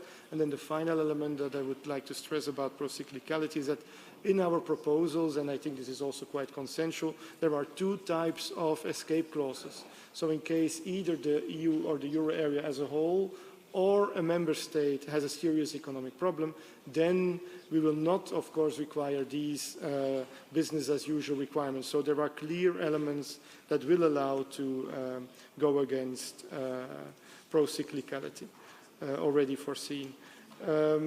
Final point on the, let's say, the longer term, the revision of the plans. There indeed, it's a bit a balance to strike as well. We want stable plans. We don't want plans that are revised every so many months, every year, because that's what we have now. And what this leads to is constant postponements of the achievement of the target. So no predictability, no stability, and no effective delivery. So that we don't want. But beyond that, of course, we need to make sure that that there is the possibility to revise. The plans are for 4 years. They're aligned with the political cycle. So, and there will, of course, be things changing over time. The DSA, the Debt Sustainability Assessment, will change over those years. But then after those 4 years, we will stop the clock and look again. So we will again factor in all the new developments. There will be a new plan. So it's a bit of a repeated game. So it's not because today we forecast debt and DSA for 17 years, that this will be fixed for 17 years. It will be fixed for 4 years, and then we will reassess again. So we will gradually take into account, of course, changes in the environment. So perhaps I stop here. Thanks a lot for the good debate.